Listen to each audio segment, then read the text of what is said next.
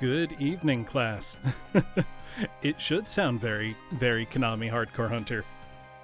And 8 Lives, McKids Bloodlines would be the coolest game ever made. Hamburger Killer. No, if anyone couldn't guess, obviously it's Castlevania soundtrack that I've got on, but which one? Also, good to see everybody. Ringo Buns, I had McDonald's breakfast last Saturday, and I got also very, very bad. I had a very bad time later that day as a result of said McDonald's breakfast. It was delicious, but I regretted it pretty much instantly.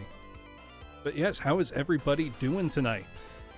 We are doing something interesting on the NES tonight, which is a fast food licensed game double feature. 2 McDonald's licensed games, 1 Japan exclusive. Right, Ringo Buns? Like, it's a Egg McMuffin. How do you get sick? I guess the egg wasn't good. The bun, the English muffin, I don't know. It was upsetting, honestly, because it was pretty tasty. But oh, cat, what do you want?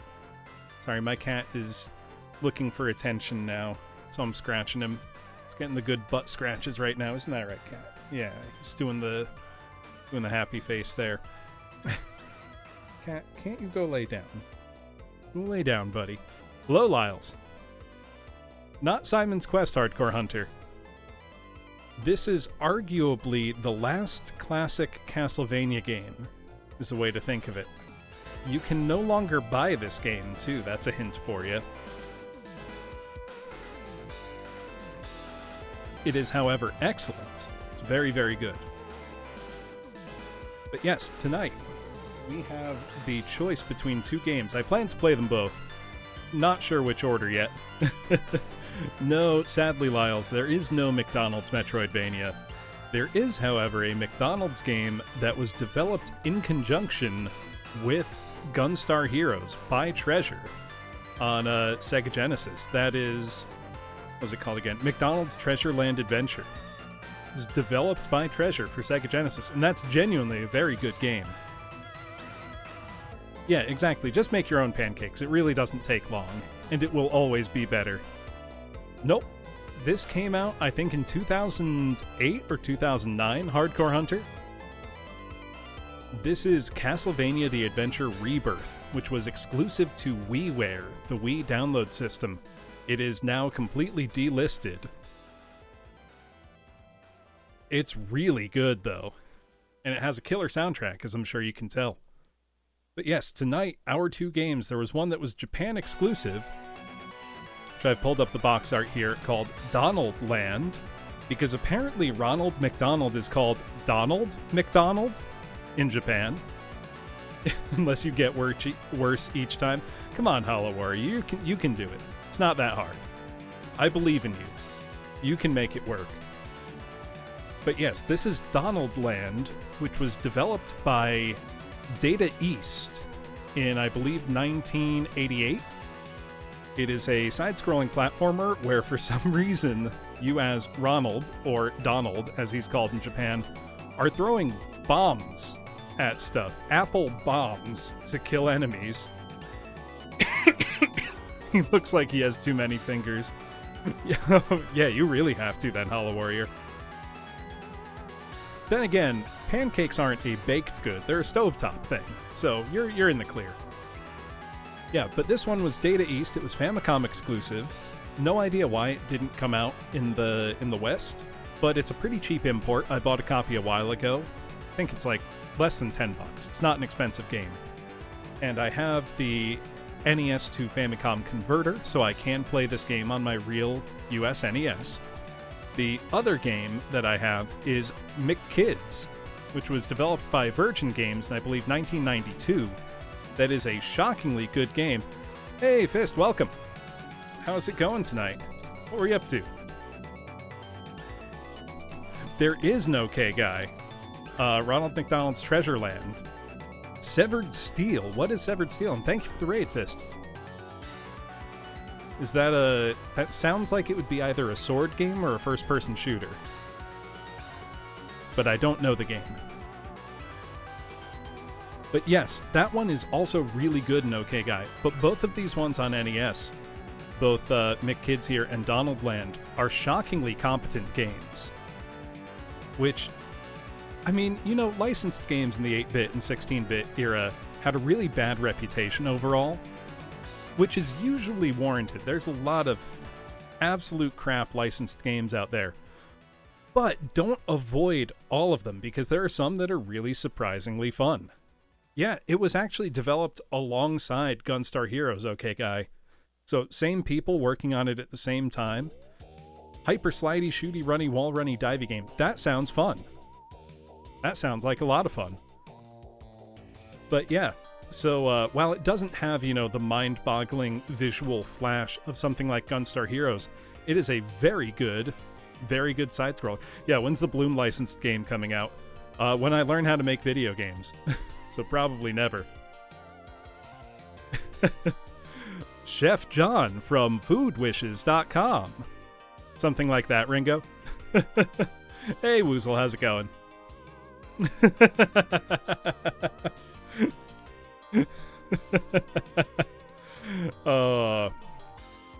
Yeah, we're gonna eat a McKid.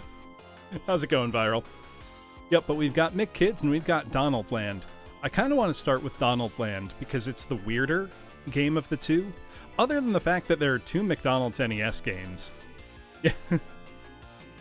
Yeah, if you, there is indeed a come command. Woozle's very excited for McDonald's, which makes sense. He's, hold on, give me one sec. Because Woozle is actually... Woozle's in the car. Woozle's in the car. We're going to McDonald's. Woozle's there. That's fine, Fist. He can get whatever toy he wants. But there he is, as we drive up to our McDonald's games. He looks very angry, though. Maybe he'll be happier after a Happy Meal. Would you like a Happy Meal, Woozle? Would you like an ice cream? Yeah, Woozle is the McDonald's kids toy. You just squeeze him and he does his sound check. Eminem McFlurry. You better hope that I do not have a Fiat 500, Ringo. I have driven one. They are quite small. I am very tall. I barely fit in it. I have driven one before. They are nice cars. Hello, Stream to Steam. No, Woozle's fine. We're just going to get him an ice cream. He'll be totally fine. Look, we can go to McDonald's after the dentist, okay? That's the bargain. You go to the dentist, you will get McDonald's. That is what I'll get at McDonald's. I will get a single iced black coffee. Because even McDonald's can't mess that one up. Sorry, I was coughing for a sec there. Oh, did they that's awesome, Eddie. Like, I love when places keep up promotional signage or have things on sale for way longer than they're supposed to. Like, I don't know if anyone remembers, but let me put this over here. The last commercially released Nintendo 64 game was Tony Hawk's Pro Skater 3 in 2002. But people remember seeing copies of that game at, like, their local Walmart all the way into, like, 2006 or later. Like, the PS3 was coming out, and there were still crusty old copies of Tony Hawk's Pro Skater 3 for N64 in the display cases. So that is what game it's originally from, Stream to Steam, but this is the remix from Castlevania The Adventure Rebirth on WiiWare. Yeah, honestly, I miss the old McDonald's look. I'm sure everybody knows what I mean. When they were actually fun and colorful instead of a gray-brown corporate square box thing. Now, don't try to look upscale or upmarket. You're McDonald's. Be fun. Let it be a place that kids can be excited to go, instead of a place for sad adults on their way home from work. You know? It doesn't have to be this dour, miserable building. But a little color kill them. Also, but because it's a Friday night, I do have cold ones on hand. So I am excited So I think, why don't we start with the game that we didn't get in the US? I played a little bit of this on stream once, just to test it out when I got that big lot of Famicom games in. Yeah, it looks the way that fits, McCafe, but let McCafe just be its own part of the building. It doesn't have to take over everything. It can just be out there on its own, So give me a sec. Let me pull up my capture window so that we can start to experience Donald Land together. Let me see. There we go. Let's check it out. So this is the Japan exclusive NES Famicom game Donald Land by Data East. So 1987, fairly early NES game. And the sound's not working. Hold on. Let me fix that. I have been having a lot of issues with my sound capture for my old systems. Become quite annoying. Yeah. No, it's not the system itself. It's the way I'm capturing the sound. It's actually through a different input than my... There we go. It's a different input than the video. Now it should be working. And the game is working. We're golden. We're in good shape. There just happens to not be sound yet. There we go. Oh wait, there might be a demo or an attract screen. Let me see. Yes, so in Japan, Ronald McDonald is called Donald McDonald. Let's see our attract screen here. There's Mayor McCheese. God, I miss all these old McDonald's characters. I believe so, Eddie. We got the Fry Guys. Does anybody remember these characters, or am I old? I remember I had little toys that came in a Happy Meal that were these characters. There's Grimace, and they were little, transforming robots, basically, that, folded out. And some were wind-up toys. That's fair, okay, guy. Yeah, no, they kept using them for a long time. And people still know who, Grimace and the Hamburglar are. They're not obscure. Big Mac Police and Mayor McCheese maybe are a little less known, but there's a Hamburglar who looked like he was just flashing us. Now we've got some kind of evil thing going on. But let's see. Hometown World, get ready. There's Mayor McCheese telling us good luck, and now we are off on our adventure. So for a, not too early but not too late NES game, this has some interesting mechanics. We have our bombs here, which we can attach to enemies like this. And they fly in a really weird arc most of the time. Yep, they are apple-shaped bombs, Ringo. Which is a little weird. We pick up hamburgers for points, I guess. You can throw the bombs either in a kind of parabolic arc that's affected by your movement speed. So there's some, crude physics simulation going on here, which is honestly kind of neat. And if you press down, you can throw one kind of down at a 30-degree angle or so. It's not always clear what platforms you can stand on or not, but overall, game feels pretty good to control. I have no idea how long it is or how difficult it gets. Looks like I've got 3 bits of health here. I do kind of like the background graphics, are all pretty attractive so far. That bomb moved in a really weird way. So we'll just see, Yeah. Oh, Kaizo Mario type stuff, stream to Steam. You know what? I'll try to pause next time I see one. Hey, it's Arthur! The Totally Sane Raid. Hey, whoops, I forgot a B. Or did I? Hold on. Yeah, I did. There we go. Welcome on in, Raiders. It's really funny that spelling Arthur Abbott wrong showed that you were playing Fortnite. Hey, Rui, thank you for the follow. Hello. But welcome on in, Raiders. Welcome in, Arthur. Welcome, Glail. Welcome, Rui. How did the rest of the rankings go? Oh yeah, thank you for the follow, Felly. There is a new. Oh, I have not tried that yet. How do I do it, Arthur? I don't actually know. Where's the thing to do it? Let me see. /shout out. Oh yeah, we can do that now. I don't need to do it the old-fashioned way. There we go. Yes, but welcome on in. People were mad? Well, not me. I'm totally sane and normal. And Felly, I play almost entirely retro, either retro console games or lots and lots of Doom 2 Megawads. And that's pretty much it. These are all from real hardware too, so this is on my real NES. This is a Famicom game. I'm using a 72 to 60 pin converter.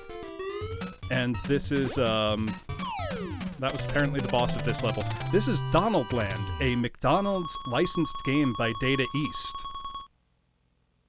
It's funny that you say the picture quality is good, Ringo, because this is going through the lowest quality composite input possible, but I think it makes it look authentic. But thank you again for the raid, Arthur.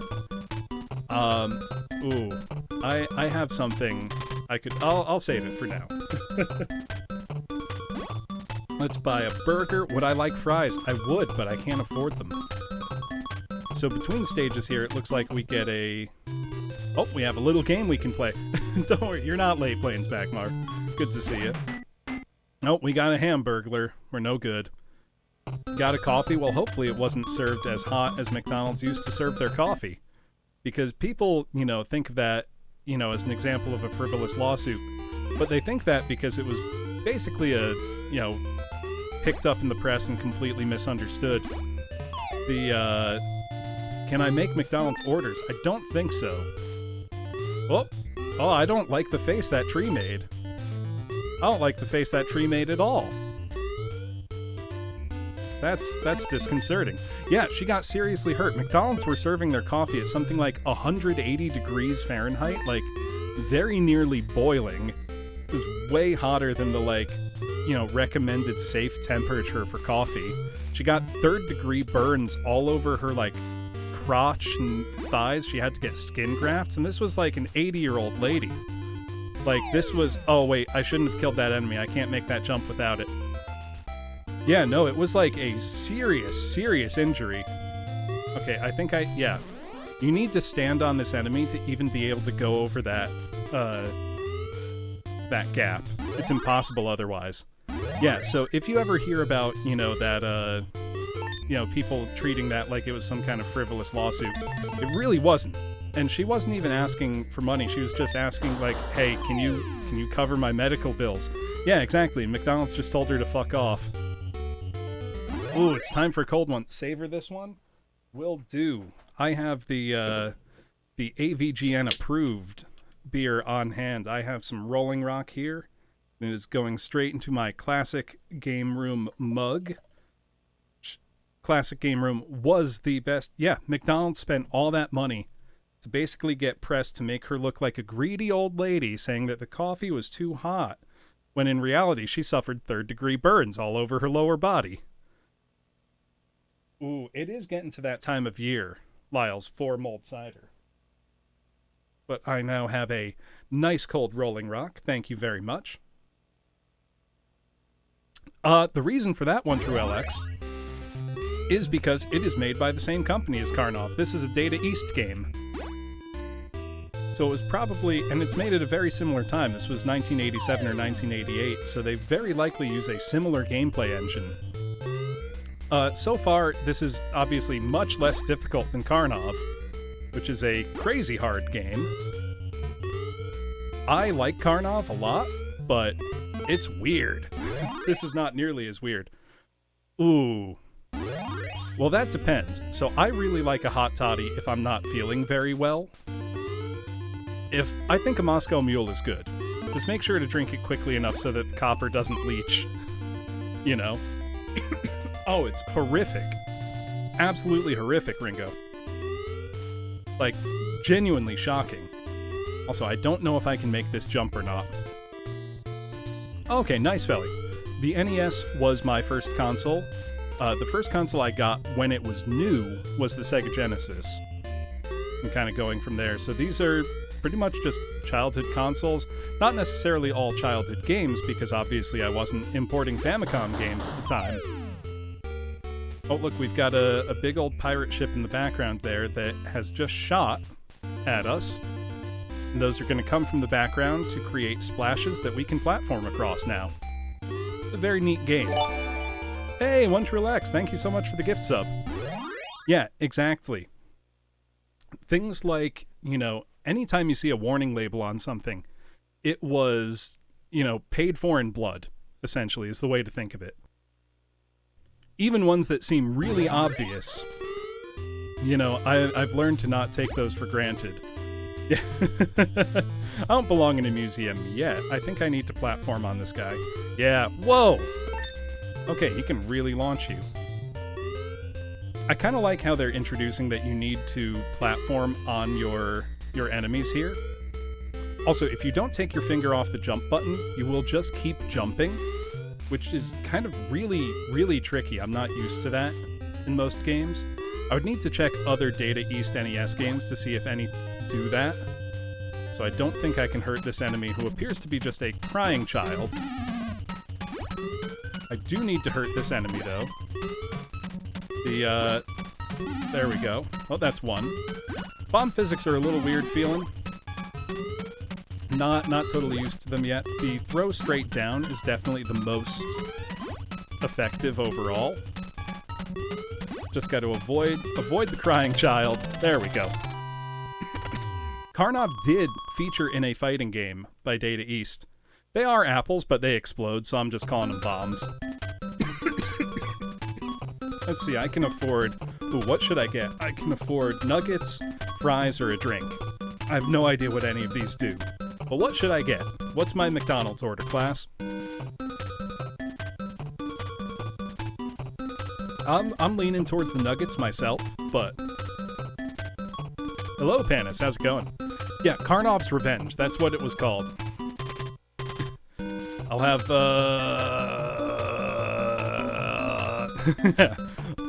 two number 9s, a number 9 large. Do just the whole big smoke order. How are you doing, Cream Shakes? Well, let's get nuggets. Can't go wrong with nuggets. Now we gotta play the game. If we get... I don't know. It's a random chance game. I'm not gonna overthink it. What I will need to do, though... Yeah, the McDonald's Sprite, though, it's different. Excuse me. I have no idea how long or short this game is. Or how difficult. So we'll just play it for a while and see how it goes. So far, I've got to say, I'm enjoying it. It's not special, it's just a very ordinary NES platformer. Okay, I can't stand on the top of that tree. Lesson learned. Excuse me. Yes, somebody has now. There is one person who has logged a higher score than me, Plains Magmar. Colum the Golem, another VTuber, has logged a -12, which is so far the high score in the Beat Bloom Challenge. If anybody doesn't know about that, you have until the end of the day on Monday to submit a score in NES Golf. I just ask that you don't use save states, photo or video proof, posted under the hashtag. So far, just one person has beaten me, but there will be trophies for more than just the top spot, so I highly suggest submit a run anyway, even if you don't beat my score. My score was a -7. So even if you don't beat that, do submit, because I will have a lot of funny awards for everybody. So just need to plug that. Yep, original golf, not NES Open, Felly. It's a really addictive game. It's much harder than you're expecting, I can guarantee you. Okay, let's grab the Boigas. Wait, can I just fall off? Yeah, there we go. Whoops! Oh, I'll find out soon how many lives I get. Let's see. I think I can just...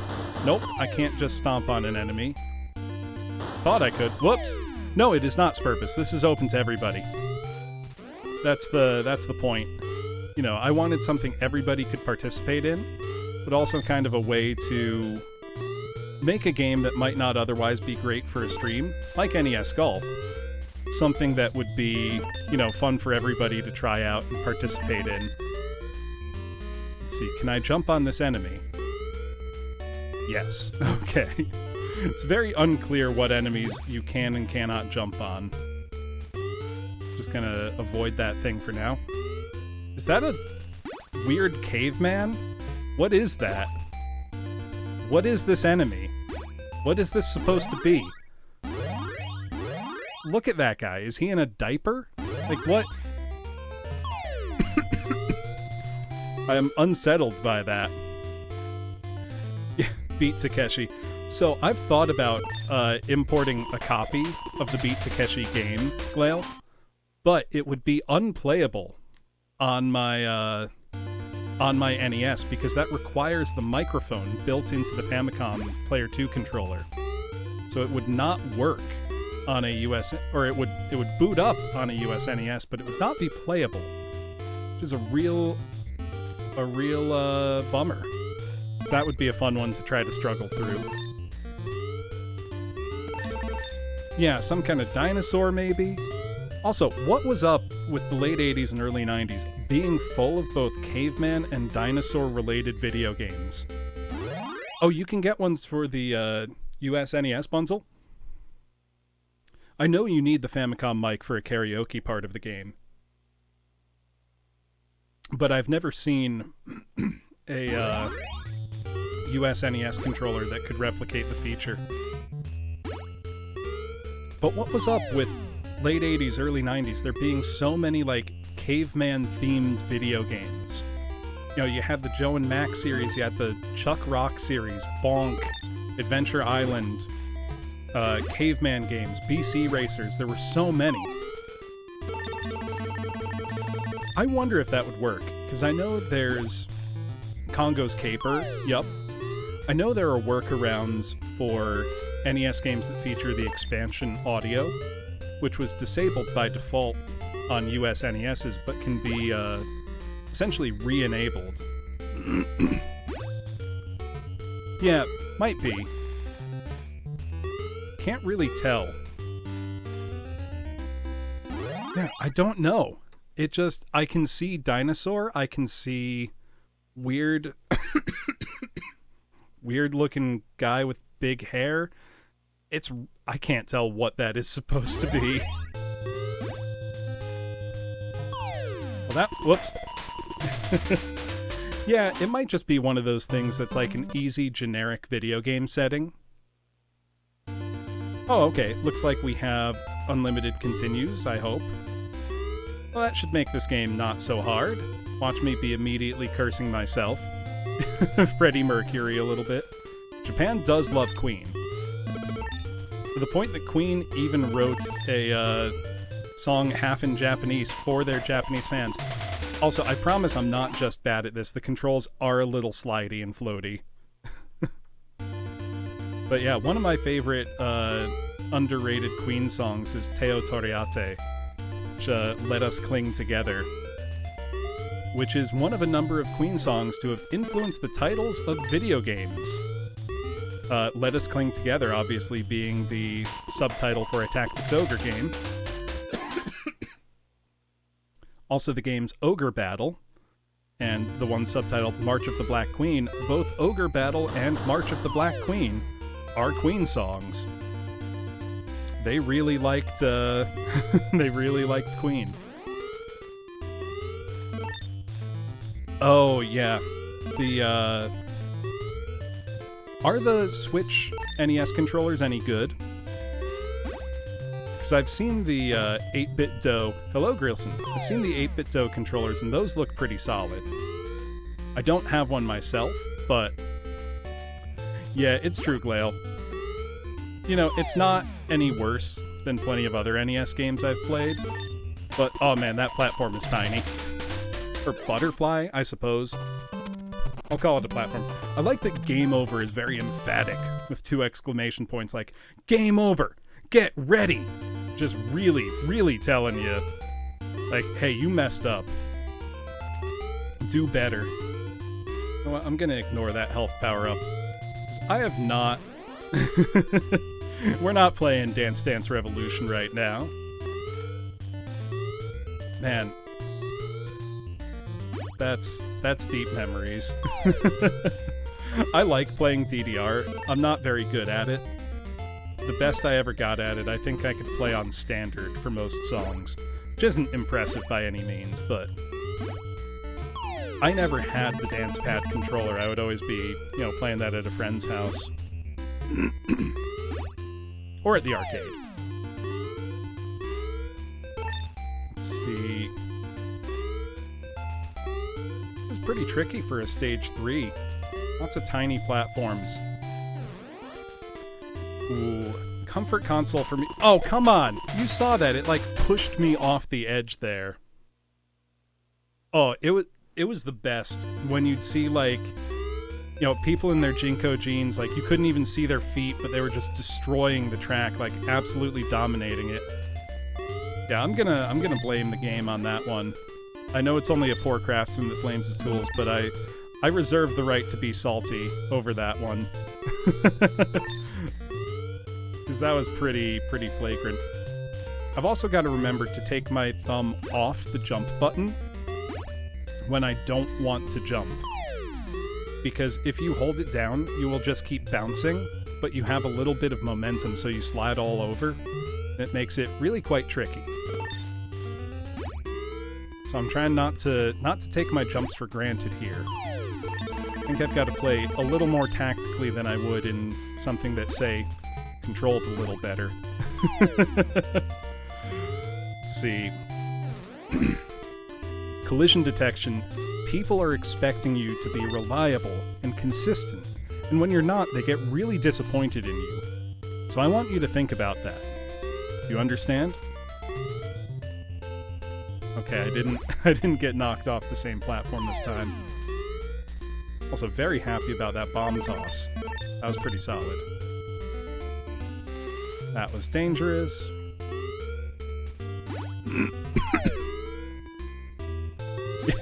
Yeah, the game's not listening. Oh, how many... Oh, you can throw 2 bombs at once. I'd never really tried. Well, maybe the bomb power-up... Nope. That doesn't do anything. I thought maybe that would let me throw more at once. I'm sure speedruns of this game must look crazy.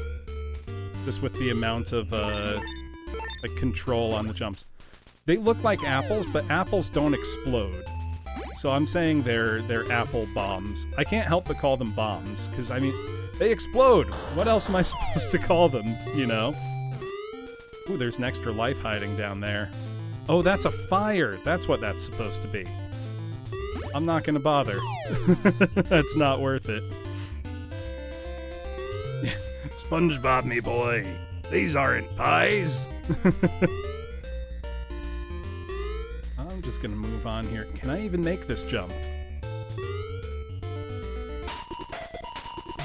I don't know. I'm not pretending it was good, Grilson. I don't know how to make that jump. Yeah, McDonald's somehow managed to fill even their apples with cholesterol. Deep fried, maybe. Deep fried apple sounds terrible. I can't imagine that being good. I think the burgers are just our currency for, shopping at McDonald's in between rounds. So I can just jump on that guy's head. I don't even need to fight him. Oh, but he can push me around a bit. I'm just wondering, is the best way to progress in this game to just run? Bubblegum flavored broccoli. That can't be true. That can't be true. That sounds absolutely vile. I would try it, but it sounds terrible. I don't know what that says about me that I say, that sounds terrible. I would try it. Other than, I enjoy trying new things. That's all that means. Yeah, I have tried that's incredible. I've tried a watermelon ale before that was pretty vile. Like, it really wasn't good. They tried, but if you're gonna do a fruit beer, you need to do something like, you know, a lambic or something. Like, you can't just mix watermelon flavor into an ale and expect it to be good. It was not, for the record. It was, in fact, really disgusting. Okay, that hurt somehow. I didn't hit the right pixel on his collision detection.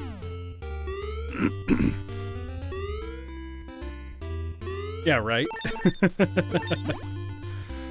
I wonder how far you would be able to, like, get someone to go with that kind of bit. You know, just, like, terrible, terrible food ideas. I mean, everyone will try something. Like, if you go to a county fair or something, like, yeah, you can definitely sell somebody on the most disgusting food idea you could possibly think of. Can I not make this jump? I have to go through. Oh, this is so weird feeling. I don't know how to describe it, but some of these jumps feel just absolutely insane. Made a guy make poo-flavored yogurt. That's pretty vile. I don't know how to make that jump. Am I gonna get filtered at level 3 in a kid's game? Hello, Broshenside. Welcome on in. Oh wait, there's a new shoutout command. Let me try that. Hold on.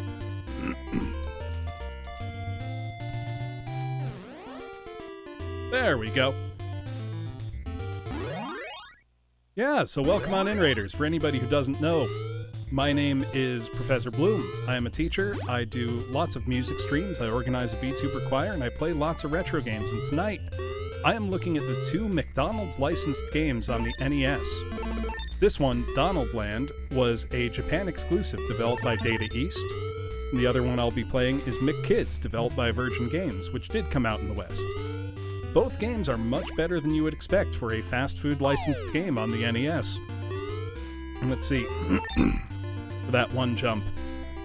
You know, it's really unclear if people can actually succeed in making that jump or not.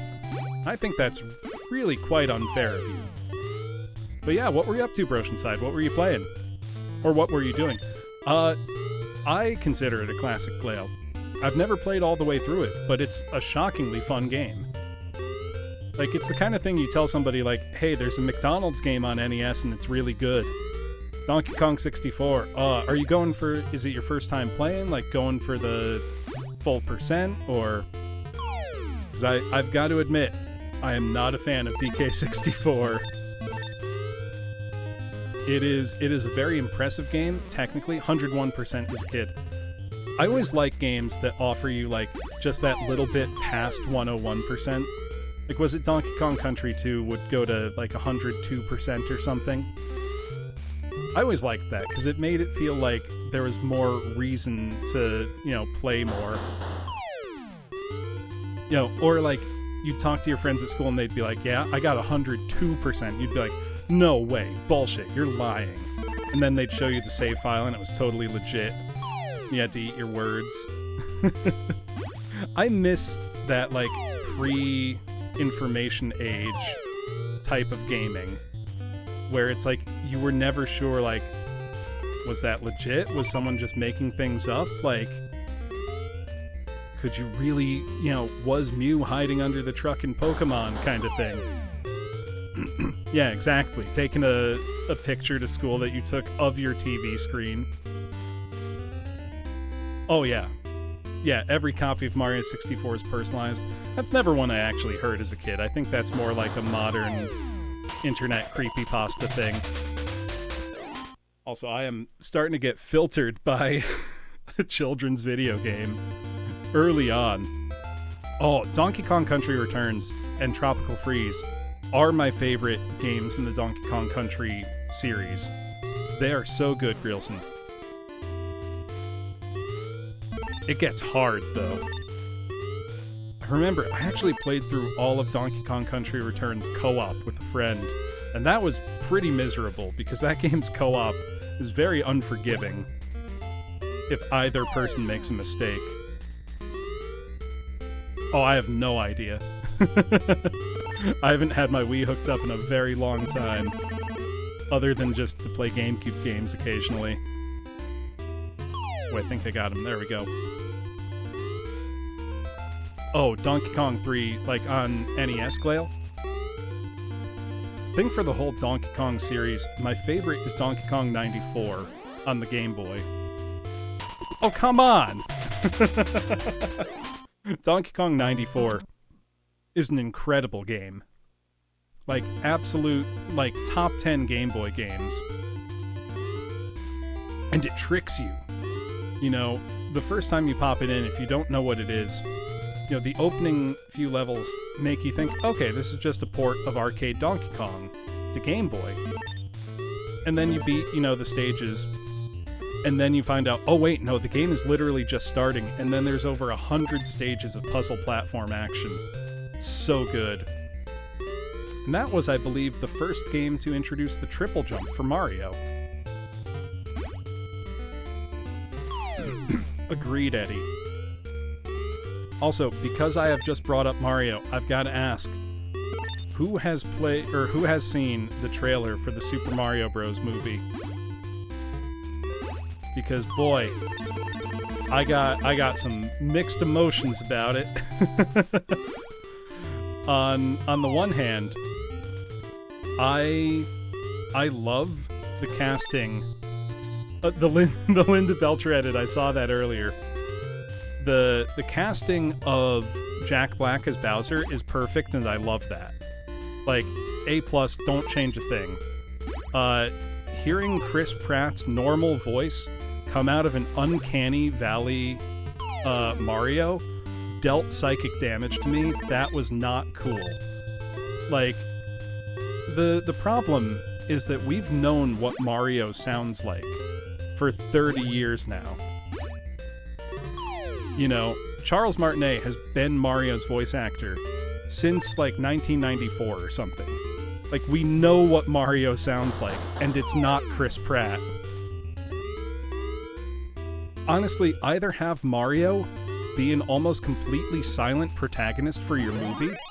Just, yeah, honestly, the rest of the trailer makes me think, okay, this might be alright.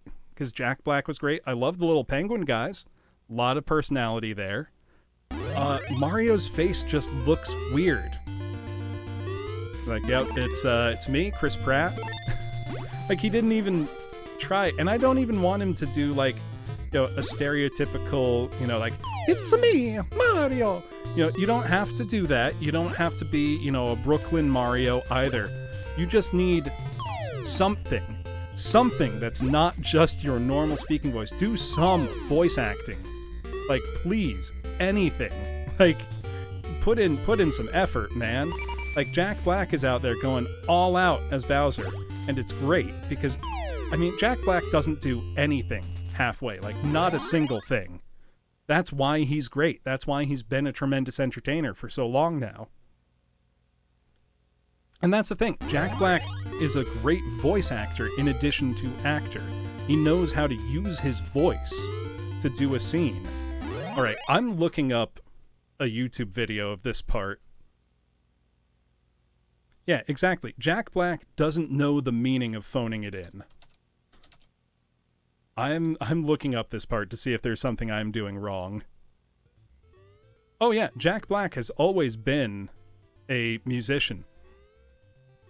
I loved when he started his YouTube channel, Jablinski Gaming, and for like a year didn't do a single gaming video, and just every video would be like, sorry, there's no gaming video this week, gamers.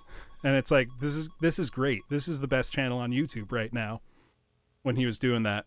Also, I am watching a playthrough of this game very quickly to see if I'm doing that wrong. The El Gato has still not arrived, gamers. I can't do a Jack Black voice. I can sing his songs. I can't do that. Yeah, exactly, 8 Lives. Yeah, watch out, PewDiePie. Jablinski Gaming's coming for you. And just the fact that, like, he's playing video games with his kids and just having a really good time. Which is just really sweet. Like, here he is being a good dad. Oh, that fire apparently can't hurt us either. The long play video for this game is only 22 minutes long. I've been playing it for more than double that now. Let me see if there's just... Maybe it's just Get Good. Yeah. Though I didn't love Brutal Legend as a game, Panis, which had Jack Black voicing the main character. I loved the, atmosphere, the look, the, attitude of that game, but I didn't think it was very fun to play. Jack Black is great in it, of course. That's practically a given. All right, he's coming up on this part. What's the... You have to throw down a bomb and bounce off of it. Okay, you have to propel yourself forward off your bomb. Which... Yeah, I agree, Spurbus. It was not a good idea. No, 8 Lives, I love oatmeal cookies. Yep, apparently I need to do that. The thing I just managed to do. To make that jump. Granted, I was not able to find a scan of the manual for this game. I assume the manual or the hint book for the game would have included that. I think the worst part is that the jump looks like the kind of jump you should be able to make otherwise. Only you can't. Which is really dumb. So you have to somehow know to do that. This is the kind of thing where it's like, if you were playing this game as a kid, the only way you would know that is like if your older brother told you, or a kid in the neighborhood, like, had figured it out kind of thing. Oh, come on! The collision detection for this game sucks on platform edges. Because I managed to do that just by walking last time, like, no problem. I don't know why I even went out of my way to grab that. Yeah, I don't know if it's in the manual or not, Glail, because I have generally no trouble finding scans for manuals of games released in the US, but for games that were Japan exclusive, I often can't find them. Probably because I'm searching on the American internet and not searching, Japanese sites, but that's a language barrier issue on my part. Chances are those scans are out there, and I just don't know where to look for them. That would be my guess, at least. Alright, but now armed with the knowledge of this new trick, let's go. Yeah, exactly, 8 Lives. It's like, you go in expecting one thing, and the game portrays itself as one thing, and then it changes partway through, and not in a way that was fun. Like, that's a bummer. So I'm not even gonna bother picking up that heart. I don't think I need it. Very seldom have I died from taking too many hits. I just keep dying from falling into pits. Alright, so now that we know about that bullshit jump trick, hopefully we can execute it. That's the harder part. That's true. See, I guess the oatmeal chocolate chip cookie analogy for me would be like when you're playing a game by Platinum or someone, and then all of a sudden you have like a cool vehicle level out of nowhere. Like that, I like that as a surprise. But I just like oatmeal raisin cookies. I might like them more than chocolate chip cookies. I like the texture of the oatmeal. I don't know if that's weird. I just like them. I'm not going to justify my like of oatmeal cookies. They're good. They're good, damn it. Alright, so I need to do that. Yeah, we did it. First try. Well, first try once I knew what I was supposed to do. Hopefully I don't have to do it too many other times. Okay, this is cool. That's a one... You're kidding me. You're kidding me. It's a one-hit kill? Nothing else in the game is a one-hit kill. I mean, that was sick. That was cool as hell, but like... Come on. Or, well, no, maybe it's not a one-hit kill. I don't know that. It could take three health off, and I only had 3 health. I'm giving the game benefit of the doubt here because I really don't want it to be a one-hit kill. Let me pick up all of the health that I see this time. Yeah. Well, no, now we've learned, Greelson. That's all there is to it. That is one of the things with playing older games. You have to have some degree of, tolerance for bullshit like that. Where it's like, well, how was I supposed to know that? And the answer is, you weren't. You weren't supposed to know that. It was supposed to catch you off guard and kill you. And if it did, good. Which isn't how games are generally designed nowadays, apart from, like maybe Dark Souls. That could be too Cheshire Set. I'll find out when I get there again, assuming I get there again. I'm hoping I get there again. I also don't like that the top of the screen blocks my shots, my apples. Apples, bombs, whatever you want to call them. I don't like that they bounce off the top of the screen or get stuck there. I would like if they could arc over it. Yeah, exactly. How am I supposed to know that? That's the neat part. You don't. Which honestly, like, it's fine. You just learn. I mean, I'm thinking even of games that, are regarded fondly today as classics. Plenty of them are full of stuff like that, Like, Mario never tells you have to, hit down to go in a pipe. You just do it because it's intuitive. Yeah, that probably has to do with how the, quick man. You get there, you die. Try again. Part of what makes the original Mario Bros. So good, though, is that it communicates its design ideas really well in the visual language of the game itself. Yeah, and I've talked about this on stream before, Glail. I miss when games were allowed to be weird and cryptic. And I was going on this rant in defense of Castlevania 2, which I think Castlevania 2 is a good game. I don't even just think that it's a good game, for its time. I just think it's a good game. Like, full stop. Did I kill it? Apparently not. Oh, that hurts it. Got it. Oh, it's not the rule of 3? Rule of 5, maybe? Maybe that's not how I kill it? Did I kill it? Do I need to go into its mouth? I feel like I need to go into its mouth. Should I... hold on. I'm gonna finish my beer. I'm thinking, should I watch the video to confirm if that's what I do, or should I just go for it? Should I just find out the hard way? I'm just gonna go for it. Okay. Oh, we're in the next level. Oh, and we've saved Birdie. Look at that. And we fly away. Cool. Okay, so we're saving our friends. We're doing good. There we go. Yeah, exactly, Glail. Oh, and we are flush with cash. So that was Birdie, Greelson, one of the, like, McDonald's friends. The way to put it. Ah!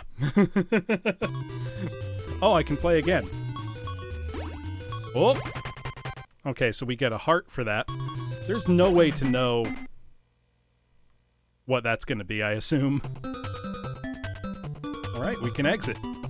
No, her name is literally Birdie. Ooh. Is this a... Oh, I have to hit up on the D-pad. Okay, neat. We get a flying level now. What's with food mascot video games and flying levels? Because Yonoid has 2 of them. You know what? I'm gonna need to compare these games to the Noid standard. with Yo Noid being kind of the high watermark, in my opinion, for NES licensed fast food-based games. Oh, he does Broshenside. Uncle is in this game. You see him in the very beginning, along with Mayor McCheese, the Big Mac Police, the Hamburglar. Yeah, Uncle is in this game. I'm not kidding. I don't like this little cherub guy. Please. Did I just soft lock myself? Oh, there we go. This is very weird. I don't like this. Go away, kid. Go away. Oh, I don't think I can even hurt them. They just stop me in my tracks. Very strange. Yeah, right? NES licensed fast food games is its own genre. Also, how's it going, Hazmat? Good to see you. Oh, I nailed him. Look at that bomb throw. Oh, wait, I can get a football helmet? Let's go. Invulnerability. Oh, I can kill the cherubs now. Oh, that's shooting me. I don't like that. Stop. That's mean. Oh, have fun running your game, Grillson. Good to see you as always. Oh, he's trying to shoot my balloon. Motherfucker. Can't let that stand. This level's pretty awkward to control because you have to hit up on the D-pad to float up. Oh wait, you can hit the cherub. It's just exactly on the top of his head, on his ugly little haircut. Can I hurt these things? Oh god! Bullet hell McDonald's? Let's go. Why is this level so, like, deeply stressful? There's probably an easy strategy, like just hold up and float at the top of the screen or something. Yeah, right? Right in the Kappa-looking noggin. That one's so fast! Holy shit! I need health or I am toast. Oh, we got him, we got him. How long is this level? Okay, we should be able to get this guy. No! The top of the screen is blocking us from hitting this guy. What if I float down here? Yeah, you shouldn't be looking in a McDonald's game if you're looking to be healthful. But fast food licensed games are fun. Low-key, they all kind of are. Can I just float by? Okay. Nope, something is... Oh, come on! Come on! There's, like, wind blowing against you. Oh, now I only have 3 hearts. Or 3 pieces of life. So these guys blow you around in a really weird-feeling way. I don't even know why I'm bothering to pick up all these burgers. I was almost maxed out last time. Oh, nailed him! That beautiful throw. I'm gonna thank that these good bomb throws to all the time I spent thinking about. No, this was never released in the US, Hanabi. This was a Japan-exclusive McDonald's game promoted by McDonald's themselves called Donaldland, developed by Data East. Yeah. And it's McDonald's lore accurate. It's got characters like Grimace, Uncle, Hamburglar, Mayor McCheese, Birdie, the Fry Guys. Like, they're all here. The gang's all here. It's honestly kind of nice seeing them. Because, like, they're not in anything anymore. You know, McDonald's has mostly abandoned them. Maybe understandably, but it's pretty neat. The game I'll play after this is McKids, which did come out in the US, was officially licensed by McDonald's. Oh, that was a beautiful bomb hit. Was licensed by McDonald's, but apparently during development, they told the developers over at Virgin Games not to use... Oh, are they really, big guy? But apparently McDonald's told Virgin not to use, like, McDonald's food items as power-ups in the game. To avoid, I guess, the appearance of trying to claim that, like, you know, eating 3 cheeseburgers powers you up is a good thing or something. But then McDonald's apparently pulled out of advertising that game, for the most part. So Virgin was expecting it to sell like millions, and it just ended up kind of flopping. Which is a real shame because McKids is actually a good game. I mean, this one so far is pretty fun. I don't know how, like, great I would say it is.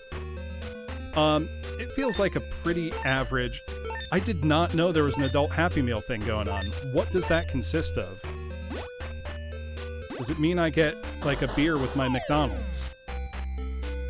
I would be... Oh, shit. I'm dead. I'm not dead. I'm alive, somehow. Yeah, that one's really good. And so, the interesting story about that game's development, Hanabi...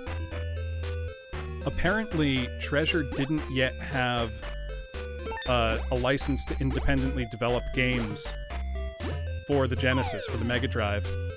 So Sega themselves essentially commissioned Treasure to make a McDonald's licensed game. And they developed it alongside Gunstar Heroes, so it's right out there with Gunstar Heroes as some of its first ever games. Which is kind of sick. And that game's good. Like, legitimately very good. This is the weirdest side-scrolling shmup level I've ever played in a McDonald's video game. Okay, hello. Why does this boss look gigantic? Oh, and now I'm on foot. I'm assuming I gotta throw it in his mouth? Maybe on his eyeball? Okay, yep, funky eyeball. It's really hard to aim your shots while you're avoiding the projectiles. Gotta say. So you gotta, like, sneak it in there.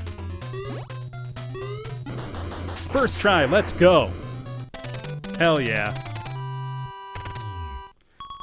So, I think they are apples that somehow explode, Hanabi.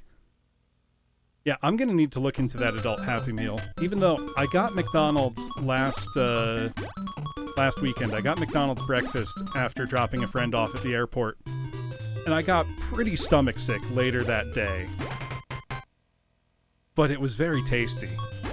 So I'm sure if I got a McDonald's burger, I would also probably get sick. But I kind of want one. This is effective advertising 30 years later, making me want a Big Mac. This word just says, try to play the game. They're saying try because... Oh, hey, I got it finally. There's literally no way to know. You are just guessing. You are just guessing. Apparently you get... Oh no, I was going to say you get one play for every McDonald's item. I have no idea what is governing this. It won't stop. Have I not suffered enough? There we go. Can I still... There we go. Chicken burger sounds okay. I don't know if you could mess that up. We're in Oasis world now. That's colorful and attractive. I will actually be right back. I need to use the bathroom. I've only had one beer, and I already now have to break the seal. Though the cold ones redeem should be on. So if anyone would like to give me another beer, do let me know. Let me leave you with some good music, and I will be right back. Yeah, no soju's tonight, Viral.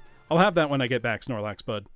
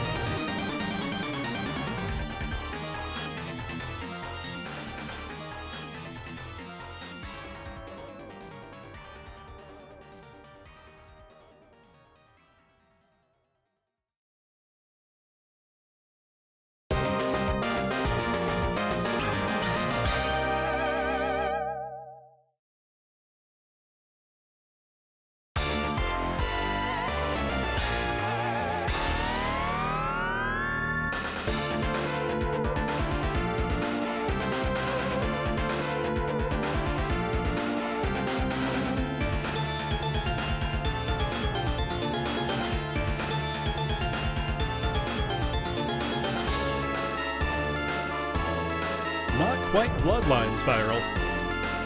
It is Castlevania The Adventure Rebirth. Yup. The WiiWare exclusive Castlevania game that's really good. Also, I think, Snorlax Bud, am I putting it in the mug or am I chugging this one? Let me know, because either is on the table.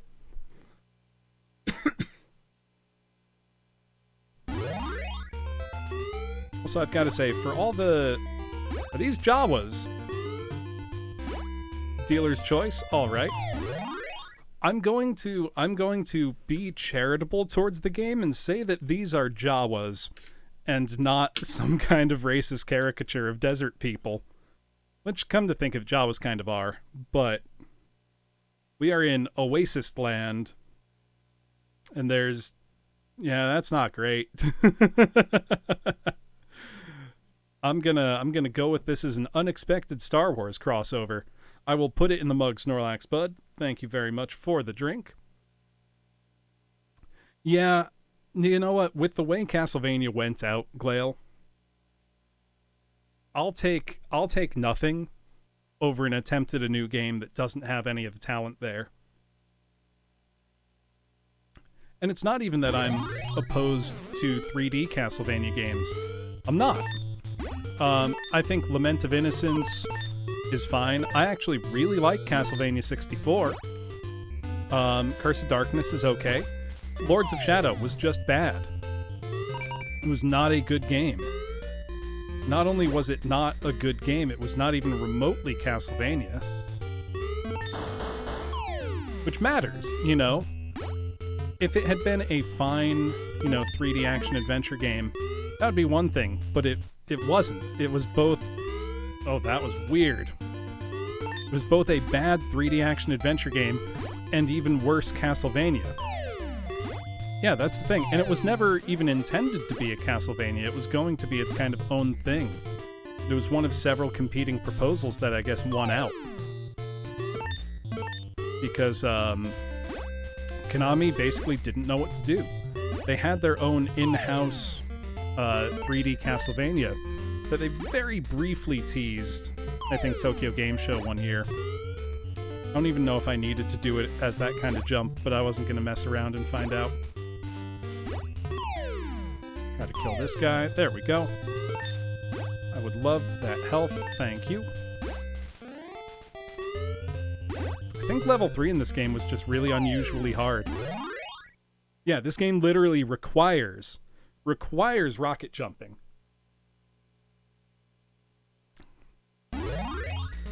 Thinking about Castlevania, too, it's not clear to me.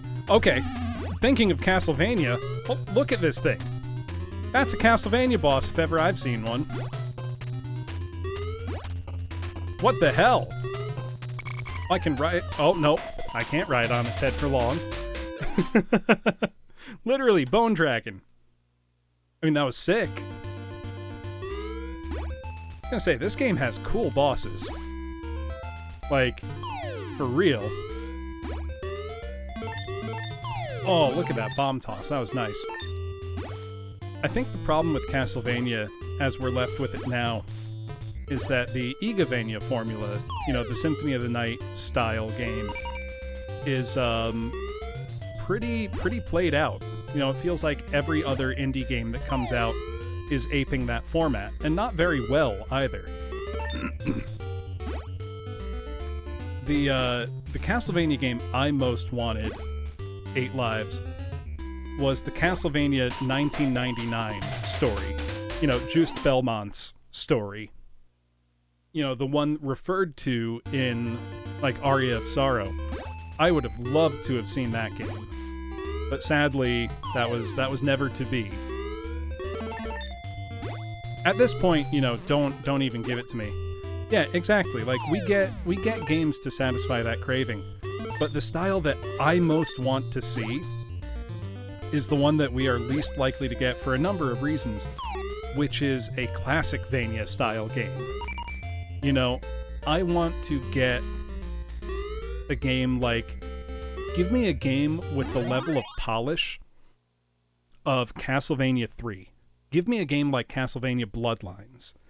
You know, the problem is no one wants to pay for that kind of game anymore because they think, oh, it's an old style, you know, the game only lasts, you know, an hour and a half.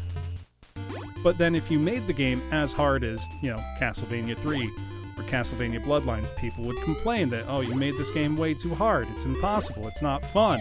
You know, they would just, you know, people know Castlevania 3 as a classic now, but if you released that same game today, people would bitch and moan endlessly that it's unfair or too hard or this or that. You know, and they certainly wouldn't be willing to pay, you know, $50, $60 for it. But I would.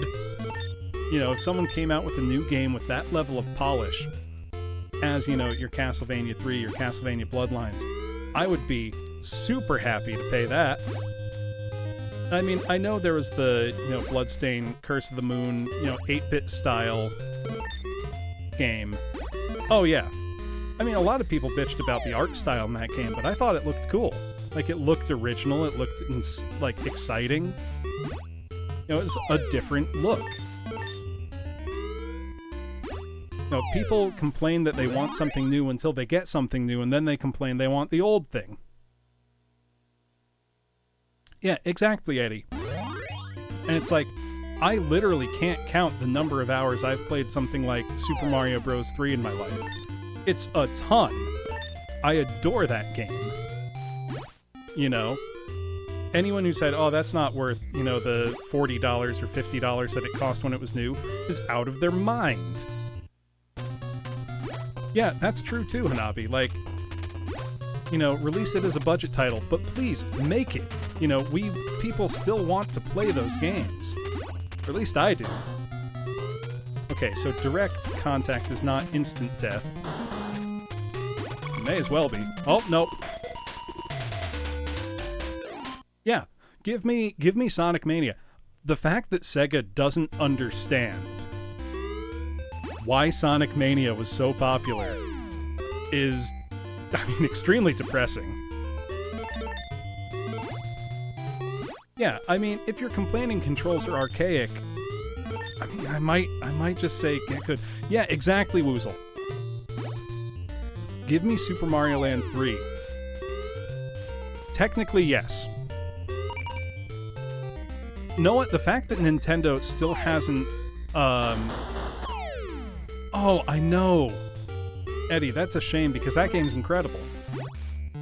It's such a shame that Nintendo have never re-released Virtual Boy Wario Land on anything. Because I have, 2 Virtual Boys, and very nearly the complete US library. I will not pay hundreds and hundreds of dollars for Jack Bros. I've played it once on a real Virtual Boy. It's fun. I can't pay that much for a single video game. No, there's one video game that I think I would pay the kind of price that commands. Like, I'm gonna say this right now. Almost no video game is worth spending multiple hundreds of dollars on, class. Unless you are specifically, you know, a high-end collector. I'm gonna defend Star Fox Zero. I thought it was okay. Like, not great, but I didn't think it was bad. I had fun playing it. It was especially fun if you played it co-op. Which I know is a low bar to clear. Most games are more fun if you play them with friends. But it was pretty neat in co-op, letting a friend, you know, aim for you. Yeah, it was fun. I especially loved the secret level where you play as Peppy Hare and you get sucked into a wormhole and he takes out an entire armada by himself. And you come back and tell everyone, they're like, yeah, sure, whatever, old man. It's like, nope, he is an ace pilot. He just destroyed a whole fleet. No, it's not great. But the problem with Star Fox is that people keep saying they just want another Star Fox 64. But if another Star Fox 64 came out and it was a full-price game, people would be outraged, even though, you know, as a full-price game, Star Fox 64 was $70 when it came out on the N64 because it included a Rumble Pack. and N64 games were expensive. But I have played that game probably over 100 times. It's an amazing game. You know, it being short is not a bad thing. It just means that you can play it a lot of times.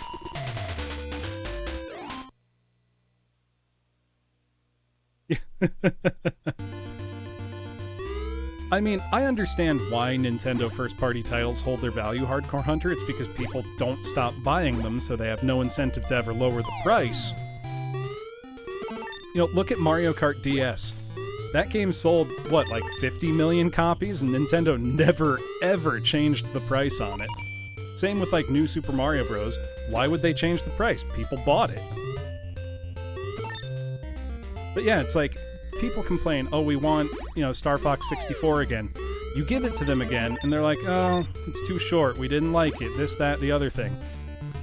Granted, I do think Star Fox Assault on GameCube, the one made by Namco, yeah, they're all basically retellings. And I mean, the thing is, when Nintendo tries to do new stuff with Star Fox, people absolutely hate it. And in fairness, Star Fox Adventures is not a very good game, I don't think. It's a pretty mid, you know, 3D action platformer Zelda clone type game. I am a teacher, Akram.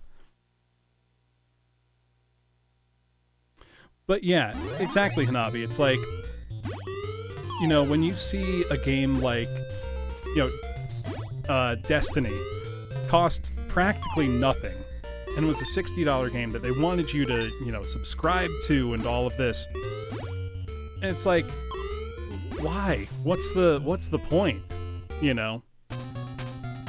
Yeah. And then, you know, on one hand, I understand, you know, Nintendo needs to keep their exclusives because that's, you know, literally how they make their money. And at the same time, you know, I'm glad there are exclusive titles. Thank you for the follow-up, Petite Meat. But there are, you know, what am I thinking? Sorry, my brain's not working trying to fight a boss and remember stuff at the same time. I think only 2 more hits and we got him. Gotta not get hit by his floating particles either. Yeah, exactly. If you buy a Nintendo game at launch, it's the same as if you buy it 2 years later. Yeah, I mean, if you bought Skyrim on Switch, oh yeah, I'm playing an NES right now, Akram. Also, I've taught multiple things, but I've been an English language teacher, English as a subject, and I teach music. We're back at the shop. Get ourselves a burger. I really need to get Splatoon 3. It looks very fun. What did you get, Angler? Hopefully not a Hamburglar card 3 times in a row like this. 4 times in a row. It's a 50-50 chance each time, so... I either get health... Well, you can get nothing if you start with Hamburglar. Yeah, at the same time, if someone made a modern game that had the level of polish and thought and level design and control and everything... as, you know, classic games like the ones I'm playing now. Not necessarily this game. You know, I wouldn't hold Donald Land here up as a high watermark of gaming quality. This is a quite average... Yeah, I don't know. Oh wait, I think I need to do my stupid bomb jump here. I can't tell if I needed to for that or not. Oh, I might. This might be really hard. Let's find out.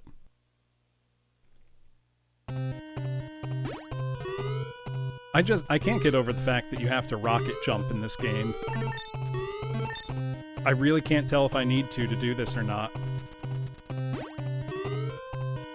I feel like I need to, but I can't tell. But the way I see it, no reason not to. Oh my god, that's tight. That's tricky. We're getting into some real platforming here now. Okay, you don't need to. You just gotta be really on point with it. Okay. Don't need to kill both of them. This is hard. I do need to land on that one instead of killing it, though. I kind of like that you can platform on enemies in this game. It's kind of a neat little feature. Oh, I think I needed to do my rocket jump there. Oh, that guy falls down now. Cool. Right? Oh my god. Where do these guys fit into McDonald's lore? You know? Oh, the skull got in the way of my rocket jump. Or my apple jump, or my bomb jump, or whatever we're gonna call it. That was rough.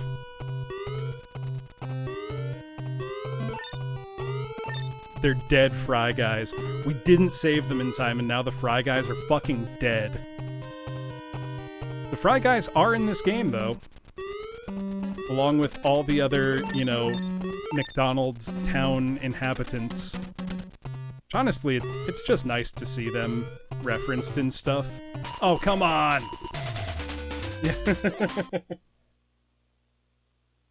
It's all the ones that the Ronald McDonald Charity couldn't save. That's grim. Oh, I swear I hit the button. That was embarrassing. I believe this game has unlimited continues though, so we're not up shit creek without a paddle if I die again. Just gotta be careful.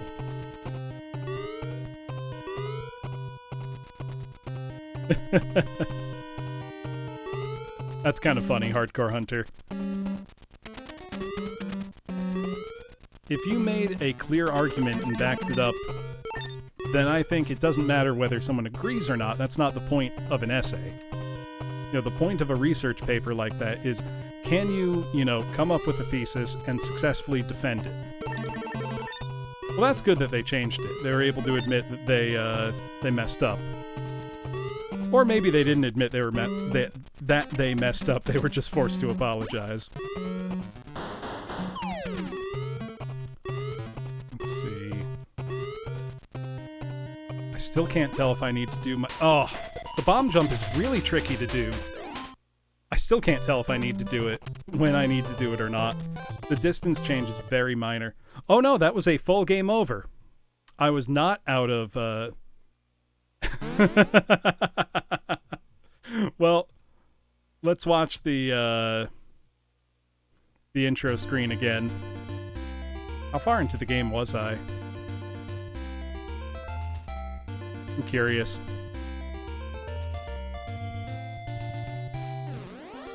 Oh yeah, teachers can absolutely be petty. It is Donald Land, yeah. But I want to see... Hold on.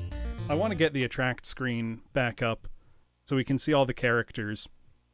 I also want to see, you know, how close was I to the end, if I was close at all. I don't think I was. Oh, I was like only a third of the way into the game. I thought I was farther than that. This game's hard. But we've got the Fry Guys. Got Captain. Yeah. So he's Donald in Japan, but there's Grimace. Yeah, right? 1/3 of the way. They're requiring rocket jumps. I don't think they are. I think I'm just bad at the game. And I don't think I get infinite continues like I assumed I did. Let me see if there is a level select code. Now I'm just going to think of all the remixes of that angler.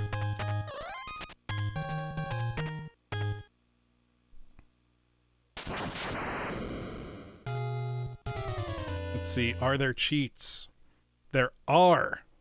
At the first title screen, press A, B, right, left in one of the following combos. Let's try.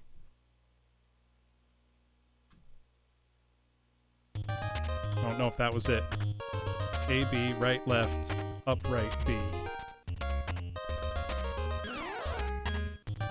A, B, right, left, up, right, B. Oh, that wasn't doing a thing. I kind of want to see if I can get the level select code to work. So that would make things a lot easier, wouldn't it?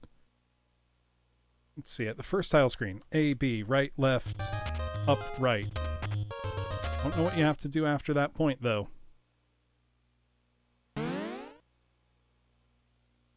Nope, that wasn't it. There's like 3 title screens, it feels like. Try this again. A, B. Nope. Yeah, maybe.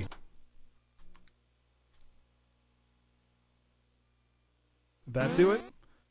Nope. Maybe I need to wait for the one where he's jumping out of the logo. Like... Nope, that's not it either. What game's got a second lease on life, Glail? In your opinion?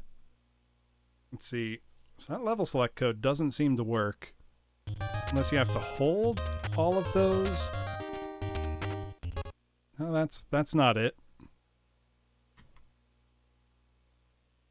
Oh, no, it is. Okay. I figured it out. Let me find out what level I was at.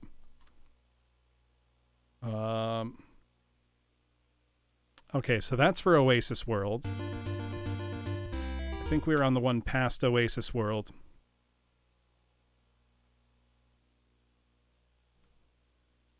Nope, Pond World is after where I was. I think Metal Gear Rising just got popular again.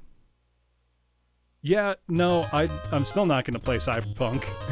You can't convince me just with the cool anime. Okay, so we're on level 6. A, B, right, left. Up, B, select. Nope, I was too slow. Let's try... A, B, right, left. That's not doing it. I just wonder what took people so long to... There we go, we were on Cave World. Okay. We're gonna cheat just a little bit to get back to where we were. Yeah, it's like, I wonder, did it just take people a while to catch on? Was there some event that led to it becoming popular suddenly? I mean, I know a bunch of prominent VTubers played it.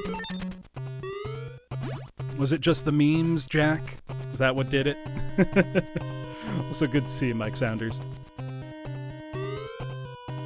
Oh, that wasn't where I thought it should be. I don't think that's right. These got desynced somehow.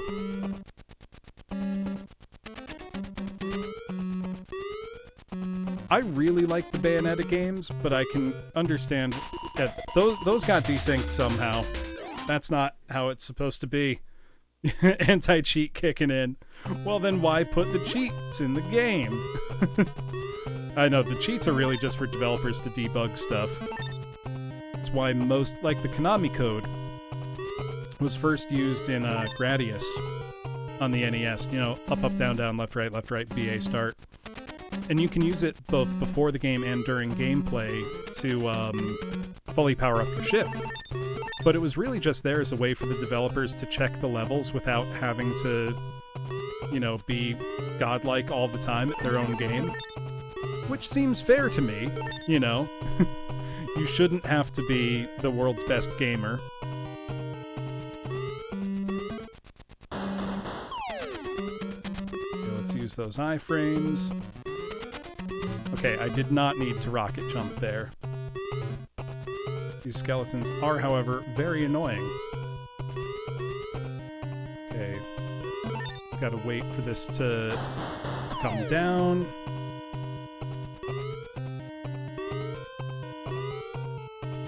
There we go. We truly live in a society.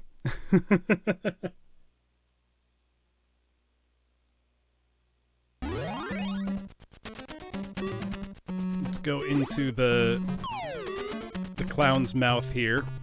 Oh, now we're just in a... Oh no, there's ice physics. It's the ice level. And I gotta kill these adorable penguins?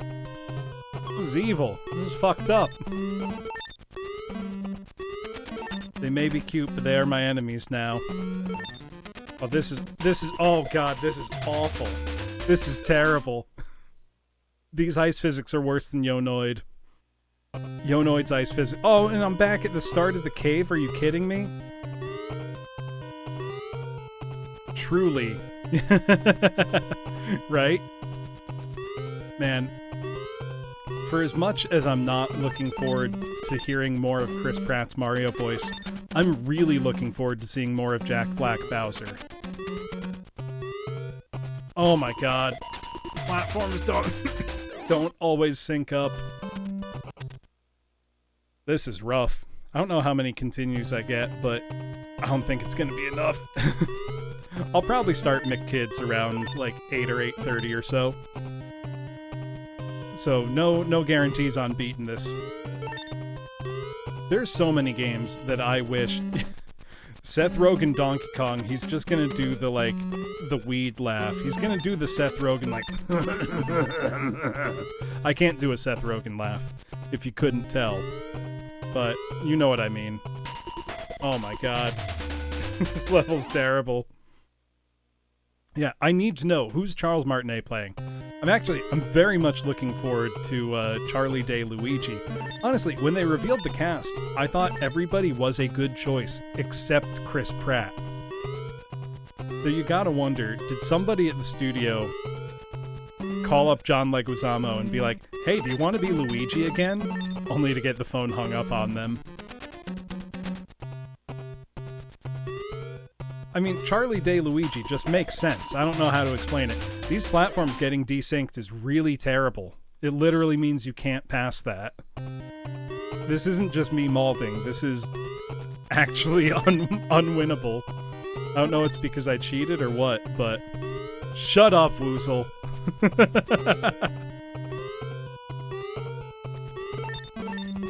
Shut up. That's all I have to say. I was too slow. Bowser TV series could work. Honestly, Jack Black is just... Yeah. Give me a golf club and I'll tee off on Woozle right now. Oh. I don't know if you could hear that neck crack, but that was loud. I felt that one big time. Feels good. It just means I'm ready. Ready to conquer Donald Land here. I don't have to rocket jump, but it's kind of fun. Yeah, Nintendo Pictures makes me wonder, like, what do they have planned for the future? There we go. That's how that's supposed to go. This wasn't always loading in that way. Okay, don't kill that guy. We do need him. Oh, wait. I almost messed it up. How did it... The NCU is coming and we are powerless to stop it. It's all just gonna lead up to the Super Smash Bros. Movie. I couldn't see them doing anything with Kirby, honestly. I swear I hit the A button, class. Oh, God. No. Here, the thing is, we already got an F-Zero movie, Snorlax Bud, and it was called Redline, and it's one of the best animated films of all time. Redline is incredible. If you haven't seen Redline, go watch it. Redline is astonishing. One of the finest works of animation. And I don't mean a great movie, but just as animation, like as art. It's incredible. Snorlax Bud, if Nintendo said, we're releasing F-Zero GX HD with a track editor and online play, but it costs $200, I would buy it without hesitation. I'm desperate for both a new F-Zero and a new Pilot Wings game. I might be the only, like, big Pilot Wings fan that there is. I don't know that many others. Wait, what's the difference between continue and retry? What? What's the difference here between continue and retry? Okay, retry brings me to the title screen. Good to know.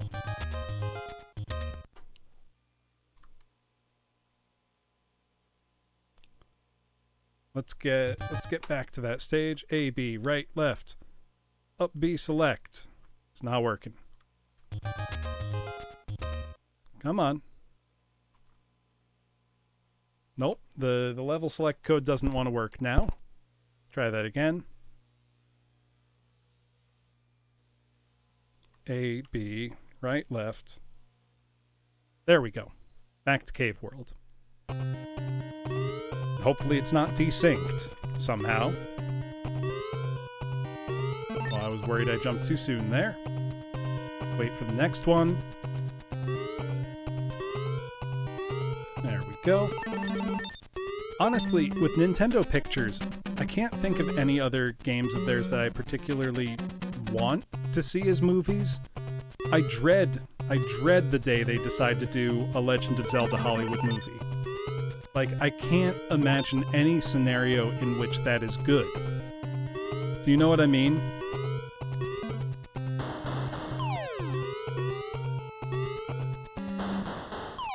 Also, I'm thinking my best strategy here might just be to go as quickly as I can. Wasn't a Metroid movie in the works for a long time with John Woo at the helm? Or am I hallucinating that? So I thought it was. Shit. There were rumors. Yeah, just a whole movie of the baby. I have not watched the Halo show, but I have watched clips from it. And if you didn't tell me that this was the Halo show, I would not know that it's from the Halo show. It looks absolutely terrible. Like, even if it wasn't pretending to be Halo, it looked awful. Awful. Also, hello, Pomade. Shout you out. What were you up to? Welcome on in, Raiders. If you don't know, my name is Professor Bloom. I am a teacher. I do lots of singing. I organize a VTuber choir, and I play a lot of retro games. Oh, that would be even worse, Cliff, because then it would also be a bad Mass Effect show. Well, welcome on in. What were you up to, Pomade? Minigame hate. Hey, Robert Brown, how's it going? Good to see you. There we go. Don't need to rocket jump there, but it's fun. Yeah, sorry, you came into a McDonald's stream. Granted, I am not eating any McDonald's, but I am playing today 2 McDonald's video games for the NES, which are actually both quite good. Also, we truly live in a society. Ring Fit Adventure, hell yeah. I have Ring Fit, and it's a lot of fun. I don't know, Eddie. I think Doom is best left unadapted, as the 2 Doom movies have shown us. I am, however, cracking myself another beer. No one redeemed it, but I'm thirsty. It's a Friday night, and I'm thirsty.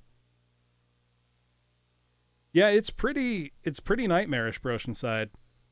I want to ROM hack it to just turn it into Woozle. That would make it certainly much, much friendlier.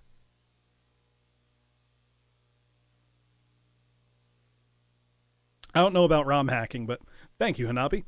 No, I will do that as separate from the one that I just poured. I haven't chugged a beer in a while. Why not, right? I gotta psych myself up. It's been a while since I've chugged a beer. Actually, why don't I chug the one that's in the glass?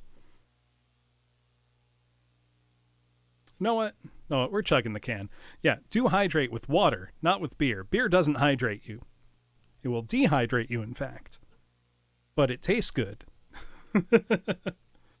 All right, you'll know when I start the chug because you're going to see my head go like that. And I will try to put my throat up to the mic so you can hear those disgusting glug-glug sounds.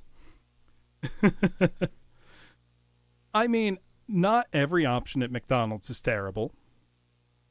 No, here you just check. You check on, MyFitnessPal.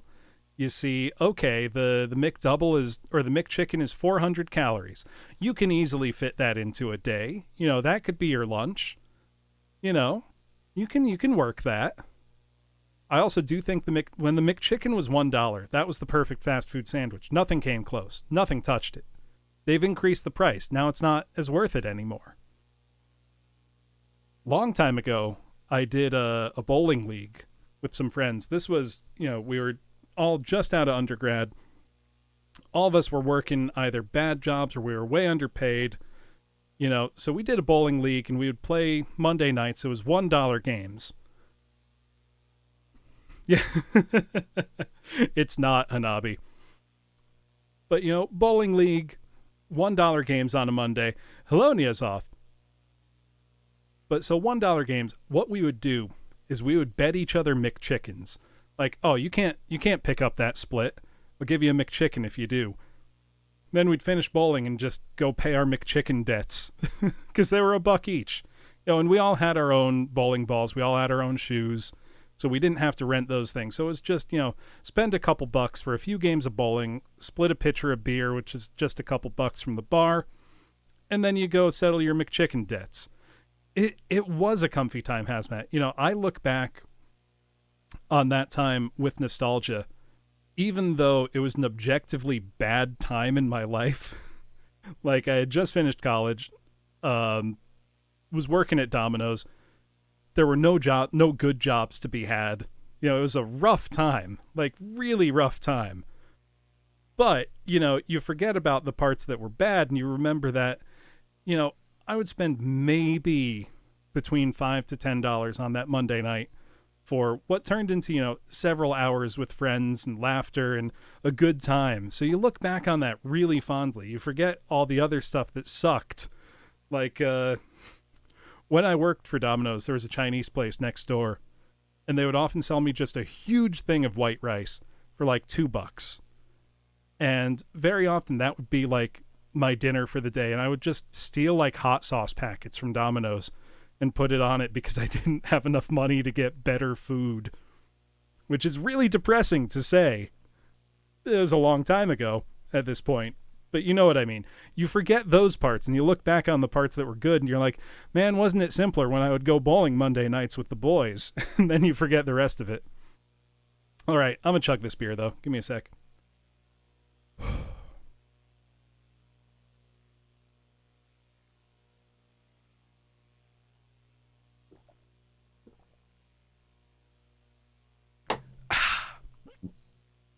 Oh, almost immediately burped. Not my fastest, but not too bad. Oh, I do need to burp. I'm going to mute.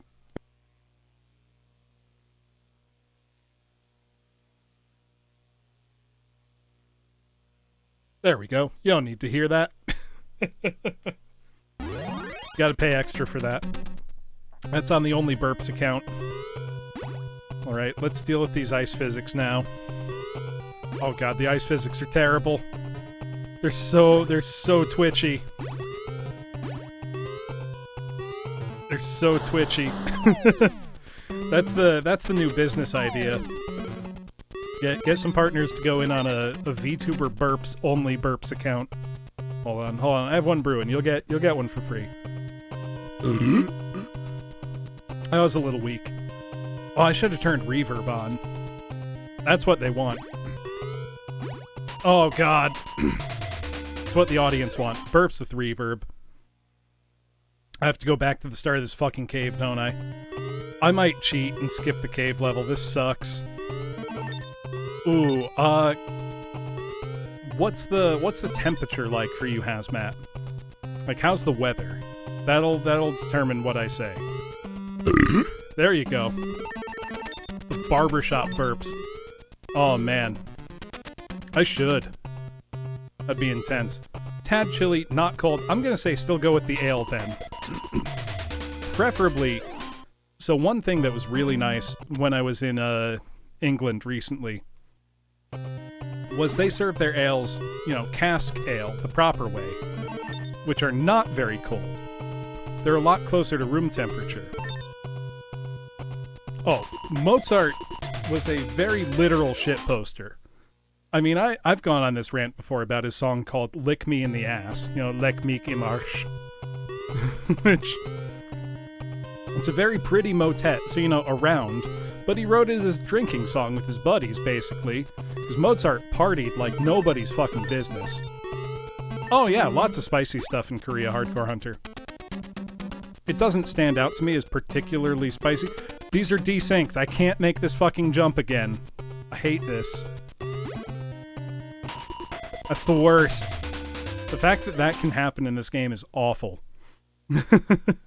I think the spiciest thing I had, Hardcore Hunter, was some grilled spicy chicken feet. Have you ever had chicken feet? That might be what I need to do, Hazmat, is just run straight through. Throw caution to the wind. Nope, not quite. Yeah, chicken feet are delicious. It is pretty much all cartilage, Woozle, but you grill it, cover it in a spicy sauce and garlic, and Koreans really love super chewy textures. So you just crunch that, you just keep chewing it. Almost like meat gum, but it's really good. Okay, yep, you can just run full speed ahead. Oh, it's super tasty, Woozle. Never say what again? Yeah, no, it tastes great. It's got an extremely rich chicken flavor. Like, super concentrated flavor. If you ever get the chance, I really recommend giving it a try. You will be surprised, is what I would say. Really need to kill this skeleton. There we go. That was tough.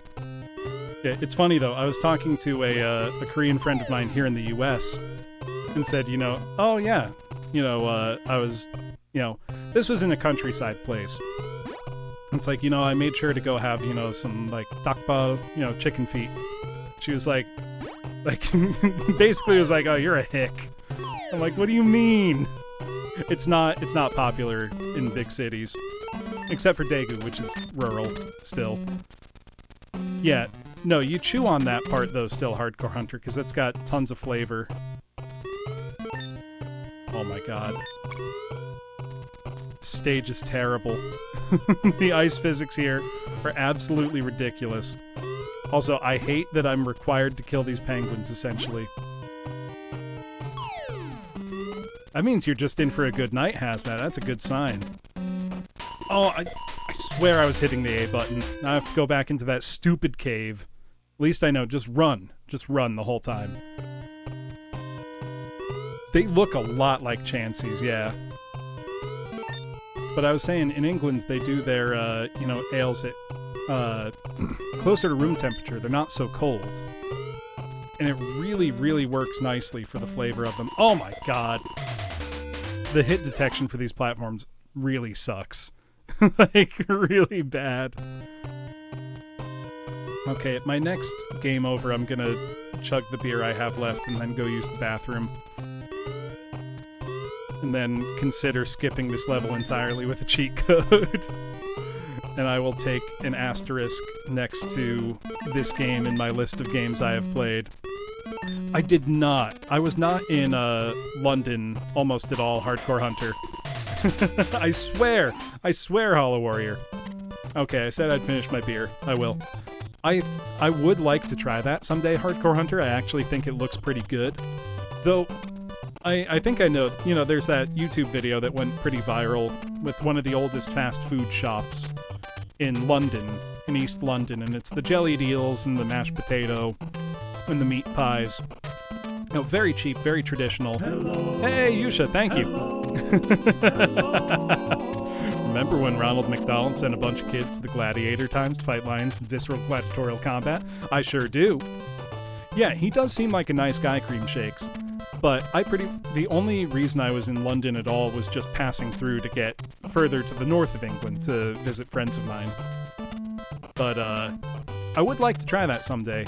Though when I was watching that video, he's got these beautiful fresh eels. They're still alive. He kills them, he cuts them. Beautiful eels. And it's like, you don't need to do anything. Just grill that. Maybe a little bit of salt. That eel looked beautiful, wonderful, fresh. Why are you jellying it? I mean, it doesn't look bad. I would really like to try it. But it's still just like, come on, man. You've got this gorgeous eel. What are you doing? Just eat it. Like, you don't need to jelly it. I don't know. Maybe it was a preservation thing in olden times, but you're getting those eels fresh. Just eat them. Eels are delicious. Alright, I'm gonna put this beer down, and by down I mean into me, then I will put the glass down, then I'll give, yeah, exactly, make some unagi-don, or sushi, or anything. Just eat the eel, grilled eel. It's delicious, you don't need to do anything. I've made grilled eel with American eel I've caught in, lakes and rivers here. It's tasty, it's a light, flaky, slightly sweet fish, it's wonderful. Why are the English like this with food? It's awful. Not to say that English cuisine is all uniformly terrible, but yeah, eel is wonderfully nice. Alright, beer time.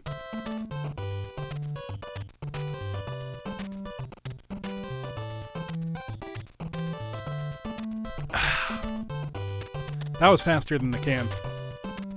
I don't even think the jellied eel would taste bad. Because, I like, that jellied texture.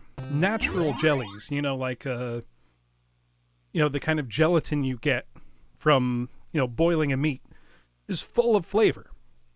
It might sound gross. We kind of shy away from those textures a lot, now, but they're really good.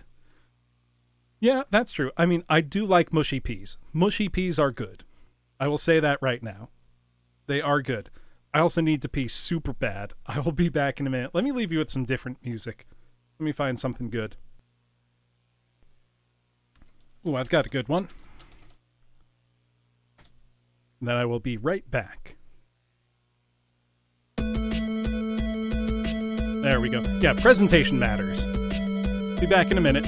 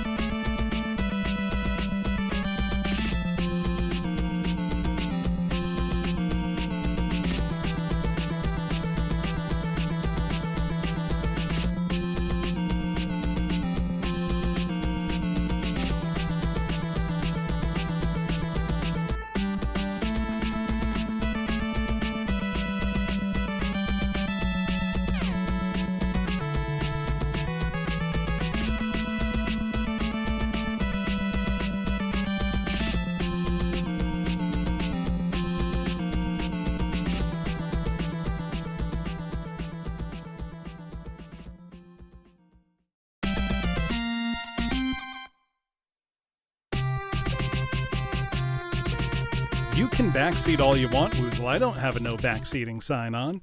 Go nuts, my man. Also, you are literally in the backseat. I do like that. I like that little touch.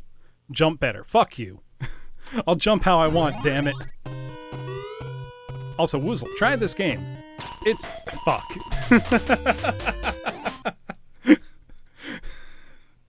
It's hard. The jump physics are a little weird. That, I deserved that. That was just instantaneous karma.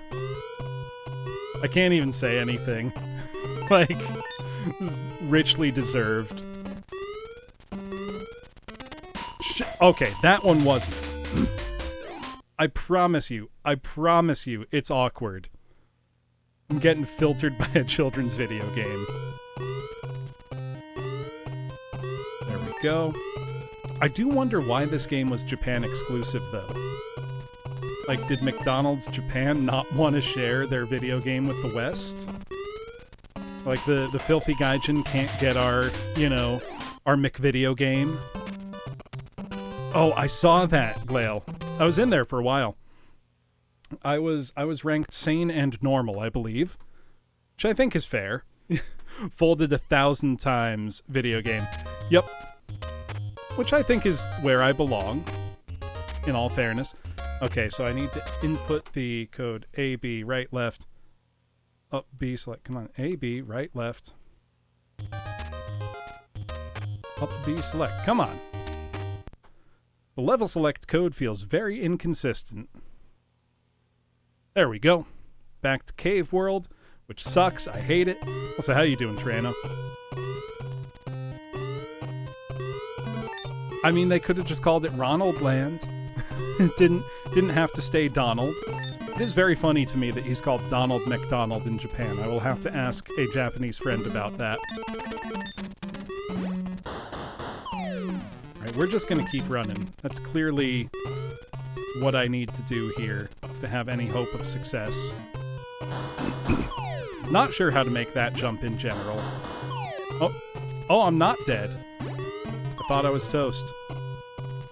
Okay, I have no health left on my bar. That's fine, I guess. Who needs it? Apparently. Oh boy, now we get to go to fucked up Ice World that we somehow access through a clown's mouth. I don't know how I feel about that. I have to murder these sweet, adorable penguins, which, I gotta tell you, I do not feel good about doing. No, I wouldn't call it kusoge. It's definitely weird. I'd say overall it's probably average, is what I would say overall. Like, not very good, not very bad. Certainly weird. I mean, it's... Average isn't the right word, because average would imply ordinary. This is not an ordinary game. Your rap's like icy flows. Speaking of rap, how many of you are familiar with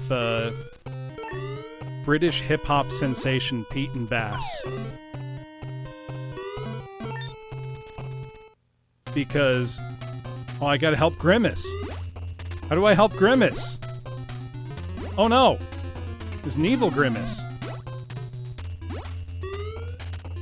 Okay, I'm gonna take a digression in a bit to put on a couple music videos for you. Yeah, evil Grimace. Okay, I just moonwalked? Hell yeah! I'm cool as shit! That ruled! That was awesome. I take back the bad things I've said about this game. That was sick. I don't know if that moonwalk was intentional or just I needed to be at the right spot. That was awesome. That ruled. I love this game now. Play our fucked up match 3 game that there's literally no indication of how to win. Alright. Shaped like a lean flavored chicken nugget. So Woozle, the best part is his Irish uncle is in this game. Grimace straight up has like an uncle, and he's just called Uncle. Yep, Grimace has an uncle. Look it up. I promise you. Also, give me 1 sec. I'm gonna go find, I'm still here. I'm still talking. Yeah. What side was Uncle on during the Troubles? This is important. We need to know. All right, so I've got to show you. This has kind of been my like micro obsession. I'm glad you like that screen, Trano. I've got to show you my recent obsession. These are these 2 old British guys, and I do mean old. They are easily into their 70s, named Pete and Bass, who apparently decided to start a hip-hop career. And I'm not kidding, like UK drill rap. And these guys. They have a bunch of friends with them. And they drop the most insane bars you've ever heard. They're out of control. Apparently, they write it themselves. They have their grandchildren help them out with modern slang. And their delivery is insane. They're also extremely English. Like, you'll hear. Give me 1 sec to pull this up. Make sure I've got the right window here. Let me see. Excuse me. Okay, yep, that's in the right spot, but the wrong orientation. Okay, yeah, it'll fit a little imperfectly in our screen here, but there we go. So, this is Pete and Bass Window Frame Cypher featuring the Snooker Team, which are the other rappers with them. I guess language warning. There might be there's something that's a little maybe not Twitch safe here. Fake David Attenborough introduction. I don't care about that. We'll be fine. Twitch doesn't care, right? So hold on, I got to turn this way up. You're not going to be able to hear it. Let's see. There we go. So these guys have been out of control. Adamite went down for a long when a young man never said names. I got big tools and I got big cars and I got big chains. Gold, one on each finger, hands on the wheel of the range. They did, Hanabi. Come round here, get put through the window frame. Get put through the window, then I come kick their doors. I like my watch, but hold on, mate, I still want yours. You see these hands, you see... Can we appreciate that line? Also, fuck you, Woosley said. I like my watch, but hold up, mate, I still want yours. He's just gonna beat the shit out of you and take your watch. I got big tools and I got big cars and I got big chains. Gold, one on each finger, hands on the wheel of the range. Hands on the wheel of the range. Get put through the window frame. Get put through the window, then I come kick their doors. I like my watch, but hold on, mate, I still want yours. You see these hands, you see this face, you know my name. You don't wanna come round here, get put through the window frame. I don't wanna hear another word from your mouth, son. I came to collect this paper. Made so many bets on the iPhone, I used up all of my 4G data. Out with a wife in spoons and I just put a fork in a mouthy waiter. Knock a man out in an Uber, I'm the new Charlie Slater. You don't wanna come round here, got samurai swords and a black top beamer. I got your wife in the kitchen, bent down screaming PKJ. That guy, PKJ, Patrick Carney Jr., is fucking crazy. I go fast and it goes slow, and then I'm about to get poked. You know this, you want this pole, but I'm on road, wait till I get home. They're just... The packs, I wrapped it, fling the ass back, I slapped it. The thing is, like, these are fucking bars. Money, cash, baby, do the math. Heavy, stacks, do the pound. I'm in the back of the bank. Retirement home popping off. Twitch might not like that part. This guy, Norman Payne, is fucking insane. Came to me from further. It went home in a black bin bag. Thought he could dodge these hands. It got spun like a ceiling fan. Got spun like a ceiling fan. Grab your neck with his hands, grip real tight, and a man like that. I went down for a long when a young man never said names. And then he just repeats the hook. I got big tools and I got big cars and I got... So, I'm gonna make you watch two more while I drink another beer. So they just, like, 2 days ago dropped a part 2 for that. Just search Pete and Bass Window Frame Cypher. Let me find the link. Give me 1 sec. So here's part 1. Let me drop part 2 on you right now. Because part 2, holy shit. Part 2 just dropped a couple days ago. And it's a special experience. Give me 1 sec. I gotta resize this here. Can't videos all just have the same aspect ratio, man? Like, I don't feel like that's asking for much.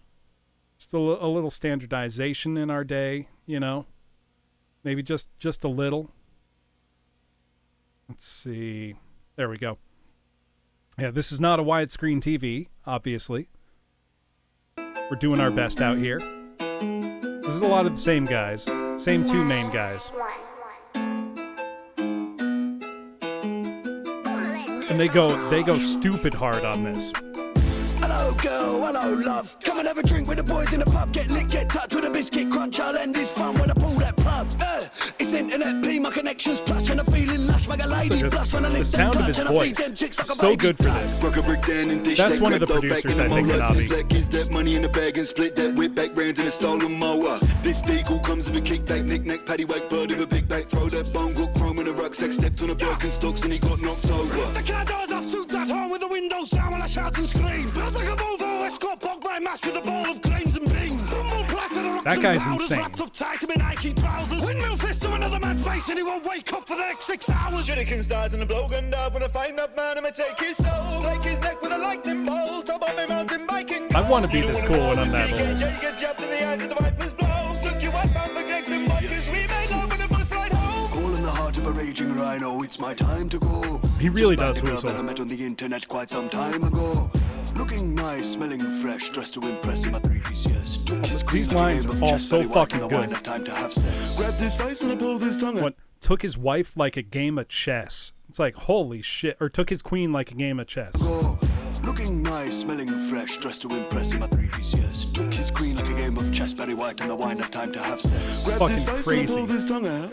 Yep, the man was done out. One slice and his gut just hung out. Clean my How do you even grow your hair to look like that? How do you grow your facial hair to look like Then he that? got hung like fishing bait. He used him as a hunchback hook to the fires.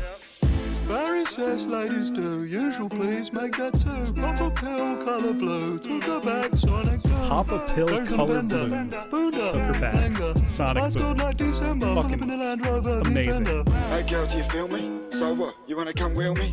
Look darling, we can go one more time, but you know that it might just kill me. Now I'm willing to go for the ash. Might Christian just girl, kill me. Bible bash, I'll bring the drink, you supply the ash. Don't tell the wife she having a heart attack. One hit of the beef that lifted.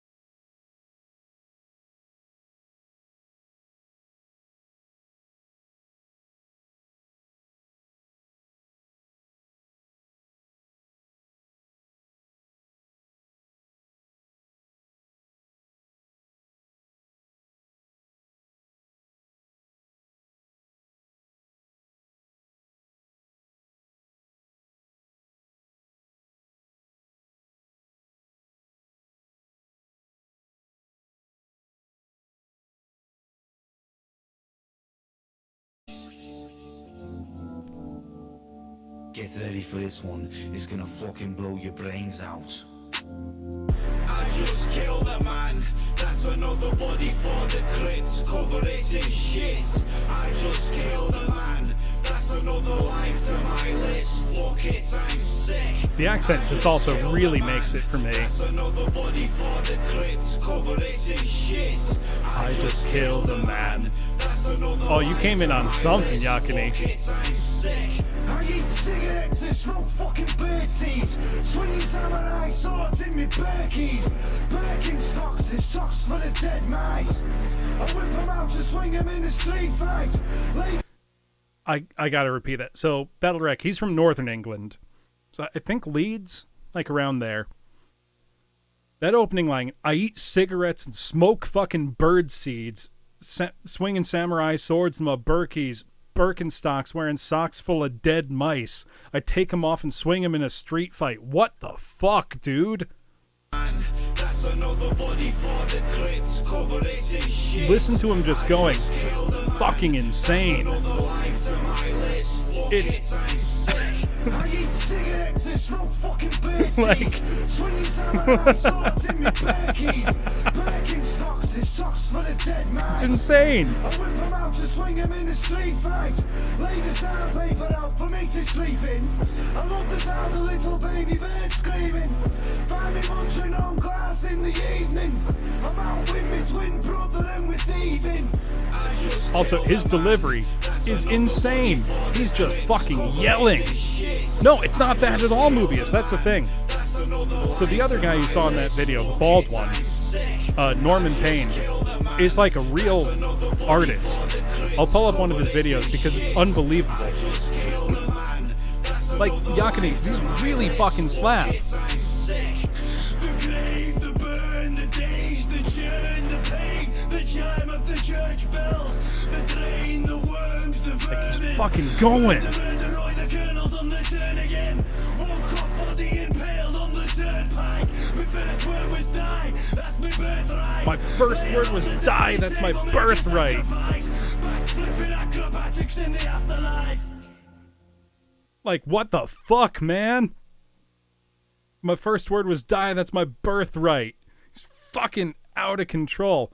I know I said one more, but that's literally never been true. A single time in any of my streams. When I say one more time, it's always been a lie. So, very big tonal shift from, that's clearly a shitpost, to this, I don't think is. This, I think, is genuinely this man expressing deep pain, but also having fun with it. This is Norman Payne, the crazy bald guy you saw in the other videos, with a piece he calls Sonnet. And he starts out contemplative and then goes fucking insane. The family's dead, at least they're free. I walk this road alone and no one knows except for me. I fight this feeling every day, my fingers bleed. Climb those walls, I can't go home. I buried my front door key. Something's wrong, this pain won't leave. Leave me in my cave and let me be. Will I live or will I die? I just don't know, I guess we'll see. Turn my back on life, I won't survive unless I'm free. 18 years in the can, that's time I won't get back. Drive my soul into the ground and take my heart and paint it black. Everything I own flow is also fits inside completely a plastic insane. bag. All of these problems in my life are weighing on my shoulders, break my back. Life on a twitch life, living stitches, slide to the rest of the minds in prison. Pints in a bitter, I might start itching and turning again to addiction. Let me paint you a picture. Van Gogh for the starry night, out the windows, vista, distant figures and bars and blisters. I miss my parents, I wish they were with us. Yes, but I left my heart on the track. It's insane, Battle Rap. Life just slipped through the cracks. I mean, that's just, he's northern, but One day they're gonna wanna know who I am. She can't keep them. it's also like, I don't know how much of this is a bit, how much of this is sincere. He's clearly got something going on in his life. Every day, Holy Father, kill that guy, killed his wife. You know what they say? Yes, that's karma. Cost in the chiller, beers in the fridge, ice in the pocket. Woke up this morning and just thought, fuck it. Stand in the bath, shaving me head, plugging the socket. Car walk straight, lay in the gutter, filling with vomit. Saw my car, bloke in the boot, blood in the bonnet. Should I compare these to a piece of shit? Write you a sonnet. Just insane. It goes stupid hard, Hanabi. Because I always lie. One of his other tracks is called Human Vermin. And honestly, this is just like the rage of someone from Northern England who's consistently never had an opportunity in fucking life. Hello, Icy Maskey. I'm introducing everybody to Norman Payne right now. And drinking a lot, as is only appropriate. Human vermin! This is a sermon! Pile up the bodies and burn them! Take those graves and turn them! Luxuries, you don't deserve them! You killed the earthworm with all the dragons rising! Global crisis! Boko Haram and ISIS! Fucking Pfizer! Needles, blood and lies! Orphan kids in tears! Memories of my wife! Thieving bastards! You took this world and burnt it! That's so painful, Icy Maskey. Guilty verdicts! I have dislocated my left shoulder twice while I didn't tear my rotator cuff. It's so painful when that happens. Businessman, Mr. Suit, Mr. Greed! Fucking scum! Pay the price for the life you lead! On your knees, I'll make 2-0 before me. The Reaper showed up to the orgy. Fuck you, bitch, and fuck your corgis. Coming and warm me. Fuck you, bitch, and fuck your corgis. Before the Queen died, obviously. Super King, sick of tar, lot of pain.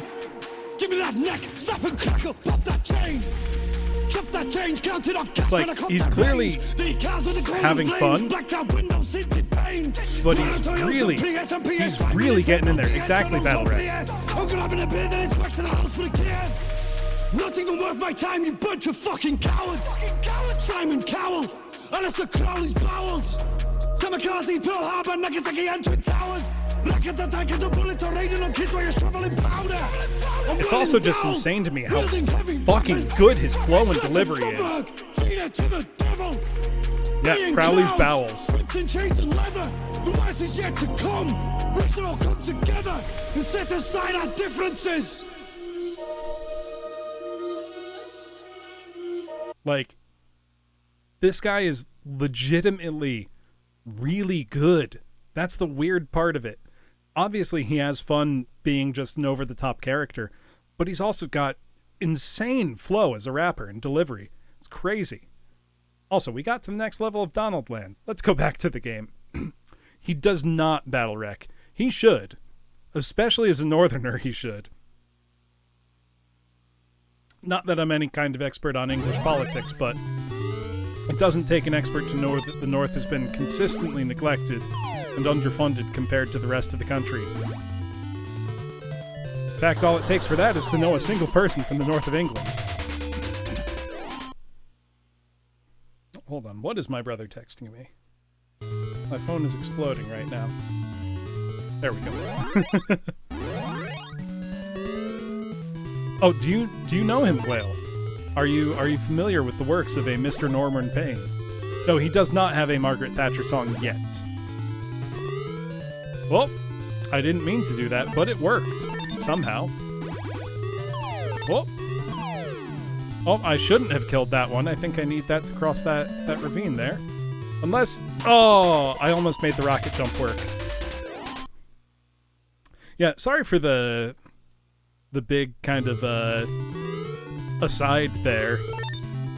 I just wanted to drink a beer and talk about something I've been listening to recently. So I hope no one was upset to not get gameplay footage for a little bit. Oh, come on! The collision detection here is really rough. We're gonna continue. We're gonna keep going. We're more than halfway through the game. We can beat it.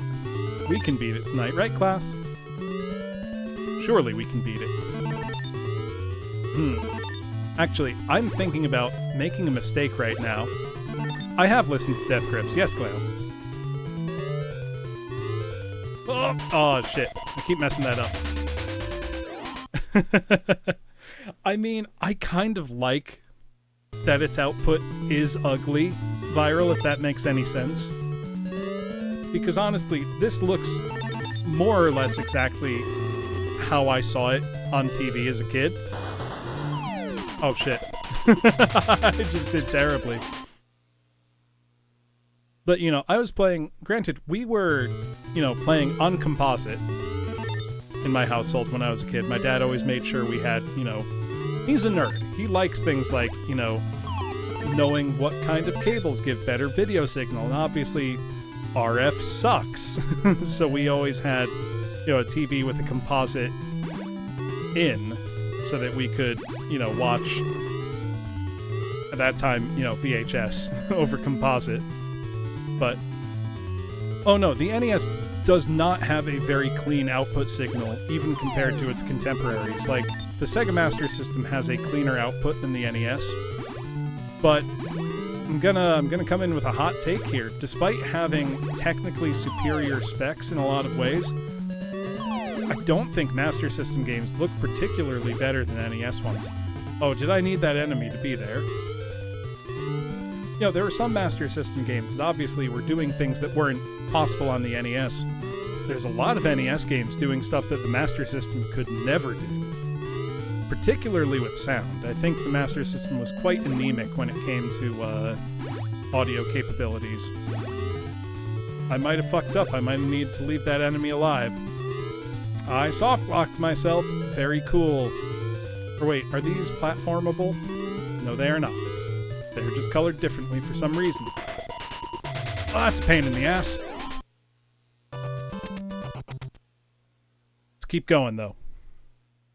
We got this. That, you know, needing to know, okay, do kill this enemy, don't kill that enemy. Very, very emblematic of game design at this time. Shit! The enemy went down.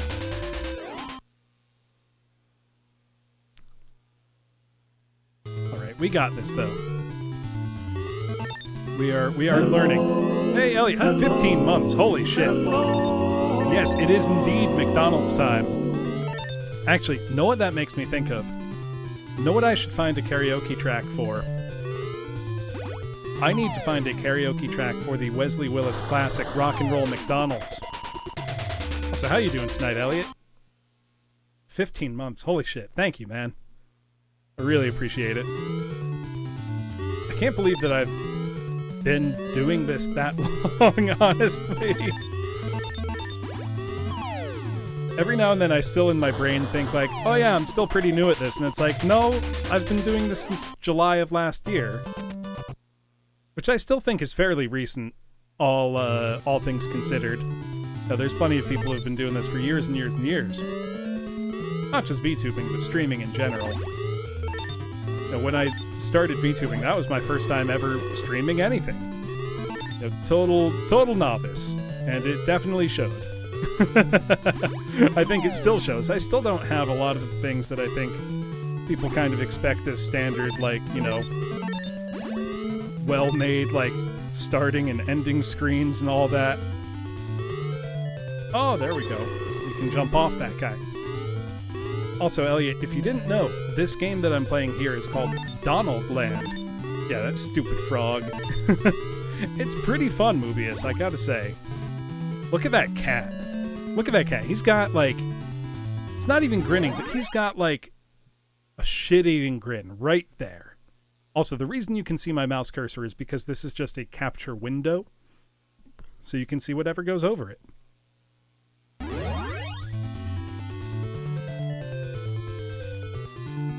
Yeah, I don't even think it's a question of, like, stream worthiness in general. Because I don't think of myself as, you know, particularly expert in any game that I play, except maybe for Doom, where I'd say I'm pretty good. I wouldn't call myself, you know, an unbelievable expert Doom player or anything. Shit! No, that's true. I am among the... This sentence is going to sound extremely full of myself. But it's very literally not wrong to say that I am one of the top Yo-Noid players in the entire world. Which is a fucking depressing sentence, taken on its own merits. That's the thing, though. I've got to compare. How does Donaldland stack up against other NES fast food chain video games, such as Yo Noid?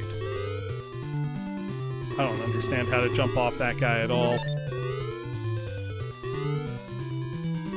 So this game is super weird, Elliot. Like, it's got a lot of very strange mechanics. Like, so in Japan, Ronald McDonald is not called... Shit. I just soft-locked myself. Ronald McDonald is not called Ronald McDonald in Japan. He's called Donald McDonald. And in this, he has extremely floaty jump physics. And throws apples that are apparently also bombs. And I've soft-locked myself on this level now. Which has happened twice now in 2 different ways. So I'm not loving that. This was made by Data East in, I think, 1987, 1988, so quite a few years earlier than Yo Noid. Gotta love it. Yeah, you've been doing Pokemon Nuzlocke lately, haven't you? So you know all about soft lock. Well, and Fire Emblem. Yeah. Thankfully, this game, while it doesn't have infinite continues, what it does have are level select codes that I am happy to abuse. So let's see. For level 7, I need A, B, right, left. Up, A, B, select. That didn't work. The cheat codes are hard to input. A, B, right, left. There we go. Gotta hit 4 buttons at once, which kinda sucks. No, that's the wrong level. This is level 3. It didn't register it right.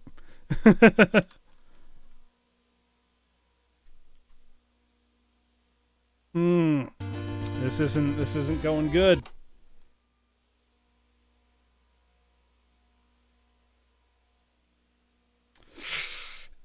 It's not recognizing it. It's not recognizing my select button. Is the select button on my NES shitty and I never realized it because of how infrequently I press select? It might be the case. I mean, I remember learning last year that my NES... There we go, Pond World. Got it. That my NES controller had a really shitty down button on its D-pad because I was playing... This was at Halloween last year, so this was almost exactly 1 year ago. I was playing Monster Party for the NES, which is an awesome game. Oh, I missed the hitbox and now I'm dead. But Monster Party requires you to hit down on the D-pad quite a lot to duck under enemy shots and stuff like that. And down on my D-pad was mostly broken. I would have to press it with all of my might to get it to work. And by the end of that stream, I did beat the game, but I left a bruise on my thumb that lasted for like 2 weeks. Yeah, gotta know what you're capable of. It's true. You know, it literally is not an exaggeration to say that I am... This is the new controller, Woozle. I barely hit the select button ever. Why would I know if it sucks? You know? I don't even know that it sucks. It just might be that I'm bad. I can't tell. I want that burger, damn it. There we go. I also do not like the face the trees make at me when I land on them. It is weird and unsettling. Okay, do I need to leave this enemy alive? I can't tell anymore. Okay, I need this guy so I can do a big jump. But how does it work? Did I have only literally one opportunity to do this right? Can I kill this guy? Okay, now my only chance is to rocket jump across the gap. Shit, I messed up. Okay, this game sucks. It's getting hard. I wouldn't say it sucks. I mean, I did just say it sucks. I think it's more just, this game is so weird in how it controls. It feels unlike any other NES game I've played. I almost soft-blocked myself again. Also, I'm very glad I decided to cheat with using the level select code, because if I had to restart from the beginning of the game every single time just to get to here, I would would commit Minecraft. So I think the way the kids say it. Let's see. How do I get by this? Also, I think at 9, I might switch over to the other game I have planned for tonight. So I'm not planning to stream super late tonight. I'm glad that amused you, Elliot. Oh, I managed to kill that enemy instead of landing on it, and I'm stuck in place now. Very cool. Okay. Very, very cool. Yeah, I'm not planning to stream super late tonight because, so I think I've mentioned before, I need to buy a new car. And tomorrow I'm going to go get my current car appraised for a trade-in value. I will need to either delay or cancel tomorrow's stream because of the appointment I made, but I'm also going to look to go get a test drive or two in on some other cars. So I may end up canceling tomorrow's stream entirely, or doing it at night. We'll see. I'll find out when I find out. That's true. That's a good point, Mobius. For me, in single-player games, it's like you don't want to hype yourself up too much because you risk the chance of, getting lax in that sense. Dodge Viper, absolutely not. I'm looking at like a Kia Forte or a Hyundai Elantra. I'm looking at very straightforward, normal cars. I want a very unremarkable vehicle, thank you. Can I not? Oh! So the game literally, I was pressing right that whole time and it didn't let me move until the animation of that big thing jumping had passed. You want me to get a Shelby GT, Woozle? Fund it. Honestly, shameless self-promotion right here. If you do actually want to fund something for me, I do have a Throne link. I can't remember if I even set up a Nightbot command for it. I'm a bad VTuber. I don't have a donations thing. I don't advertise my Throne often.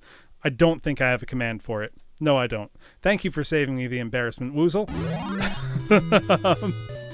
But on my Throne, I do have a link to an EverDrive for the NES, which is basically a device that lets you play, any NES ROM that is loaded on it. Of course, I would only be playing backups of games that I legitimately own, such as Donaldland here. But that would also enable me to play ROM hacks of games that I own. It would really just kind of make things easier. I wouldn't need to buy... If I didn't have a game, that can kind of circumvent that problem, Is what I'm saying. Shit. I don't understand how to pass this part of the level. I'm gonna look up the long play video again, shamelessly. Which the long play is only 22 minutes long, and this level is not halfway through. So I'm not beating this game tonight, I don't think. But I'm gonna watch this video and see what I can learn about the it's 22 minutes long because it's apparently a short game. Oh, what the fuck? No, the whole game is 22 minutes long. I need to do some ridiculous bullshit. I'm going to get you a timestamp because I can't believe what I just saw. You apparently need to throw a bomb and jump off your own damn bomb. And this is probably where I'm just going to lose, where I'm going to stop playing the game. Here's the timestamp. Actually, wait. I have my YouTube window pulled up. Give me a sec. This should be... Yeah. Okay. Look at this shit. This is the YouTube video now.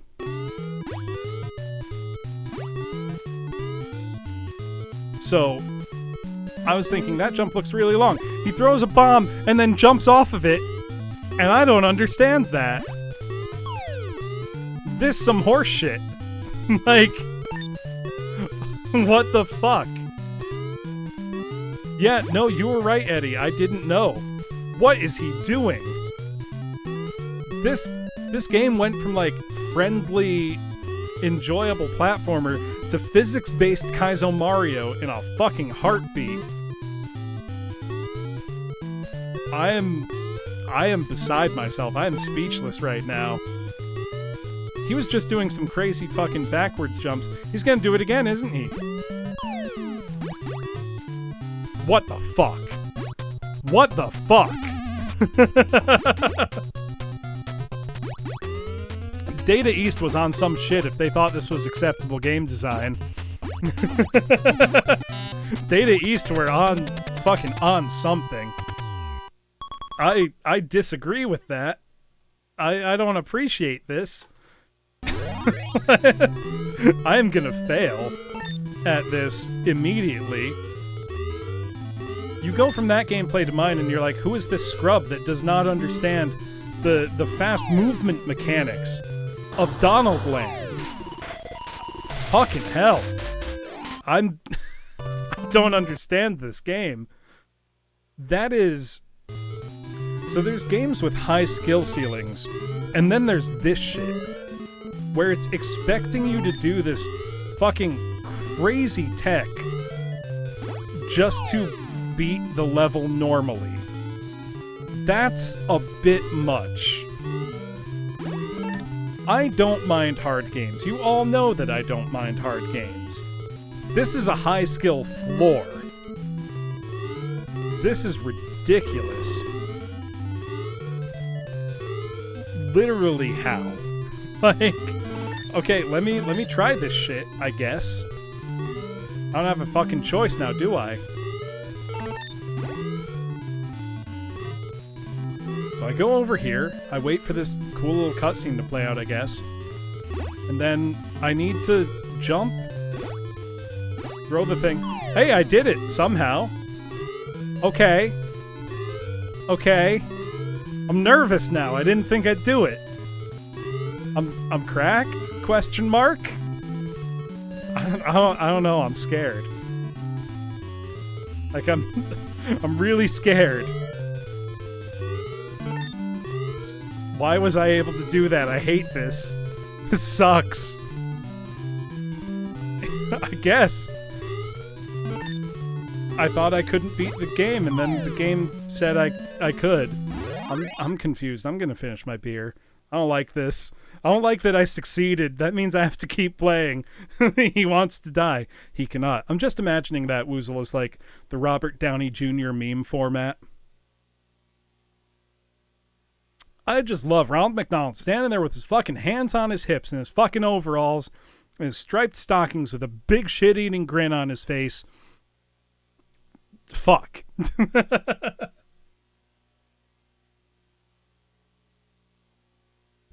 There we go. Wait for that guy to go down, get back up. Not really feeling the kind of gollywog lips they put on some of the NPCs there. It's not very cool, Japan. Please stop doing that. I know this was 1980, whatever, but y'all still doing it. Maybe stop. Just an idea. Just a wacky idea here. I did it! I fucking did it again! Am I cracked? Am I good at video games? I literally cannot believe it. Is it easy? Was I bad before? Am I good now? Nope. Okay, this is bullshit. This is bullshit. I fucking hate this. This sucks. I have to go back to the start of the level. This is bullshit. In Gimmick, it works, Youthless. In this, it feels like absolute shit. The physics are so bad. Not even bad, they just don't make sense. They're completely arbitrary. Gimmick is like Sunsoft at the height of their powers. This is Data East at the same time they made fucking Karnov. No, he would not be, Woozle. I guarantee you he would not be. Areno knows all about giving up. Don't you lie to me. I have watched so many episodes of Game Center CX. Except a lot of them are really hard to find now. Because apparently, and I have not seen this episode, Areno played Kamen no Ninja Hanamaru. He played Yonoid. And I haven't seen it.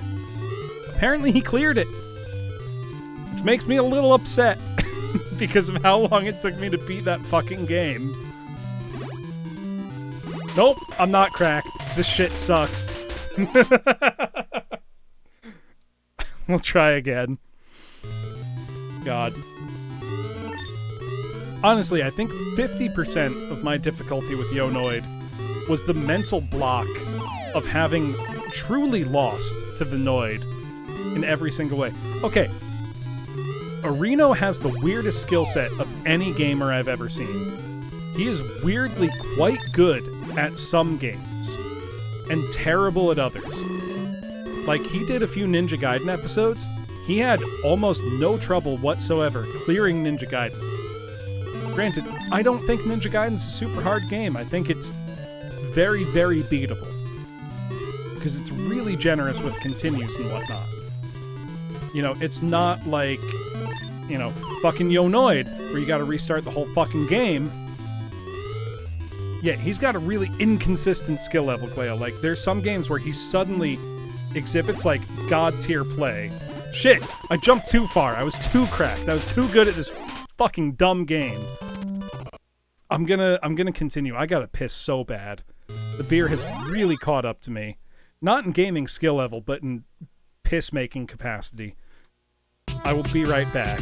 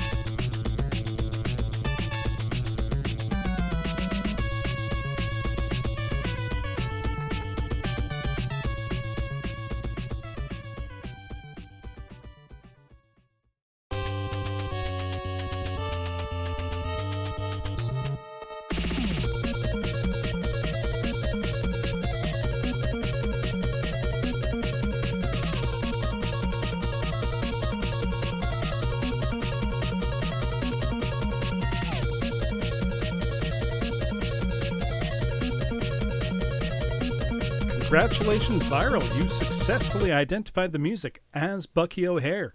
You get a gold star. Let me see, though. Let's get back to this bullshit platforming. Also, question, class. How bad a mistake would it be, on a scale of 1 to 10, if I were to turn on my soju redeem? Because I do have soju. Also, I did lower the price on Malort. Not to a low price, but to an affordable price. If you would like to Malort me, I think I still have 2 or 3 shots worth left. Like a 57, but do it anyway. God, the most ridiculous thing. So the bottle of soju that I have, Which I actually do have. Okay, hold on, Youthless. I need to literally go upstairs to get the bottle of Malort. It is not in my office. Give me 1 second. I will be right back. I'll grab the soju as well, because fuck it. Wait, y'all heard the Bucky O'Hare soundtrack already. Different one to guess.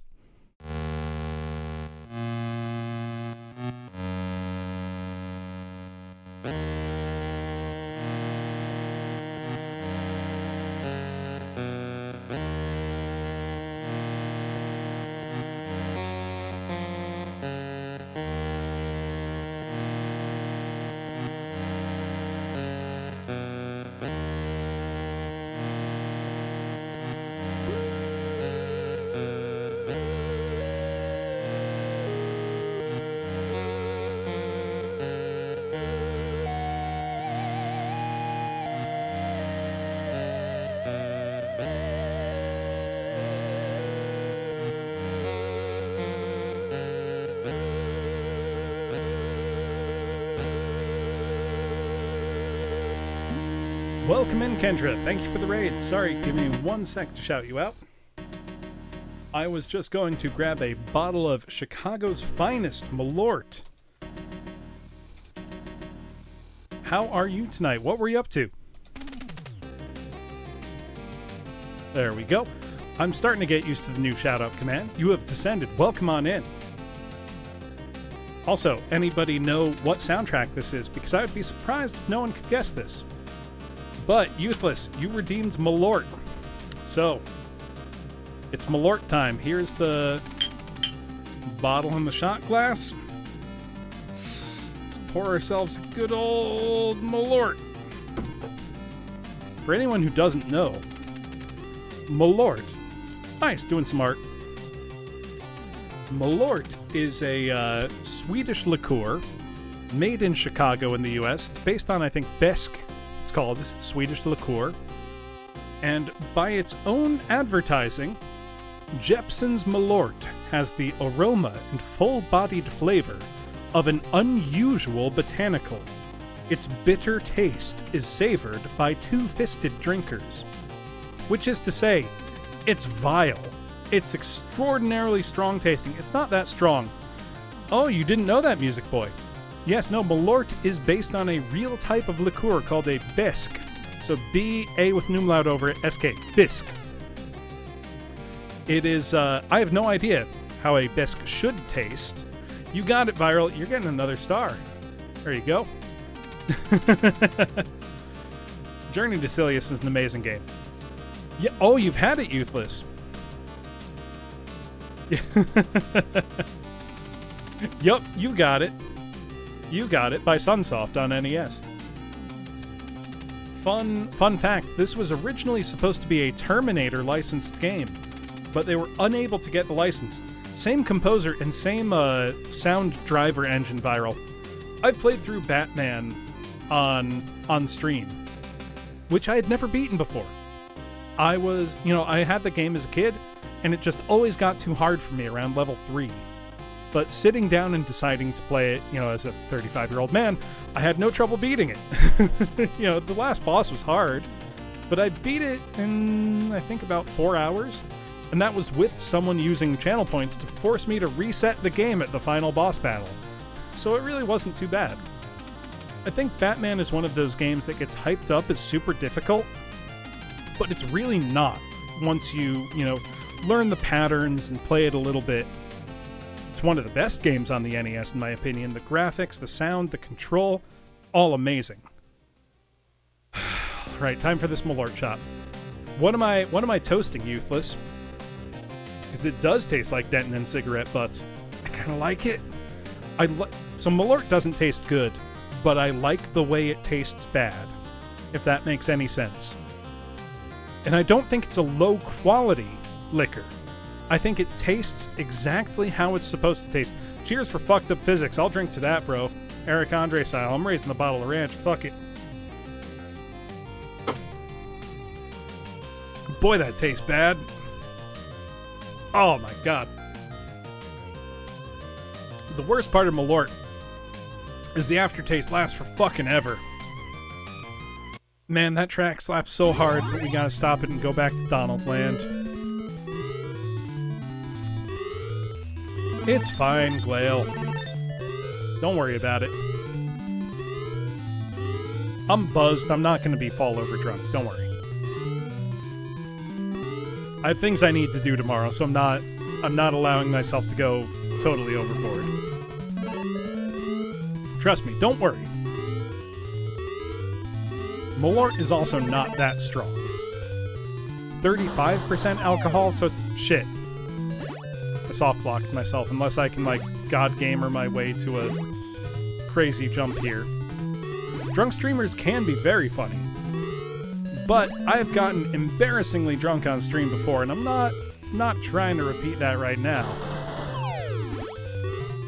This is just your average garden variety buzz. You know, garden variety is a phrase. Okay, good, we were able to respawn the platform. Garden variety is a funny phrase to me. It makes perfect sense. You know, it's something that, you know, can be cultivated commonly. Hence why it's associated with, you know, not being exotic. But it's still a funny turn of phrase. Alright, now it's where we need to do our fucked up bomb jumping. I fucked it up! God damn it. I thought I was cracked before, and I was not. Also, if anybody has the points and wants to be merciful with a cold one, would really like a beer to wash out the taste of Malort in my mouth. Almost soft-locked myself by killing the thing that I need to progress.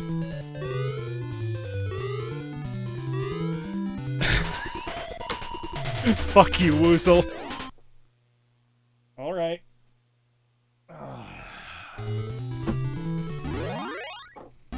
I'm just gonna let the timer run down. I don't care if I die anymore.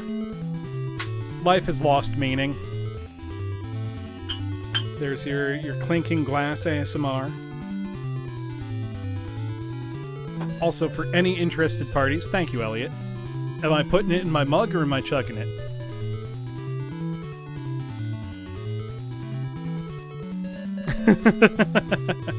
For any interested parties, my shot glass is it's from a set I got for Christmas some years ago from a friend. It is a set of Dragon Ball themed shot glasses. This is the Majin Vegeta shot glass. It's very cool. That and the Capsule Corp one are my favorites. I do still love Dragon Ball. I cannot pretend that I don't. Also, it's almost literally impossible for you to be the M stands for Malort. Fuck you, no it doesn't. Malort Vegeta. He'd be stronger, that's for sure. That's a game over. Cheers, bro. I'll drink to that. I like how the game fucking glitches out when you get a game over. Also, should I keep plugging away in Donald Land, or should I put in McKids? That's a question for y'all. Let me do my shot.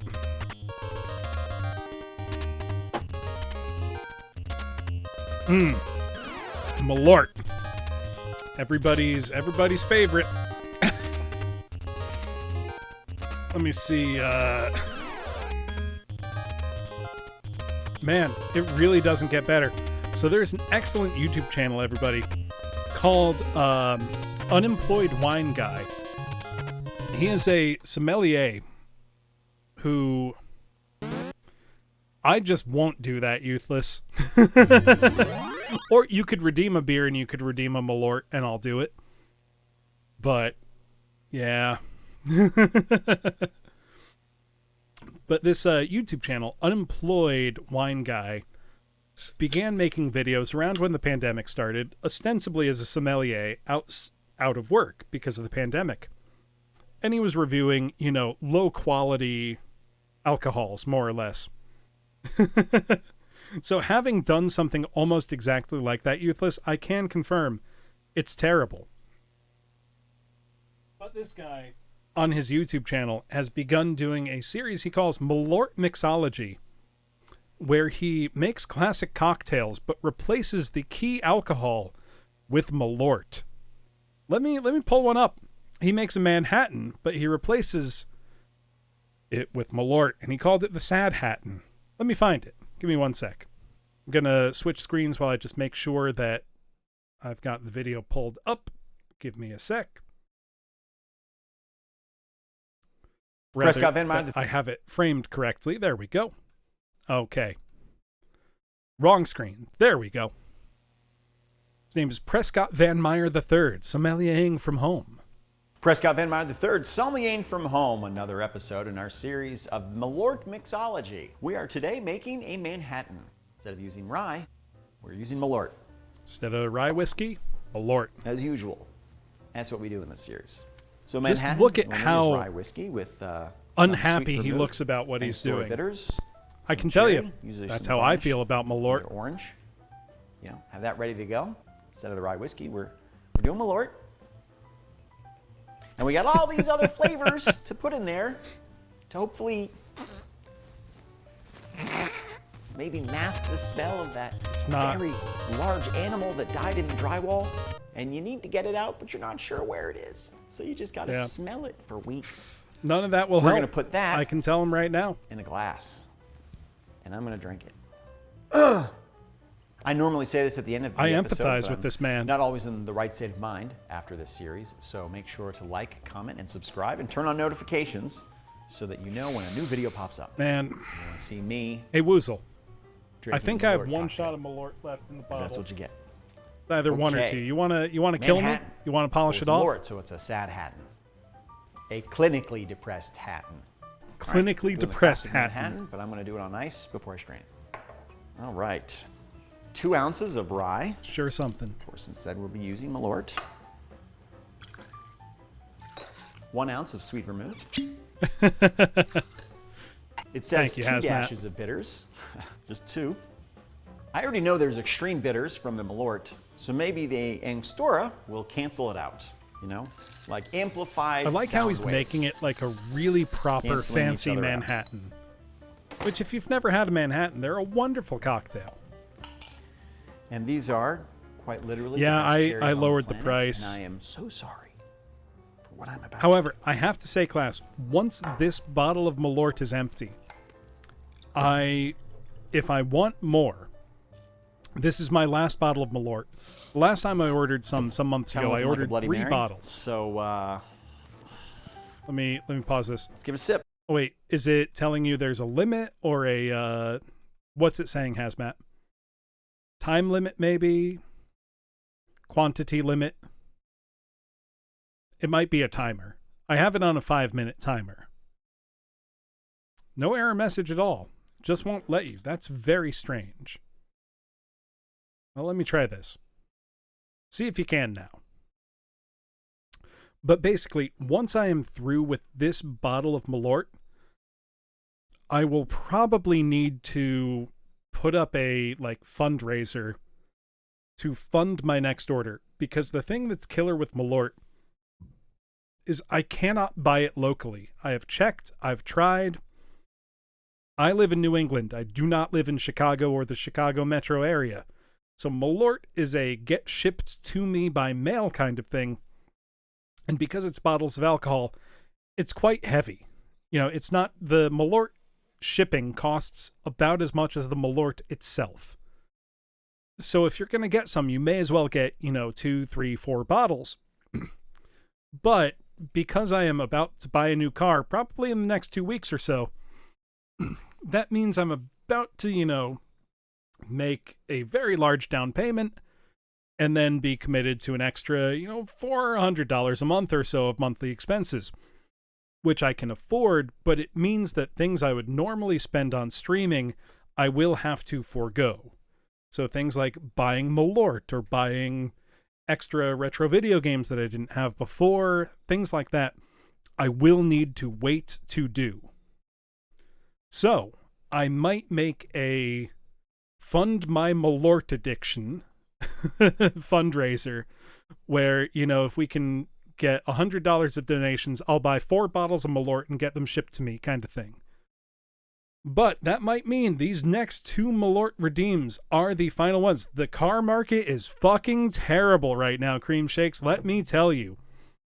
The worst part is that selling my car, which has a quite severe oil leak going on. It also has 171,000 miles on it and is 10 years old. I bought it in 2015 and put 120,000 miles on it in that time frame. It's got a lot of miles on it, you know.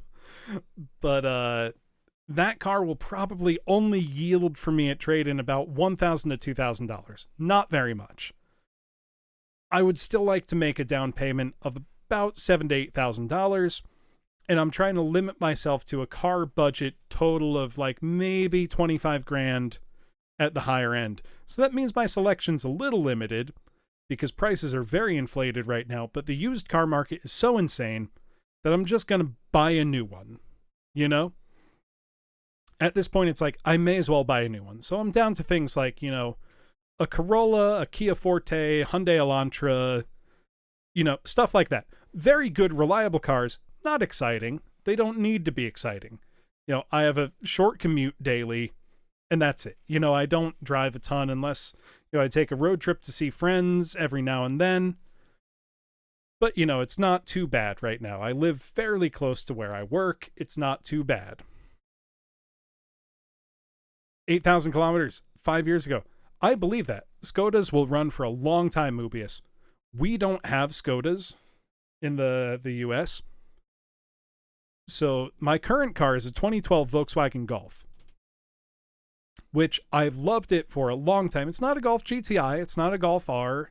It's just a Golf.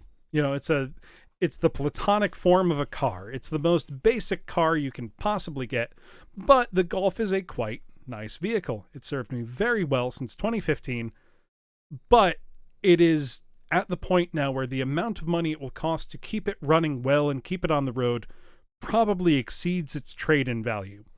So at this point, it makes sense, dump the car, get something better, or not even better, but new. You know, and the point is, any new car now has features that far outstrip everything my 2012 Golf is equipped with. You know, you literally can't get a car now that doesn't come with an infotainment screen, that doesn't have a backup camera and all these fancy safety features. It's good. Cars are safer now. You know, my first car when I was a teenager was a double hand-me-down 86 Camry. Hey, thank you, Tachiko Makuro, for the follow. But that 86 Camry, I loved that car. It was wonderful. I mean, the thing is, the 86 Camry, old as it was, it had nearly 200,000 miles on it, still got 30 miles to the gallon. I just needed to pour a quart of oil in it every couple of weeks. But, you know, it was, you know, the mid-2000s, and that wasn't expensive. You know, I kind of miss that, but at the same time, when I think the cheapest car you can possibly get today is so much better than the average car of 10 years ago, it's been kind of heartening as I'm shopping for cars. It's like, okay, even if I get the cheapest possible car, like a Kia Rio 5-door hatchback, the Kia Rio 5-door hatch starts at like 17 grand, and it's so much nicer than anything I've owned. Oh, thank you, Hazmat. My vehicle history is also, I wouldn't say interesting. I started with an 86 Camry, then I bought relatively new at the time, an 05 Toyota Matrix, then a 2012 Golf, and now I'm leaning towards the Kia Forte because it's really good car for money value. But it will mean that I've gone from Japan to Germany to Korea in terms of my cars. So that clinking's for you, Hazmat. See, there's probably like 1.5 shots of Malort left in the bottle after this. We will find out. Also, Kia and Hyundai have undergone such a quality change since, you know, when they first came onto the US market, you know, 20, 25 years ago, they were really cheap, but they were pretty shit. Thing is, though, now Kia and Hyundai are really good. Like the Kia K5, the like full-size sedan, is something like 20 or 30 grand cheaper than the BMW 3 Series and outperformed it in almost every single category. It's nuts. They're great value for money. and they're extremely reliable. The parts are easy to get. You know, they don't cost a lot to run. And in the US, at least, they all come with like a 10-year, 100,000-mile powertrain warranty, which is really, really good. It's the best in the industry. So it's like, I'm kind of leaning towards that, where it's like, yeah, I've had 2 Japanese cars before. They were wonderful. You know, a Corolla is a perfect car. There's nothing bad about a Corolla, except that it's a little boring. Yeah, it's true, Tachikoma. They're really, really good now, and they're such good value for money. Yeah, exactly. Cheap to fix is wonderful. That's like my Golf. I love it. I love how it drives. It's wonderful. It's very comfortable. Anytime something goes wrong on my Golf, it's so expensive. Even simple things are really expensive to fix on a German car. In the US, at least. In Germany, maybe not. But in the US, even though there's lots of Volkswagen dealerships, I bring it to the dealership for service. It's not cheap. It is not a cheap car to run. And I don't want to say I regret buying it, because it gave me a long time without any problems. But as it got to around the 150,000 mile mark or so, it really started to have problems. And they're only going to get worse. That's the thing. All right, Hazmat, you redeemed the shot. I'm going to do the shot. I'm going to put this on where he's taking his sad hatton. Godspeed.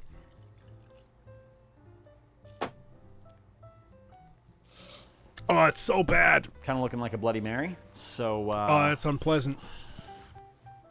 Let's give it a sip. Just see what happens. Yeah, the Golf's not expensive in the US, Mobius, but just parts and service cost more than Japanese or Korean cars.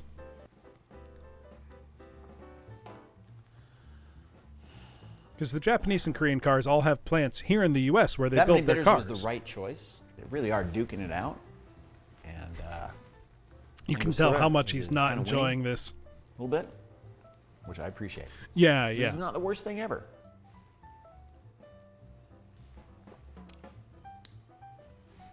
That face he's pulling, I guarantee you, he is not acting. There's a lot of flavors going on with that one. Malort has such a strong... That's powerful. That's Tachikoma, I live in the U.S., and I don't know why anyone would ever buy a U.S. brand. Third and the fourth generation. They just don't have... And Malort, for me personally... has got a hell of an uppercut, doesn't he? But I want a car with reliability. I want a car that I can run for at least 10 years. The problem is that Malort really likes getting punched in the tape. And the thing is, American cars aren't even that stylish, Mobius. Like, they don't look great, you know? But I think the pudendum is in your throat. I also didn't know what a chode was for a very long time. But I imagine this is Sorry, I just listened to the video a bit. Who's laughing now, Chadwick? Exactly, Cream Shakes. I'm not totally sure I understood that reference, but I said it. Chadwick's my brother. If you want to know more, watch the other episodes. I talk about him. I still owe him money. This may or may not be his property. I'm having difficulty focusing right now. I'm forgetting. All I can be right now is so even if you buy something like the most popular car in the U.S., one of the most popular cars in the U.S. is the Toyota Tundra pickup truck. Were a punching bag. The Toyota Tundra pickup truck is built in the U.S. Toyota has their plants in the U.S. Just like for those trucks because of how popular they are. Obviously, it saves Toyota money to build them in the U.S. It saves the consumer money for it to be built in the U.S. The only thing I can do is to try to eat. They'll run literally forever. It's like, why in the hell would I buy a Ford F-150 or a Chevy Tahoe or whatever when I could buy the Toyota Tundra for a lot less money? Yeah, Tacomas, exactly. They're in the U.S. or Canada. Why would I buy the U.S. brand that's going to break down more than the Toyota that's actually built in the U.S.? Just a morass. It's a fucking no-brainer. Like, come on. I don't know how. Also, I'm gonna give one more try to this game here. Let me see. I mean, a Mustang is at least stylish, I guess. You know, but Fords are mostly bad. Yeah, they really are. I'm trying not to be like too down on them because they're, believe it or not, they're better than they used to be. When I was a kid, people used to joke that Ford meant found on road dead. Like, that was the association with Ford when I was a kid.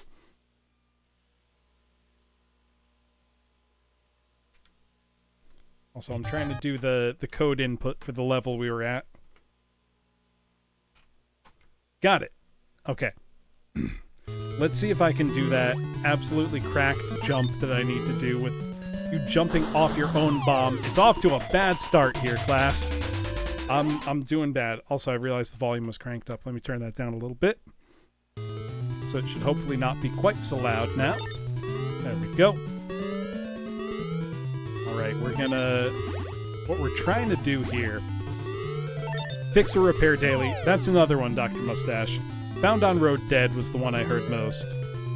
The other one I heard was lots of jokes about the Chevy Nova and why it didn't sell in any Spanish-speaking territories or communities, because Nova, literally, no-go, the Chevy no-go. Yeah, you're gonna buy that as your car? The Chevy doesn't go?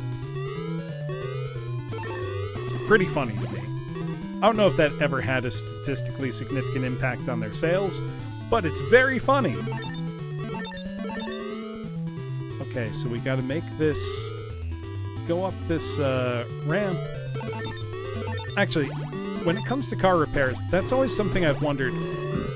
Does it count for or against a car's reliability? Because, for example, am I just screwed now that this thing's on my head? Okay, we're good. Something like the, Lada as a car brand. Obviously, they break a lot. But they're also very easily fixed. So does them being easily fixed mean they're reliable or unreliable?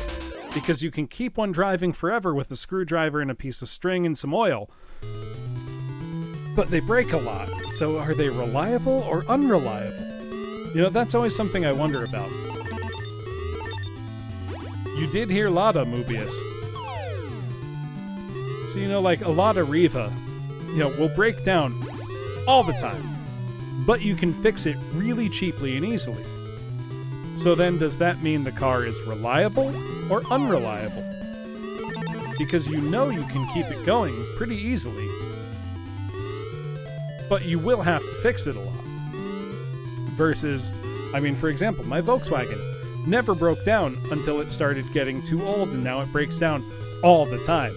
Not bad breakdowns, they're usually things that can be fixed with, an oil change or something. But it's still, at this point, I would say my car is no longer reliable. Because I can't fix it cheaply. I can fix it, but it's expensive.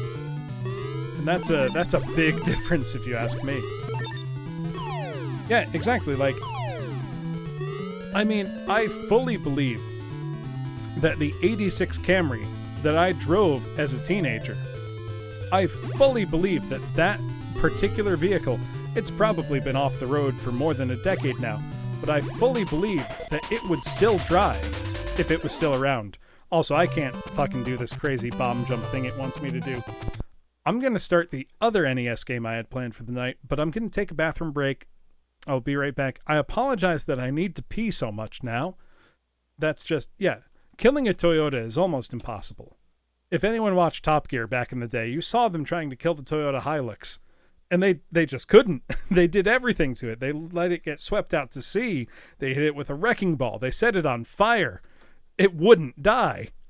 And that was a Hilux that was already at the end of its life, It wasn't like it was a brand new one. This was one that already had 100,000 plus miles on it. And they beat the shit out of it. All right, I will be right back. We're going to start a new game when I come back. I'm calling Donald Land a lost cause because of the bullshit platforming I have to do. Be right back.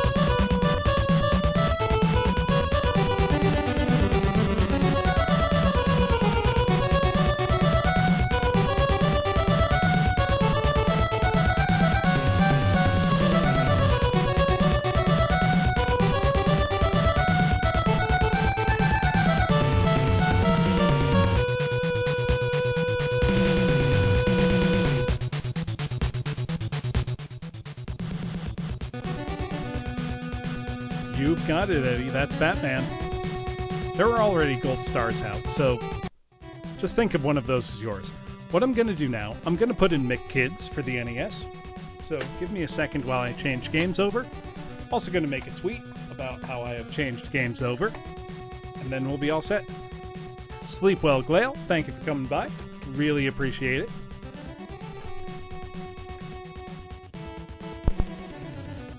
Oh, hold on. NES giving me problems.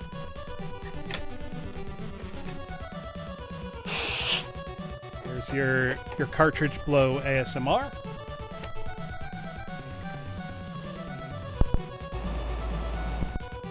Okay, the game works. I'm just going to make a quick tweet about how I am changing games. Give me 1 second here.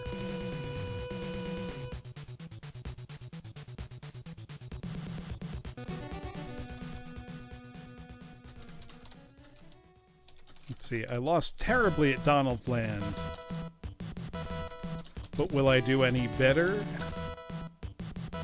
at McKids?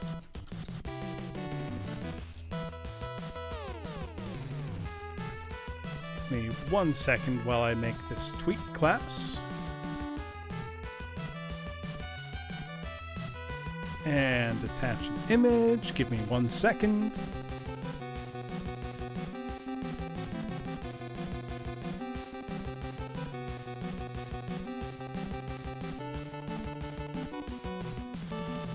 There we go. All right. So actually, before we start playing McKids, because this game came out in the US, we have the manual for it. Actually, I'll leave the background music on. Oh, wrong thing. There we go. There we go. Right above me, we have the manual for McKids. So this came out in 1992, made by Virgin Games. That text is all quite small. Let's see. Well, this is not a very high quality scan. While spending the night in their tent, Mick and Mac decided to read about Ronald's adventures. One sunny day, while Ronald McDonald is performing magic tricks at a picnic, the Hamburglar runs off with Ronald's bag of magic. The Hamburglar. Yeah, Tachikoma, they actually made quite a few video games back in the day. I think Cool Spot was one of theirs as well, which is quite a good game. Let's see, the Hamburglar is hiding in the worlds of McDonald Land. The MC Kids must collect the puzzle cards for each level to track down the Hamburglar and return the bag of magic to Ronald McDonald. Keeping them from their quest is a variety of unique creatures sent by the Hamburglar to keep the bag of magic to himself. They must hurry before they are too late. Mick and Mac went to sleep and were magically transformed into the MC Kids. Being Ronald's friends, they want to catch the Hamburglar just as much as you do. Are you a giraffe? Thank you for the stretch. I am not a giraffe, but I do appreciate the stretch. Thank you very much. See, getting started, we know how to get started. You put the cartridge in your NES. We did that part already. Objectives. To get through each land, you must successfully solve all of the levels in that land. However, before you can proceed to the next land, you must return puzzle cards of that land to the proper McDonald Land character. At the beginning of each land, the McDonald Land character of that land will tell you how many puzzle cards you need to continue to the next level. Track the Hamburglar before he uses the bag of magic for his own use. The story will begin, and you will learn of Ronald McDonald's plight, how his bag of magic was stolen by the Hamburglar. It's quite the in-depth story for a McDonald's game. Blah blah blah. Let's get to the point that matters. The controls for MC Kids are quite simple, but take time to master. To increase your skills, be sure and practice. Well, we won't be doing that. We're just playing it tonight. I did too, Tachikoma, but I eventually got the whole thing on Sega Genesis or Sega Mega Drive, depending on what territory you're in. It's actually a really fun game. It's quite good. Pick up. You may pick up one object by standing next to it or facing it. or by standing on top of it and ducking down to pick it up, pressing the B button. Very straightforward. Jump. Press the A button to jump in the direction you are facing. If you duck just before you jump, you'll jump higher. So we have duck jumping. That's a mechanic here. When Mick or Mac are running, you can press the A button and jump higher and farther. Jump while running. Straightforward. Throw. To throw an object, press the B button. If you press up on the control pad and press the B button, you will throw an object up in the air. To throw an object farther, try this while you are moving. Seems pretty straightforward. To throw straight down, press down on the control pad and press the B button. I like all these illustrations they have here. This is always my favorite parts. So do you remember when you were a kid, you would get a new game, and you were in the backseat of the car, you'd open up the game, you'd pull out the manual, and you would pore over all these drawings. You know, things like character artwork, how to play the game, maps, especially if a game had a map, that was like, oh, this game's going to be good. Is that just me? Because I love that feeling. Duck. To duck, press down on the control pad. If a block or other object is under you when you duck and are pressing the B button, you will pick up that object. Be careful if you're standing on a block in the air and you pick it up, you will fall. There's a lot of text to describe how to duck. When you begin, you're given either 4 Mick or 4 Mac characters to complete the game. Each player starts with 3 hearts per character. When Mick or Mac is touched by a creature, he loses a heart. When he loses all his hearts, you must start over with another Mick or Mac character. You gotta read the manual, Eddie. You know, you gotta. Because that's where the game's story is, like you're saying. It's where you get the cool artwork. And yeah, today they either say, oh, pay for the special edition, and you get that. Or they're like, well, go online and download this PDF. And it's like, no, I don't want to download a PDF. I want a manual in my hand. I want to be able to flip through this. I want to see the artwork. You know, it's not hard. Excuse me. It's coughing. Ooh, you can tell this is a swanky manual, though. They got full color screens here. But there's way too much text here. I wouldn't have read this as a kid, and I won't read this as a grown man. This is too much. Special items. Oh, I believe that, Tachikoma. So, I have been an English teacher. So I am certified to teach English to speakers of foreign languages and teach English to speakers of other languages. I'm TEFL TESOL certified. I've taught English as a language. My number one advice for people wishing to increase their fluency in English is consume English language pop culture. Video games, TV, movies, pop music. That will help you more than any textbook will. Because sure, a textbook gives you grammar and it gives you vocabulary. That's not very useful. You want to learn how people talk. You want to be able to communicate with people on a normal one-to-one basis. Pop culture will help you with that way more than any classroom will. And I say this as a literal teacher. Like, it's the truth. You know, I speak multiple languages. I didn't learn them from textbooks. I learned them from talking to people. You know, that's how you learn. You learn in communication. You learn hearing the language. And English especially is a nearly grammarless language compared to most other languages which have fairly formal grammatical structures. English has so few, and so many pronunciations in English are entirely context dependent on what word it is. You know, it's not related to the letters it's made up of half the time. You know, take a word like, oh, Gail, this is actually a great opportunity to talk about what I'm talking about. So Shakespeare was written in what we would call today early modern English. So Shakespeare's English is not very far removed from what we speak today. So when I call Gail a hedge-born fusty gudgeon, when I say that he is an odious, worse-bodied whoreson, you know, we can mostly still understand that language. You know, when I say he's an unctuous, naughty-pated puttock, you know, you might not know what all those individual words mean, but they don't sound unfamiliar. Whereas I'm looking at my bookshelf over here. and I have a bunch of Middle English literature here. So, hold on. I'm going to try to grab some of it without making a cascade of books falling over. Give me a sec. There we go. They are fighting words. So I have here two different books here. One is Troilus and Cressida by Geoffrey Chaucer, which was an incomplete epic based on the older epic of the same name. Hello, okay guy. Welcome on in. Let me shout you out. What are you up to? Oh, I'm gonna spell your name wrong. Hold on. There we go. I think I got it wrong. I thought I got it right. Hold on. Let me shout you out here. There you go. What are you up to? Nice. Twinbee Rainbow Bell Adventure. Very cool.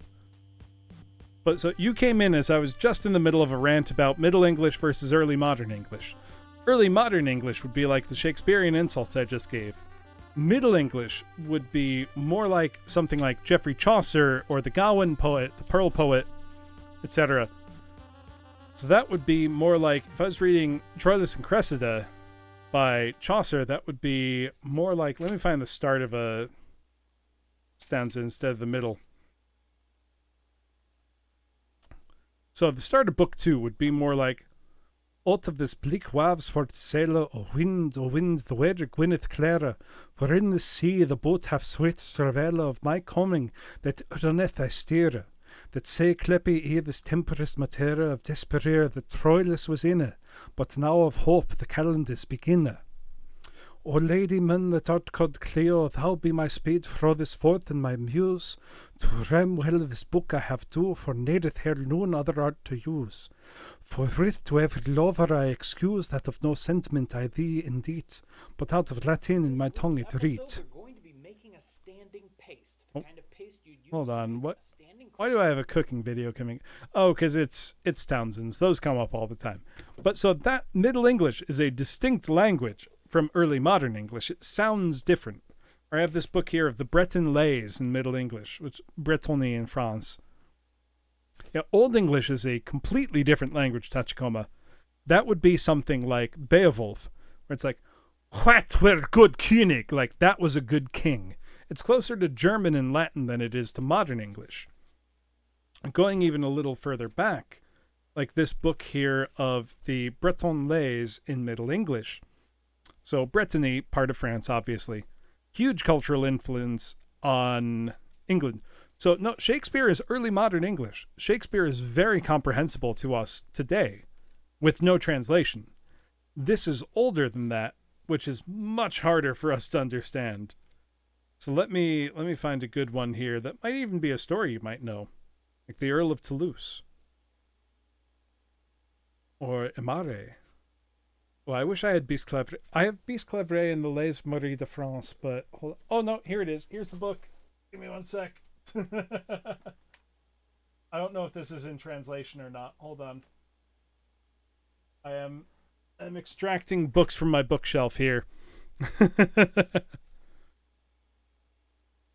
Okay, no, these Les Marie de France are in translation. They're not as severe as what I'm talking about here. So the Breton lays in Middle English would be more like, find a good one here. God that art of Mictis most, Father and Son and Holy Ghost, that brooked of man and road so dare, shield us from the fool offender that is about man's soul to shend all times of the year. Sometime the fender had a postay for to daily with the ladies fray in likeness of hair fair, so that he begat merling and mo and rocked ladies so mickle woe that fairly it is to hair.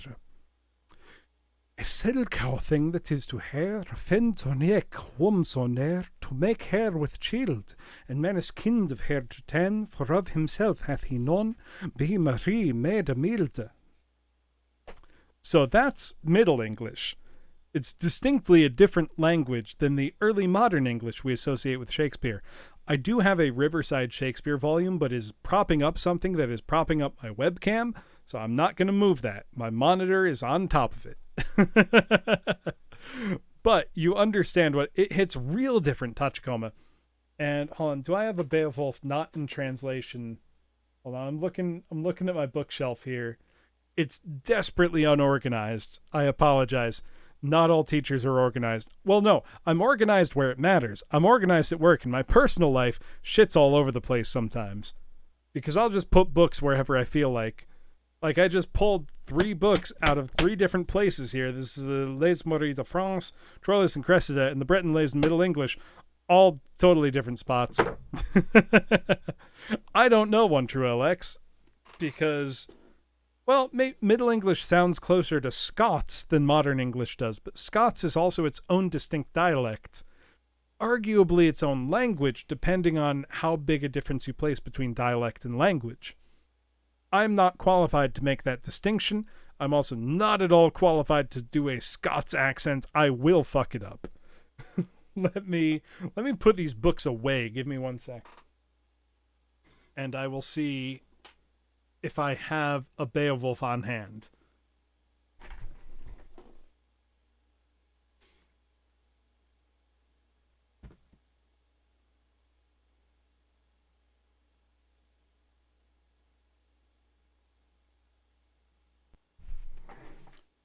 No. So I know I have an edition of Beowulf somewhere.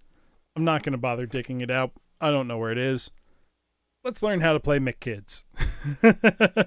Or MC Kids, as the game insists it's called. Puzzle cards, go on large. You know what? I'm gonna do the thing where you said as a kid, I don't need to read the manual. I'm good at video games. I don't need to read the manual to know what's going on. I can handle this. Also, I kind of want haggis now as well, One True LX. I haven't had haggis in quite some time, but it's very good.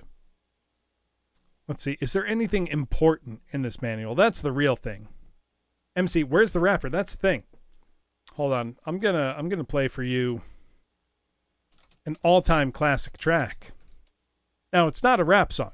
It's rock and roll. It's by Wesley Willis, who is the greatest rock and roll artist you don't know. Hello, Seth Phoenix. You are just in time for Rock and Roll McDonald's.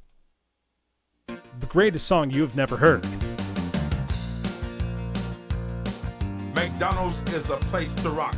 Wesley Willis It is a restaurant where was an unironic rock music Buddha for the Western world, and I'm not kidding. People flock here to get down to the rock music. Rock and roll McDonald's! Rock and roll McDonald's! Rock and roll McDonald's! Rock and roll McDonald's! He took him, Seth, it's genuinely.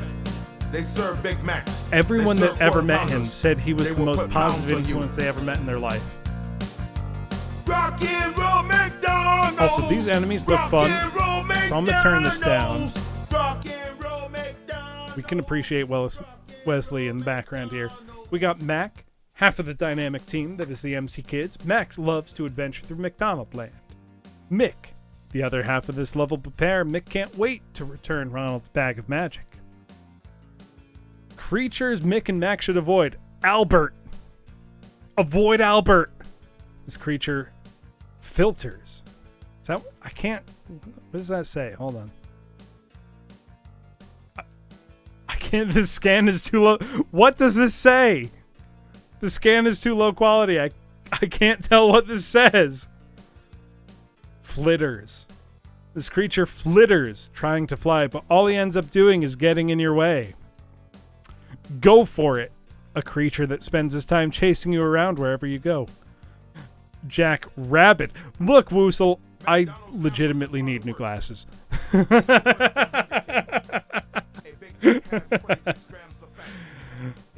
This is the one rabbit you should only wish would disappear. Fucking Alanis Morissette is an all-time banger. I Whooped Batman's Ass is one of my favorite Tachikoma. So, literally, the record that this is on, I have the record of Wesley Willis' greatest hits. Prop bot. No, it's too low quality a scan. Got Splinter. This busy little beaver's always trying to foil your progress. Putt, don't get too close to this bird. Oh, you don't need to worry about that, Woozle. You're not close to a birdie at any time. I don't know why They Might Be Giants started playing after Wesley Willis, but I'm not going to say no.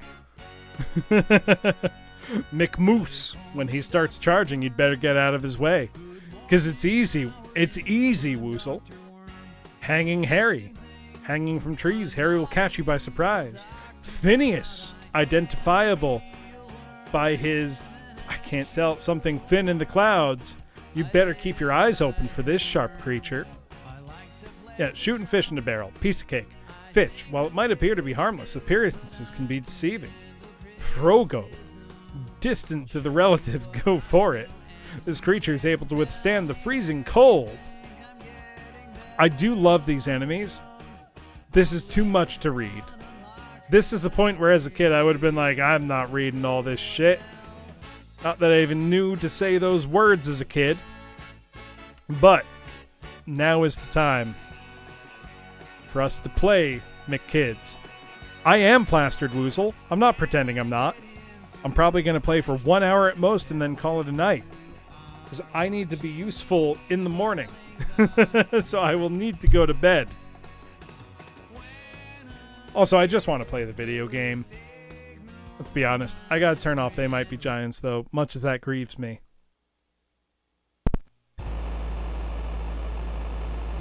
But here's McKids. There's Virgin Airlines. Advertising. MC Kids. Created by Darren Bartlett. That's too fast. I can't read that. Music's funky, though. Grooving 1 or 2 players. We're playing 1 player. We're lonely. What of it? Here's our story. We got cutscenes and everything. This is a high-quality video game. There's Mick and Mac. Look at them. Best friends. Ronald was showing off his magic bag at a picnic in the meadow when all of a sudden... What happened? What happened? Do I need to hit a button? I do.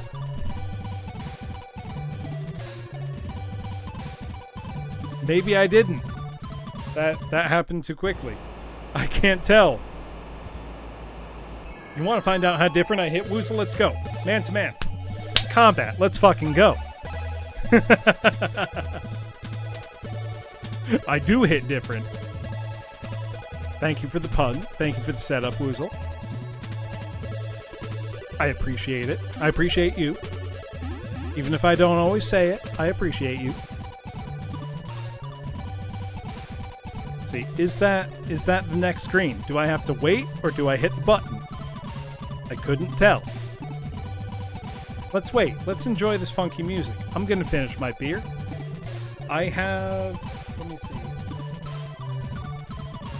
I have approximately 1 shot of Malort left. I'm not going to turn on the Soju Redeem because I'm not completely an idiot. Call back in a few drinks. I do have plenty of beers left. But we'll see. We'll see, you know. I might become capricious and turn them off. I do have at least 1 more Malort shot left, Gale. Okay, I do have to hit the A button. I thought it would turn the page of the book, but apparently you just go talk to Ronald. Help! Help! The Hamburglars run off with my magic bag. Please help us get it back. Weren't Mick and Mac just camping? Why did we wait till morning? We didn't turn the page of the book? This game's full of plot holes. 0 out of 10. Search the levels of my clubhouse and retrieve at least 4 of my puzzle cards. Fuck you, Ronald. Get them yourself. If you come back to my house with 4 cards, I'll show you how to get to Birdie's house. Why won't you show that? Why wouldn't you show us that? We're trying to help you and you won't show us? Piece of shit.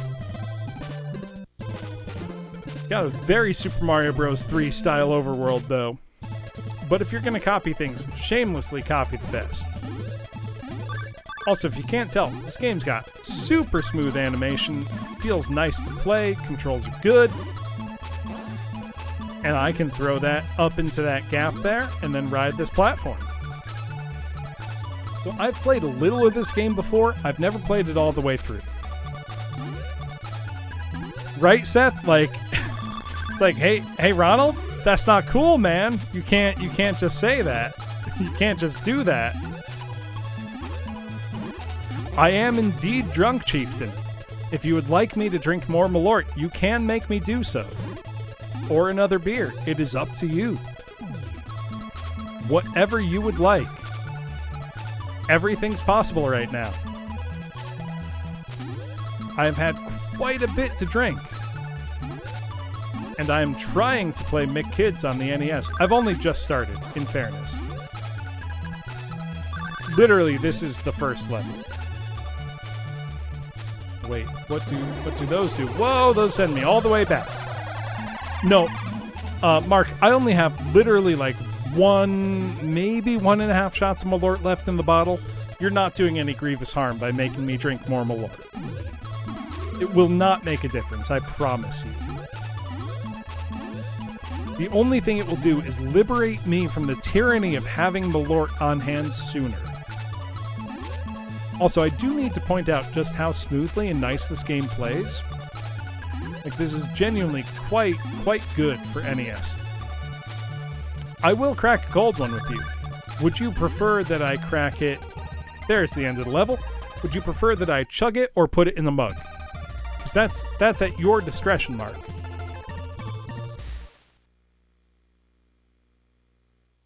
Mug it will do. Also, let's see. That's true. I mean, this isn't great beer either. This is it's just Rolling Rock. You know, it's a beer. Which is really all that can be said for it. Yeah, it's a shitload of ass. It's a fuckload of shit. What's a good AVGN line for me to try to say? Let me see. Let me look up AVGN classic lines. What were they thinking? What were they thinking, Chads? Rise up. How's it going, Vaughn? Let's see. Oh, I just had a fucking brain blast, everybody. I need to record a barbershop quartet version of the AVGN theme. Yeah. He's gonna take you back to the past, but in 4-part harmony. Yeah. To play the shitty games that suck ass, he'd rather have a buffalo. So I haven't bought that woozle because it doesn't look very good. But if you buy it for me, I'll play it. Take a diarrhea dump in his ear. He'd rather eat the rotten asshole of a roadkill skunk than drown it with beer. Is it free? Hold on, let me look up the ukulele chords. Give me one sec. You're gonna get... Let me see. Can I even play this? I'm real shit at ukulele, but if it's easy enough, I can play it. Give me a sec. Here's a ukulele. Can you hear it? Well, that was shit. There we go. That's a C major chord. I'm so fucking bad at this. Hold on. So what have I got? I've got an F chord. G sharp. How do I play G sharp? That's too complicated.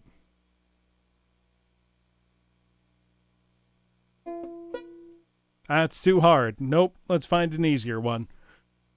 I'm real bad at ukulele, everybody. I apologize. That's easier.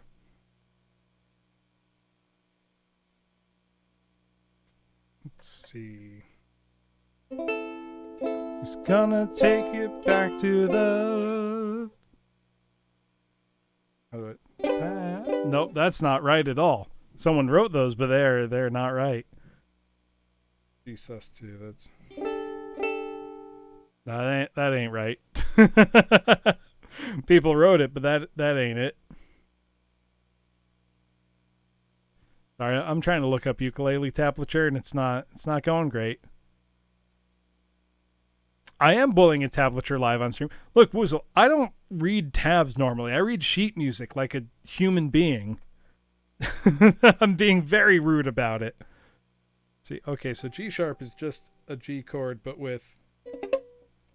I can't do that. My hand is too inexpert.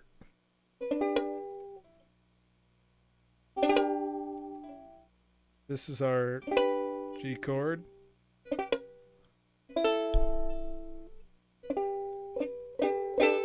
Good enough. Fuck it. Oh, this one doesn't even line it up.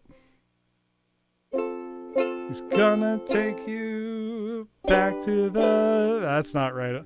Path to play the... None of this is right. This is all fucking terrible. I'll arrange it myself with blackjack and hookers. I didn't even put the fucking case for my ukulele. Hold on. There it is. I'm bad at ukulele, for the record. Hold on. Let me play something on ukulele that I can actually play so you don't think I'm an incompetent moron. You might still think I'm an incompetent moron after this, but slightly less so. See, here's the most generic, like, white boy ukulele song, like... Well, you done me, but you bet I felt it. I tried to be chill, but you're so hot that I melted. I fell right through the cracks, and I'm trying to get back before the cool dawn ran out, and I'll be giving it my bestest. Nothing's gonna stop me but divine intervention. I reckon it's again my turn to win some or learn some, but I won't hesitate no more. It's going bad, Mako. Cannot wait. I'm yours. You know what's bad? If I have to pull out a fucking ukulele, and I'm terrible at the ukulele. Well, open up your mind, see like me. Oh, these tabs are fucking terrible. Open up your mind, see like me. Me should arrive on the G chord, not before it. Open up your plans and damn, you're free. Free, look into your heart and you'll find love, love, love, love. Listen to the music of the morning, people dance and sing. We're just one big family. Shit. And it's our God-forsaken right to feel love, love, love, love, love. There's the D7 chord. So I will hesitate no more. It's fucking terrible. So, fun fact, class. I have done exactly one open mic night in my entire life. This was when I was living in South Korea. I was playing guitar. I had a classical guitar because the neck is broader than a normal guitar. And like the complete opposite of every other open mic night you've ever heard, I was absolute shit at playing the guitar, but I'm good at singing. So I was doing the two songs I did were House of the Rising Sun, which has quite easy guitar chords. And I was just strumming them basically, you know. There is a house in New Orleans they call the Rising Sun, and it's been the ruin of many a poor boy. So I sang that, and obviously, you know, when you get to the point where it's like, the only thing a gambler needs is a suitcase and a trunk. No one cares how bad you're strumming the guitar because they're listening and you're like, holy fuck, this guy's singing the blues. And the other thing, I was like, fuck it, I'm not even going to strum. And I just sang Danny Boy a cappella, and then people fucking bought me drinks all night. It was great. And I managed to flub my way through an open mic night without having to play guitar competently a single time. It was wonderful. I'm so bad at it. My left hand cannot understand how to make the right shapes for playing any sort of stringed instrument. I am a brass instrument player through and through. Give me a trombone, a euphonium, a tuba, a trumpet, a French horn, no problem. No, fuck using a guitar machine. If I'm going to do it, I'm going to do it right, and I'm going to fucking fail, Woozle. That's how I do it. That reminds... What other instruments do I have? Hold on. I have a lot of instruments within arm's reach. Let's see.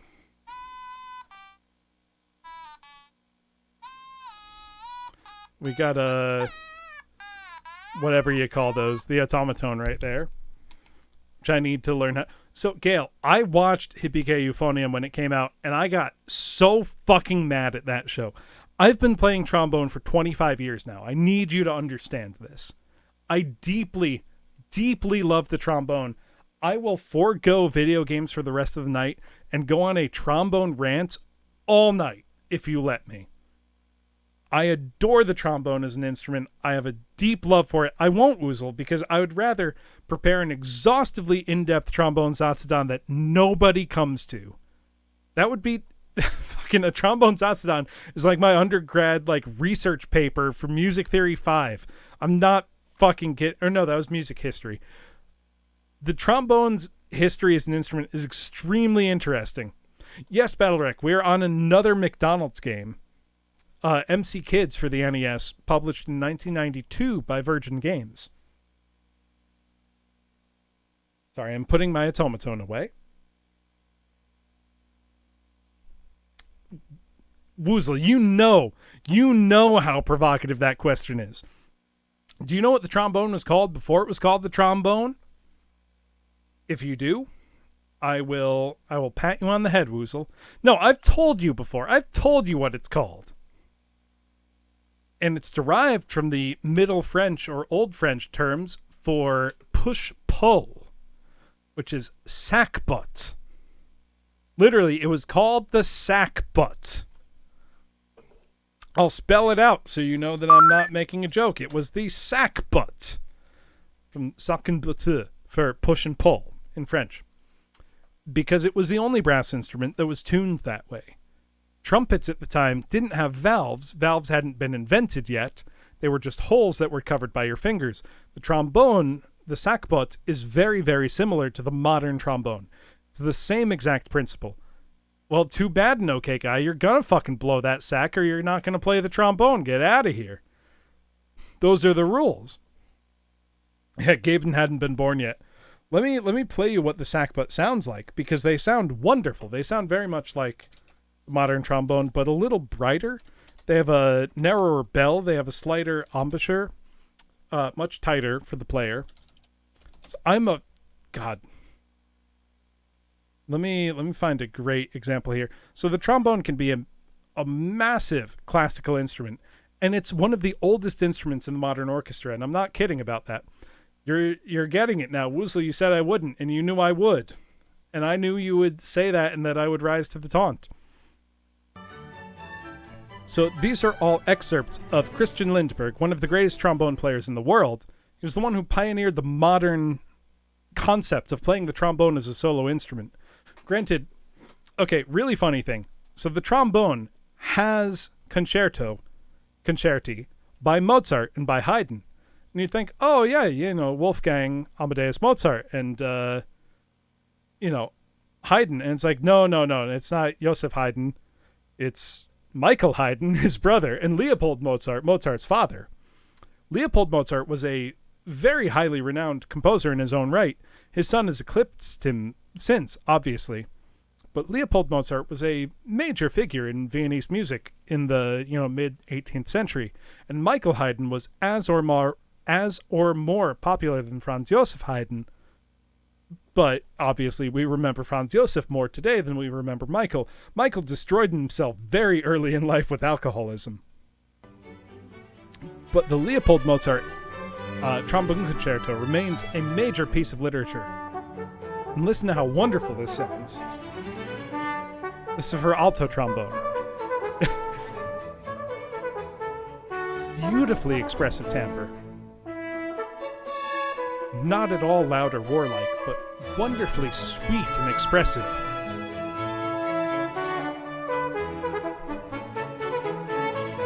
The trombone is the king of the brass instruments, and it's not just me that thinks that.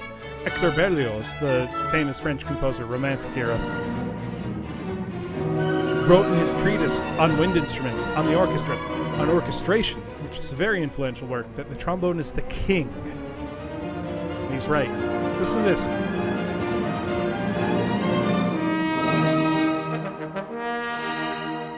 It's that wonderful sound here. Yep, the saxophone is not a brass instrument, Gale. It's a woodwind. Because the classification comes from what generates the sound rather than the material of the instrument itself. So being a reed instrument, the saxophone is much more a woodwind.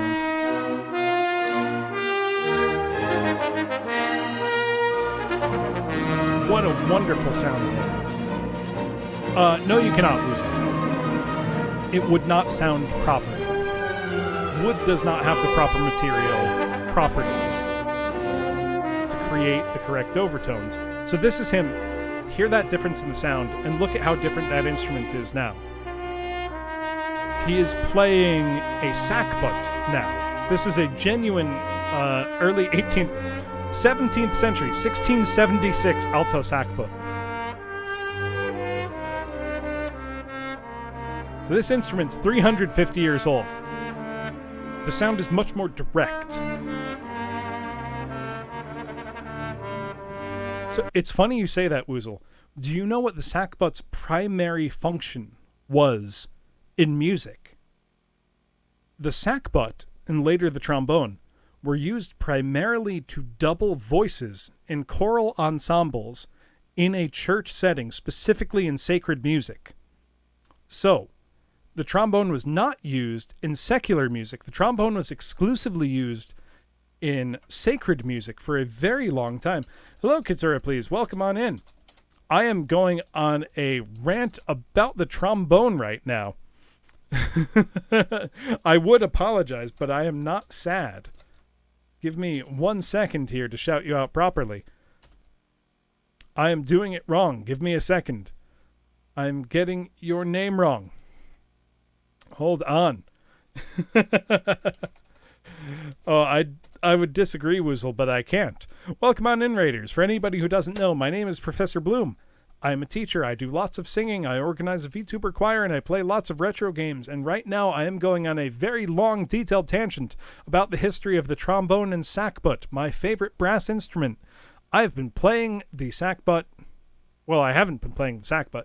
I've been playing the trombone for 25 years now. I love it deeply. It is part of my being as a human. I own 3 trombones. I used to own more.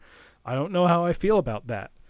Actually, I feel very good about that. What were you up to? What were you doing? Welcome on in. Yeah, no, it would sound terrible, Cyan Rats. Quite literally an okay guy. Oh, I'm losing too, Kitsura. Don't worry. I got my ass kicked by the first game I was playing tonight. I'm drunk now, and I'm getting my ass kicked by the second game I'm playing tonight. So you are not alone. Do not worry. We're going to listen to more of this wonderful sackbut, which is the medieval trombone. It's got a very silly name. Oh, the thing I was going to mention, as I forget, is that the trombone's role, the sackbut's role, in music was often to double voices in a sacred context. So music written for churches. The trombone and the sackbut, prior to that, was the closest sounding instrument to the human voice. So you can blend very easily the sound of a trombone with the sound of someone singing, especially male voices, which, keep in mind, in those days, church singers were exclusively men. So sopranos, the highest part, what we'd call the treble, were all sang by boys, not women, so young boys. You know, so if the hymn was something like, what's a popular church hymn, if you can name any? Like, abide with me. You know, that range, it was all sung by boys, you know, young, like prepubescent, before their voices changed so they were trebles. And then the 3 parts below it, the alto, tenor, bass, were all sung by men. No, not necessarily castrati, Gale. Castrati were a very particularly Italian thing. The rest of Europe found it very distasteful. That was pretty much exclusively Italian. The freaky thing is we have today a few recordings of the last castrati that we know of. He was an Italian man named Alessandro Moreschi. And it sounded very strange to our modern ears. Because basically a castrati was someone who was obviously castrated. A promising young boy singer was castrated prepubescently so that their voice would never change.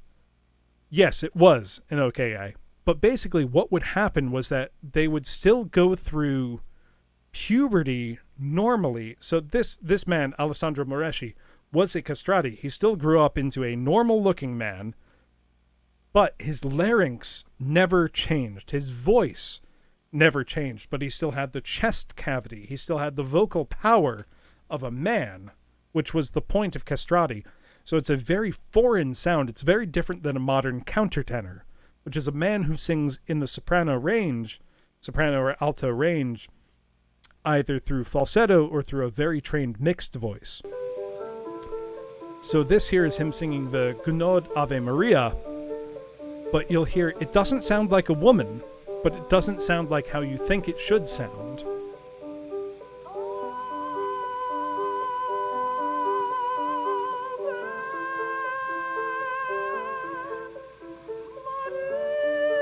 Now, it's also worth pointing out, he was decades past his vocal prime when he recorded this. He was not very far off from his death, maybe less than 10 years away from dying. And part of the difference in the sound is down to the musical style of the time, which was to be very expressive rather than to be technically correct. So you hear these big scoops like that.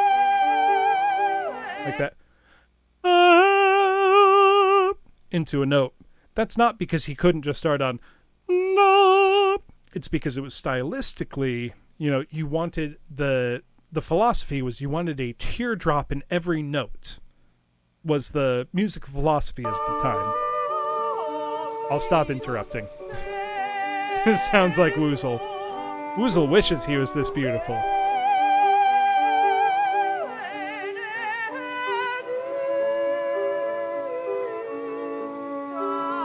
But it's a very strange, very haunting sound.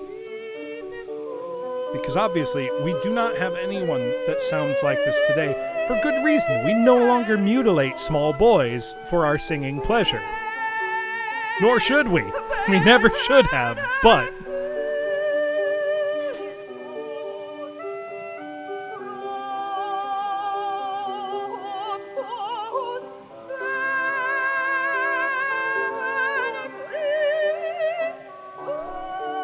music to eat rigatoni to. I am glad we have a historical record of what this sounded like. Because this was recorded in 1895, It's a very early recording.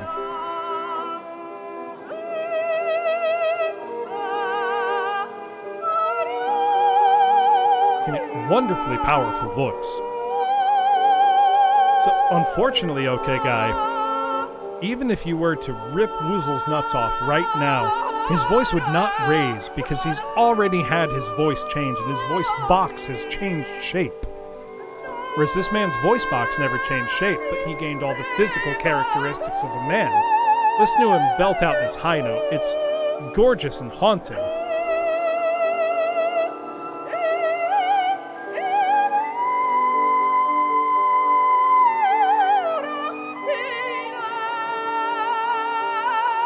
You just want that ferret sackless. You want him fixed.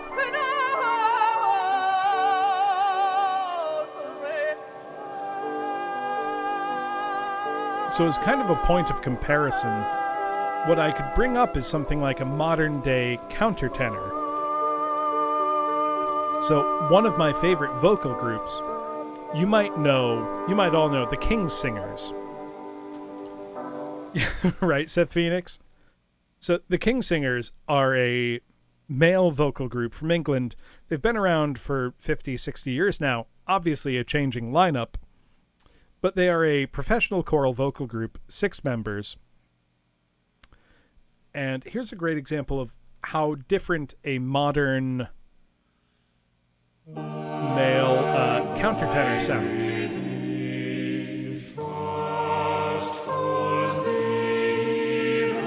So you hear that highest voice there.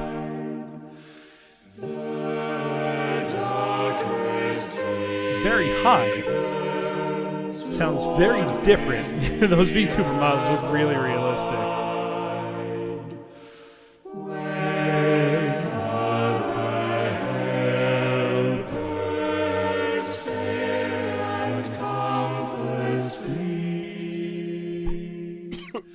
Excuse me. But you can kind of hear how their wigglies look a bit different.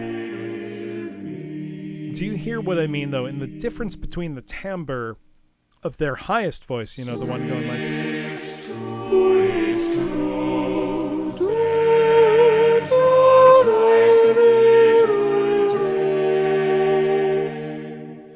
Sounds very different than the castrato we just listened to, even though the range is similar. That's because that's a man who did not have his testicles removed as a child, singing in his falsetto, in his head voice, with a lot of support from his full vocal apparatus, but it's physically very different to what a castrato would be doing. They also obviously sound absolutely beautiful. They're one of the best groups in the entire world. They're wonderful. I could geek out about and listen to them all day. One more thing I'm going to do, because I need to pee again. I need to pee so much tonight. That's the consequence of drinking 1, 2, 3, 4, 5, 6, 7, 8. Oh, we're on 8 beers now, plus however many shots. That's why I need to pee so much. Hello. Hey, thank you for the follow, Ashes Vowels. Very much appreciated. So, I'm going to put on something for you by a man named Tim Warwick. He is one of the best barbershop singers in the world right now. He is the tenor for the group Vocal Spectrum, but he records a lot of his own 4-part harmonies. Extremely wonderful singer. Let me put on... Let's see, what's a good one of his? I'm going to put on him singing the Suntones arrangement of Danny Boy, which I've recorded part of in the past. This is truly wonderful. Please enjoy this. I hope I don't get this VOD fucking nuked. It probably will be at this point. Oh, Danny boy, I'll be back in a moment. This is 4 of the same person, keep in mind. From glen to glen and down the mountainside, the summer's gone and all the roses falling. It's you must go and I must bide, But come ye back when summer's in the meadow, or when the valley's hushed and white with snow. It's I'll be here in sunshine or in shadow.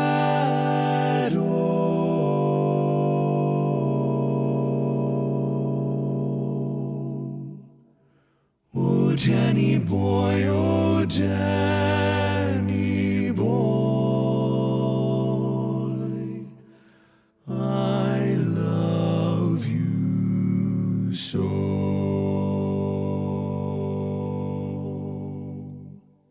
But when you come and all the flowers are dying, if I am dead, as dead I well may be, come and find the place where I am lying, and kneel and say an Ave there for me,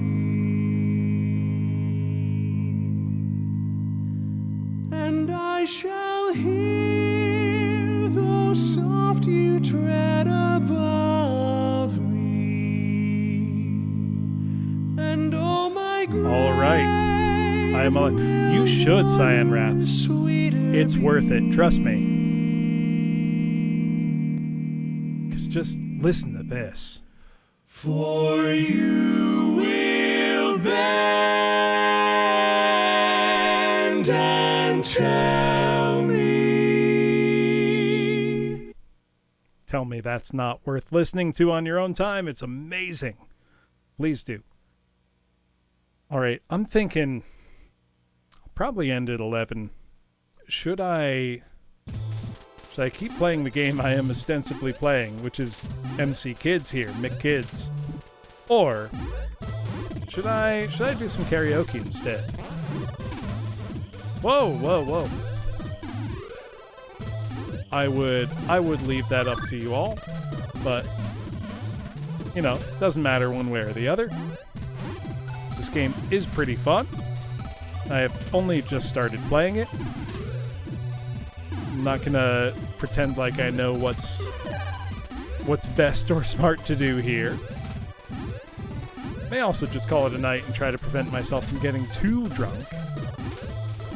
Really all up to whatever you would all like to see. Oh, okay. Oh, we can just jump through that stick thing. Doesn't look like we should, but there we go. Let's just play the... Oh, okay. Water kills you. we have learned. Let's just go for it. Let's just play the game for a while.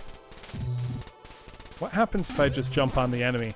I get hurt. It's blue water, as Ulalalia would say. It is blue water. How many of you know about Ulalalia, class? Please tell me you know Ulalalia. Proper internet legend, Ulalalia. If I'm being honest, I'm so proud of him. Like, he overcame it all. Fuck you, Woozle. You know. We have talked about this. You can't gaslight me that much just because I'm drunk. So, Gale, Ulalalia is a fairly notorious internet figure who, imagine if Chris Chan had, like, a good ending. Yeah, exactly, Hazmat. Like, Ulalalia was I think it was OCD. Like, he had crippling OCD. To the point where he could not look at mirrors, what he referred to specifically as blue water, which was water in video games that, Oh, Gale. I wouldn't go that far. But he was terrified of, like, deep water that was, you know, as he described it, like in a video game, blue water, where you couldn't see what was beneath you and would kill you instantly, like in, you know, Mario. Whereas in some games it was clear water where you could walk through it.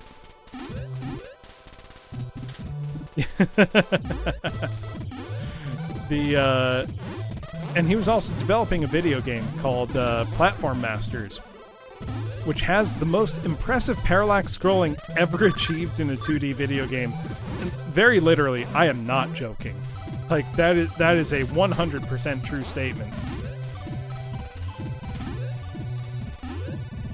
Unfortunately, it will never be finished, but he has essentially graduated to a normal person's life. Like, he is no longer afraid of deep water. He now enjoys fireworks. He's got a job. Like, he's living a normal person's life, and he's loving it. Like, it took him... He was the guy... Have you ever seen that infamous video of degreasing frozen pizzas to save calories? That was him. That was that guy. And he eventually overcame that to become essentially a normal, functioning, happy member of society. Like, he got the good ending of life. He is totally happy with his life. He wants for nothing. He works hard. He gets what he wants out of life. And it's inspiring. It's honestly inspiring. Also, he wrote a novel, and I bought it just to see how bad it was. He describes every single color in hexadecimal code. It's unbelievable. It's incredible. It's the best thing I've ever seen in my life. I don't know how to describe it. It's amazing. It's absolutely incredible. I've got to say, McKids is a good game. I have had too much to drink to be able to effectively play this game. So know what I'm going to do. Even though it no longer matters. Legend of the Elemental Masters, I think, Seth Phoenix. I believe that it's on Amazon. It used to be. I don't know if it still is. No, I wasn't thinking karaoke, Seth. I was thinking something much more important. I was thinking golf for NES. Which, granted, my score no longer matters. My score has actually been beaten now. Colum the Golem, another VTuber, beat my score. They got a -12. I am blown away. And they submitted video proof. But if you would still like to participate in the Beat Bloom Challenge, you can get yourself a trophy. Just submit your score under hashtag BeatBloom by October 10th or on October 10th, and you can get a trophy for whatever score you submit. Trust me, please do. Give it a try. NES Golf from 1984. It's a very fun game. I'm not gaslighting you. I promise you it is fun. Please give it a try.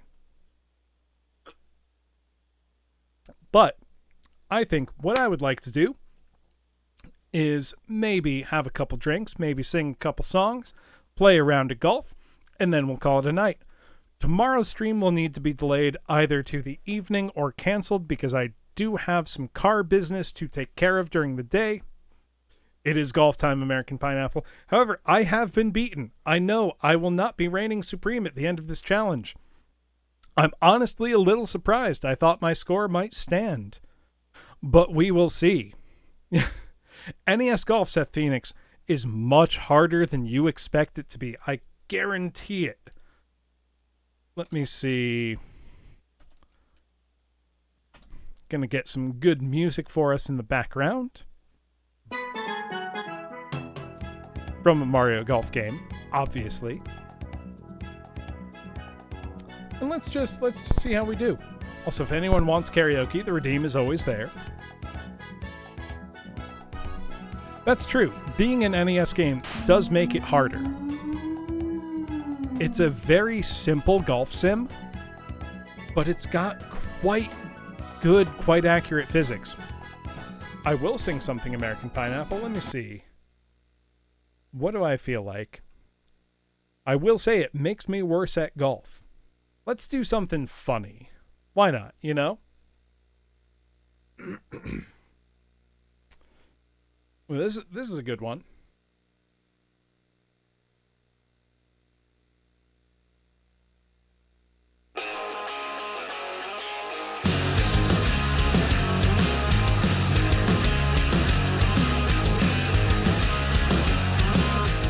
Don't want to be a Canadian idiot. Don't want to be some beer swilling hockey nut. And do I look like some frostbitten hose head? I never learned my alphabet from A to Z.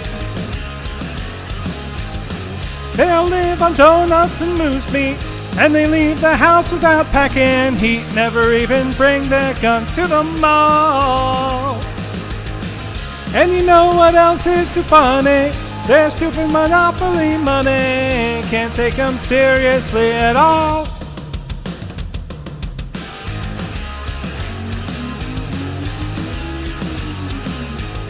Well, maple syrups and snow's what they export.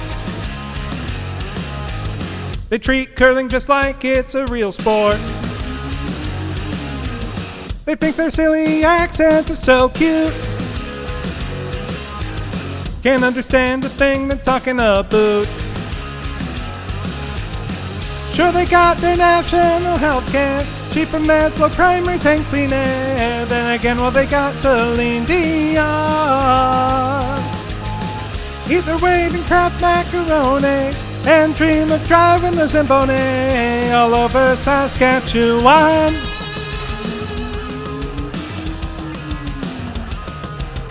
Don't want to be a Canadian idiot. Won't figure out the temperature in Celsius. See the map, they're hovering right above us. Tell you the truth, it makes me kind of nervous. Always hear the same kind of story.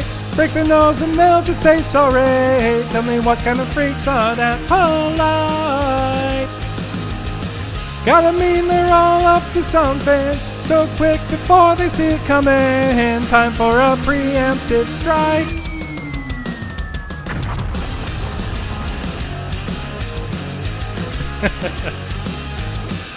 There we go. There's some Weird Al for you.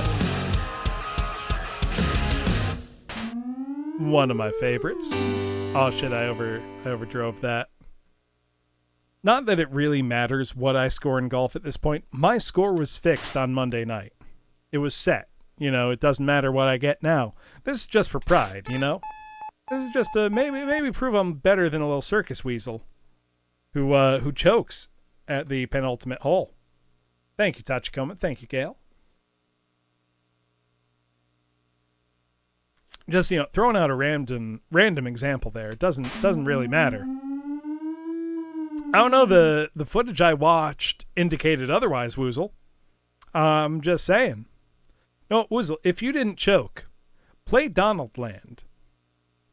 That's true. Plenty of people do want to choke him. You'll try. You can't. You know you can't. Oh, we got a tricky little... Oh, look at that. Look at that. Almost chipped in. Birdie try. Piece of cake. Piece of cake. There we go. It's really hard, American Pineapple. It's not an easy game. It's really challenging. Like, there's no shame in being bad at it, Woozle. You don't have to feel bad about it. You know, I was bad before I practiced. Oh, that's way too loud. Hold on. There we go. We just want. So you were above par is what you're saying. I was going to say subpar, but that's too generous.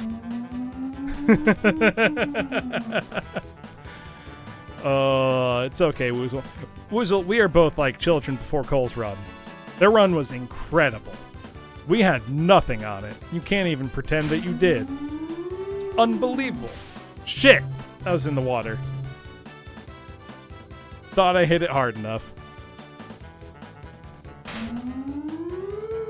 There we go. That first hole eagle, you knew it was going to be bad. Shit. I overshot it. This is also the drunkest I played this game, in my defense. That's not much of a defense. I'm doing bad. You know what? Fuck it.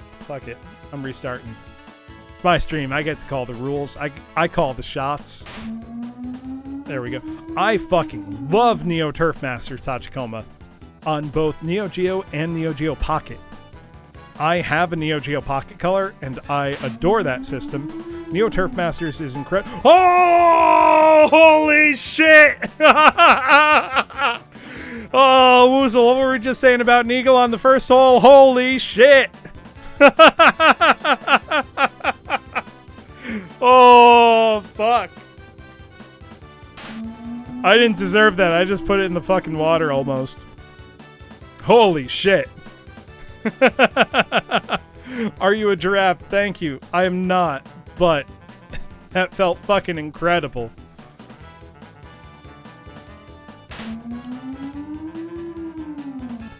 Oh, that was nice. That was a putt that would have been even better. Right? Fuck. I feel invincible now. That was amazing. I shouldn't. That's a false sense of security, but fuck. I missed that. Shit. Well, I just erased the benefit of that eagle. It still felt fucking unreal. Holy shit. Look, Woozle, you don't drink. If you drank this much and tried to golf, you would die. You'd be a dead little ferret. And that was a birdie. I don't feel bad about being -2 going into hole 4. Well, that's a nasty wind for hole 4. Get a little bit of slice, keep it in the fairway. Beautiful. No, one shot of Malort, you can handle that. Look, hold on. I have very little Malort left. That much alcohol would kill any ferret, that's true. I have very little Malort left. If anyone redeems Malort, I will finish the bottle. I'm gonna regret saying that. That's not OB! Fuck you, game! Fuck that. I'm mad. I'm forgoing that eagle on the first hole. What, can you not afford it, Woozle? Are you too poor? Did you redeem too many Malorts, perhaps? Your poor little boy. I'm just a poor boy. I have no Malort money. I'll take a birdie instead of an eagle. It's safer. An eagle on the first hole felt so good, though. 15 miles an hour, are you kidding me? Can't have nothing anymore. Ridiculous. I'll have another. Thank you, Gale. I will finish off this Malort. Give me but a moment.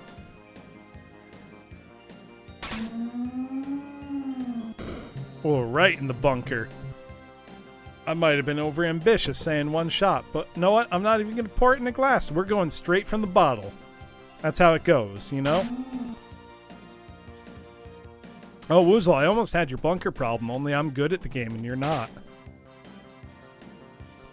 But then I missed the putt. My shit talk doesn't count for anything. I missed the putt. Okay, hold on. All right. Oh, 0 mile an hour wind. Let's go. Oh, that's too much slice.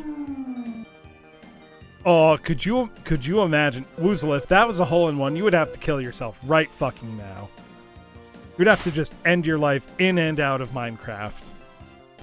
And then I missed the birdie putt because I'm a fuck up. Buffoonery. Can't befriend me with words I don't know. Don't make me put on. I will put on Gil music videos, even though they might get me bonked off of Twitch.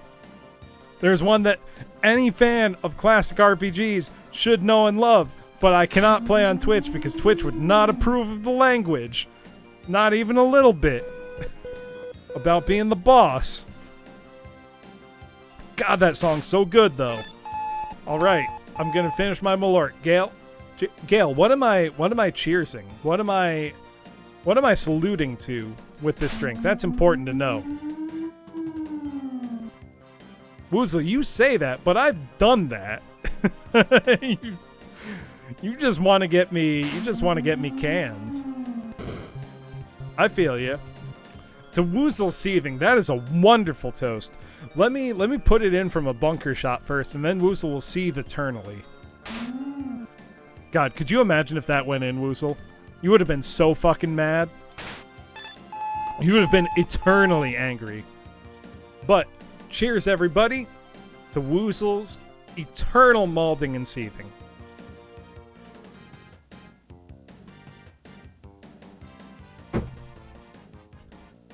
That is an empty bottle of Malort right there. And let me tell you, it don't taste good. Let me turn off that redeem for the foreseeable future. I gotta run a Malort subathon to afford more. Oh man. Oh. It's vile. Not embarrassingly yet, Hazmat. Just drunk. Embarrassment only comes after the fact. Wait, did that happen, Seth? Because I've watched lots and lots of the art streams.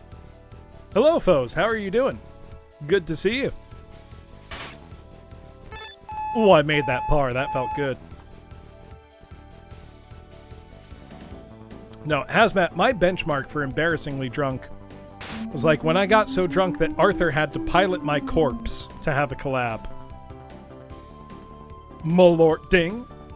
Yeah, exactly. I'll make it a drunkathon. Perfect idea. Oh, that was nice. It was nice. Yeah, it was fun rewatching it. I have no memory of it, Hazmat. None at all. Oh, I just missed that. That's okay. We can still get par. There's par. I'm not going to beat Cole's minus 12. I doubt. I doubt it. They were on fucking fire the whole time. But frankly, oh no, that's in the water. Fuck, that's OB. That's even worse. No, that was when that happened to me, Battle Wreck. That cannot have been. I know Congo is literally built different, but it still cannot have been good.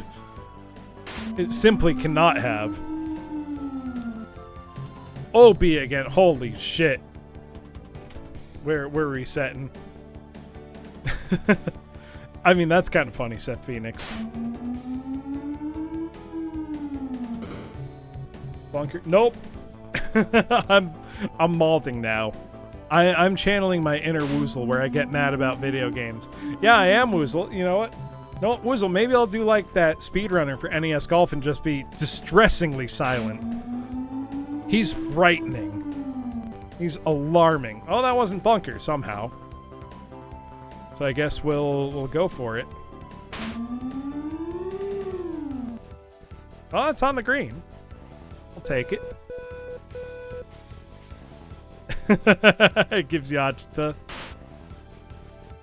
Oh, bullshit. Bullshit. I'm mad. I'm resetting. Also, hitting it perfectly like that, I know it might look like nothing. You should low tier God yourself now. No, it's fine. Oh, that was too far. That's out of bounds again. I promise I'm not bad at this game. That's too much slice. Oh, it was just right. That's fine. This game is so unbelievably stressful to run. I promise you. It's insane, American Pineapple. Oh, I did drink too much tonight, foes. Not too much. I've drunk enough tonight. Which is to say, quite a bit. If you couldn't tell by the motor mouth and slightly slurred speech. Trying not to slur, but that's not easy. Fuck. I'm in the water.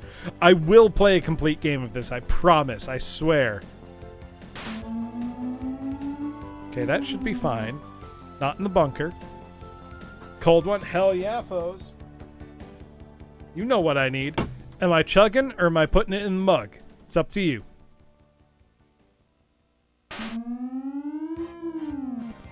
Well, that's okay.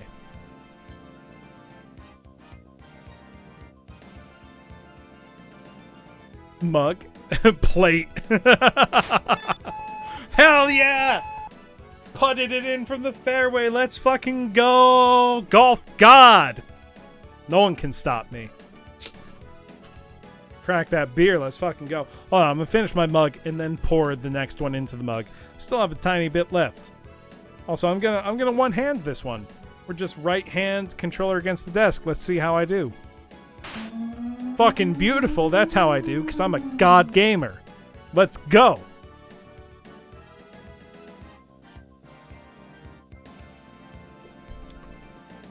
Saying god gamer while I already lost this challenge to somebody else. But that's fine. That doesn't matter. That's unimportant. All that matters, the true essence of the challenge is beat yourself. Be the best you can be.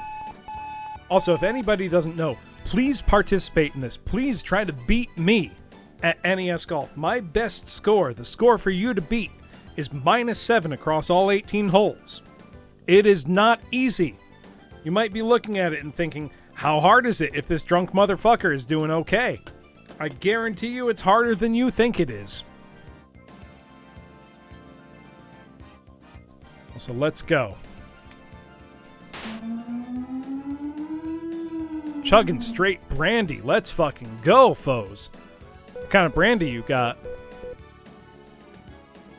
Where is the game? If you need help, if you're in my Discord, I can hook you up. If you're not, just shoot me a Discord DM, shoot me a Twitter DM. It's not hard to get a copy of NES Golf from 1984.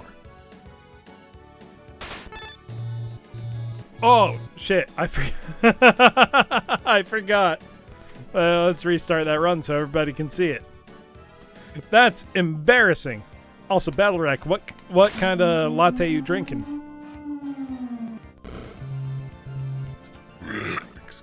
Excuse me, you get that. Oh, Zia. So, I have played 2 McDonald's games on stream tonight. One that I got filtered halfway through, one that I was too drunk to start. So you are just in time for me to maul about a golf video game. Also, Zia, I've got to say, if you would like a chance to beat me in competition, which I know you would like because you sure can't beat me in Scrabble, you want to give this game a try. I'm just saying. Lavasa beans, that's fine. So Zia, the competition is beat me in NES Golf, this game that you're seeing on screen right now. Beat me here. Oh, you absolutely have less of a chance in this. So my score that you need to beat is -7 across 18 holes. So far, exactly one person has beaten me, and I'm very surprised that they did. But wouldn't you like to? Wouldn't it be great if you did beat me in this? How good would you feel if you beat me in this? You know, beat me very literally at my own game. Because surely, if you beat me at a crusty old NES game, wouldn't you feel incredible? I'm just saying. Oh, I way overdrove that. Thankfully not out of bounds. I didn't mean to do a super shot. There we go. Hello, Backsack. Konbawa Kusuji. Gigi, welcome. How are you tonight? Why am I like this? Because I am drunk and being hyper-competitive right now, Zia. It's a good or bad combo, depending on your point of view. It's quite fun, from my perspective.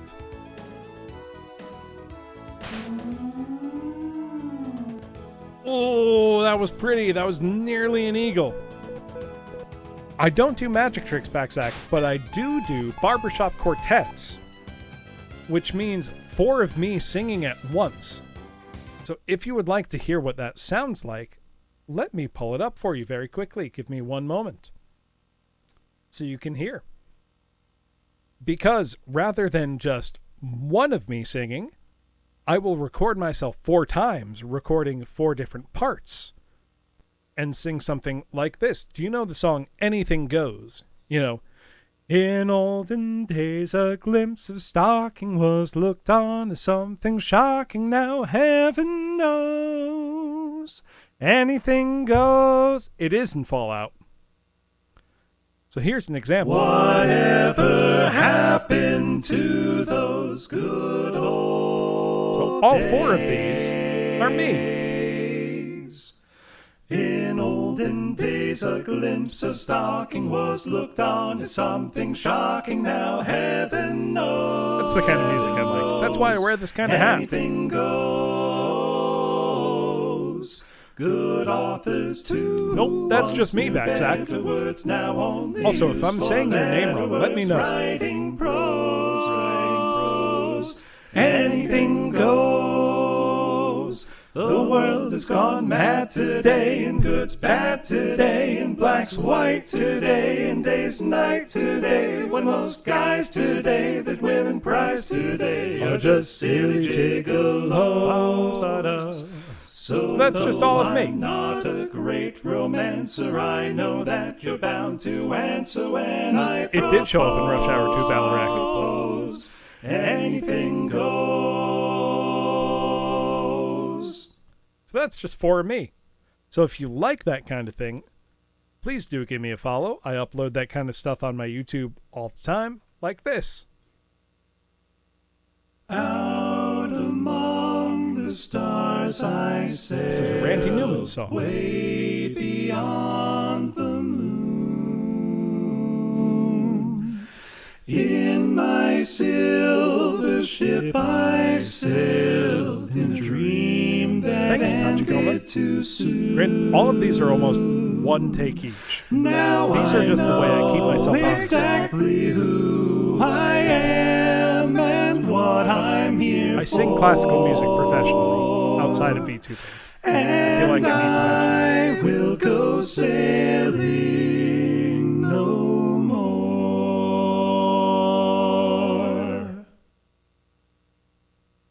So, if you like that kind of thing, give me a follow.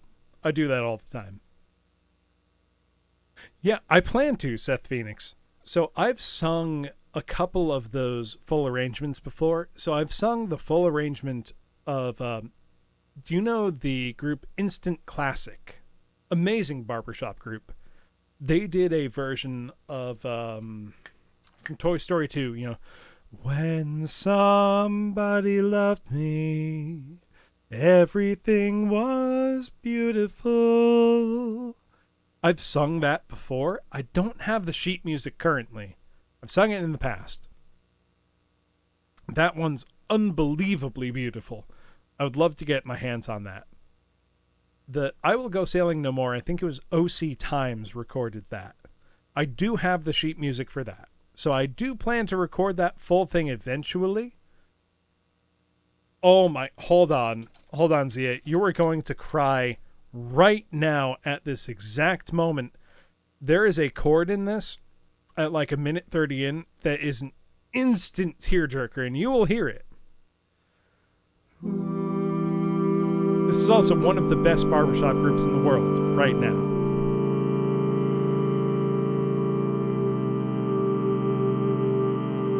Just really crank it up. Put on headphones if you have them. When somebody loved me, everything was beautiful. Every hour we spent together lives within my heart. And when she was sad, I was there to dry her When you get to the chord on the word lonely, and when she that's was happy, so was I.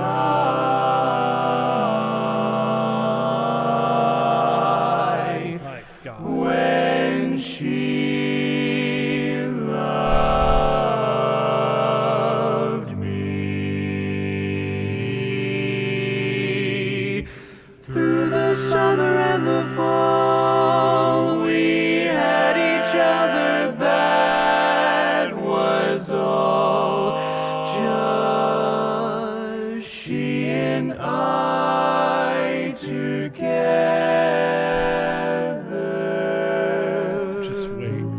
The chord that's about to come up, Zia, on the word lonely, fuck, it literally makes me cry every single time, and I'm not exaggerating. I'm going to fucking cry right now. And when she was lonely,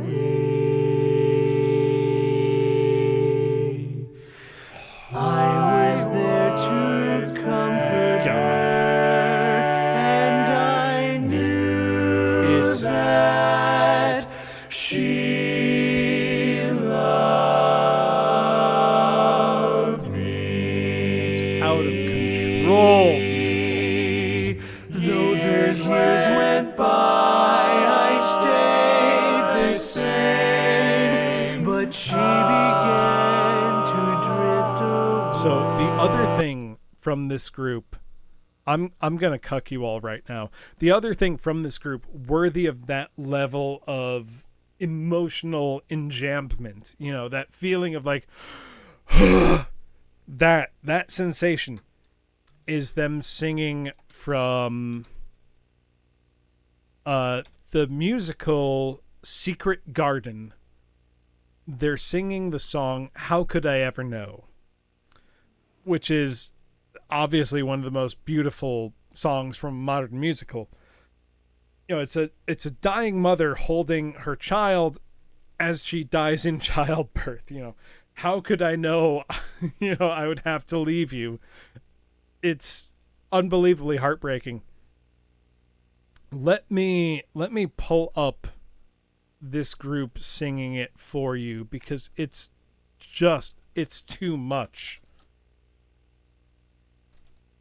It's the same group. It's from the musical Secret Garden.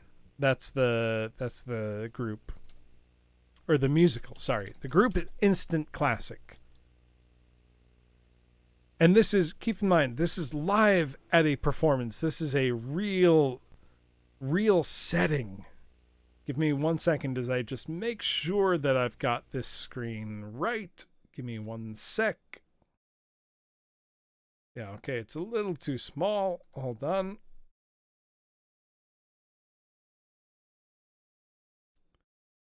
There we go. Okay.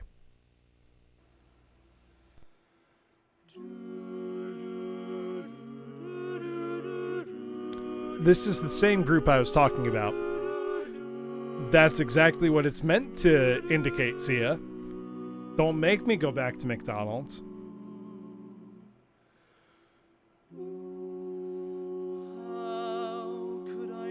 Let's turn this up.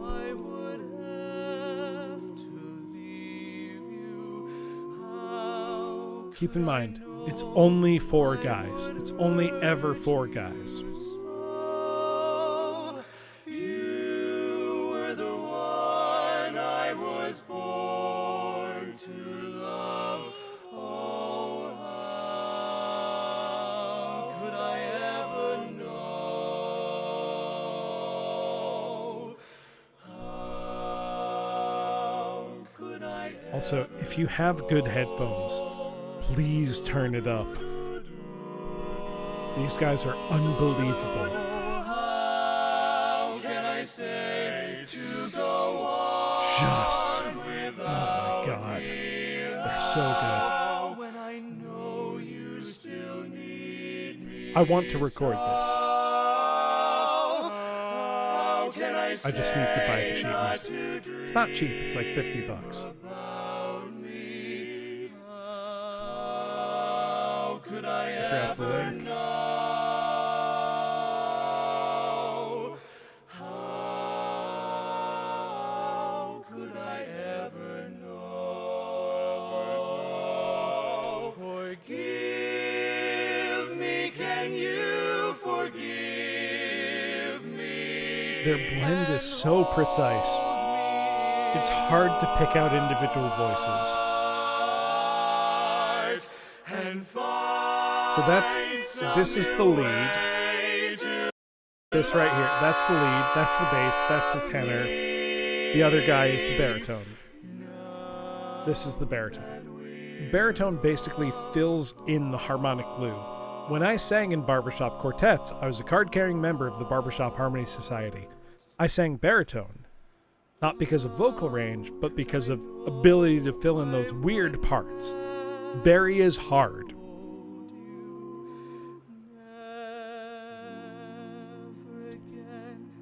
I don't know enough back, Zach. I don't know who that is. But oh, sure as you breathe, I Turn it up in your headphones right here, because holy shit.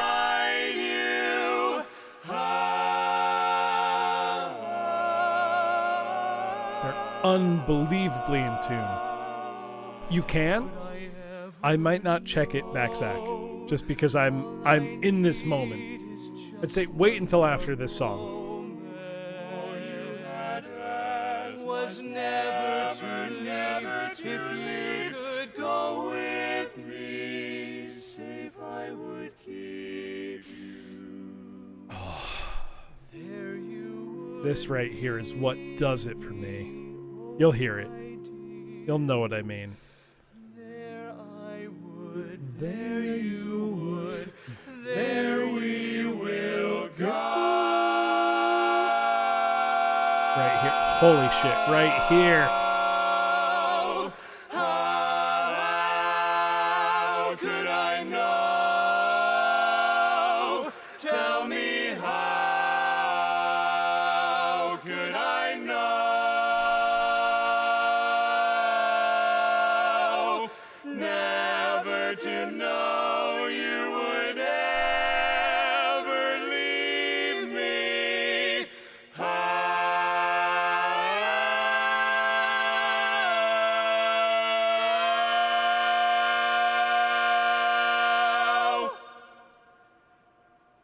could I ever? That moment right there.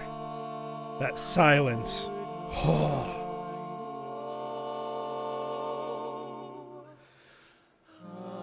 You can hear. They're barely keeping it together. They're barely not crying at this moment.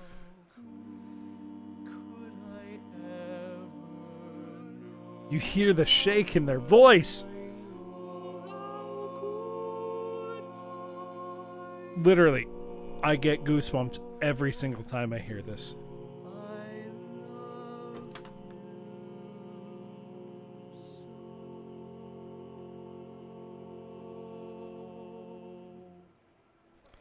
Another unbelievable example of that is a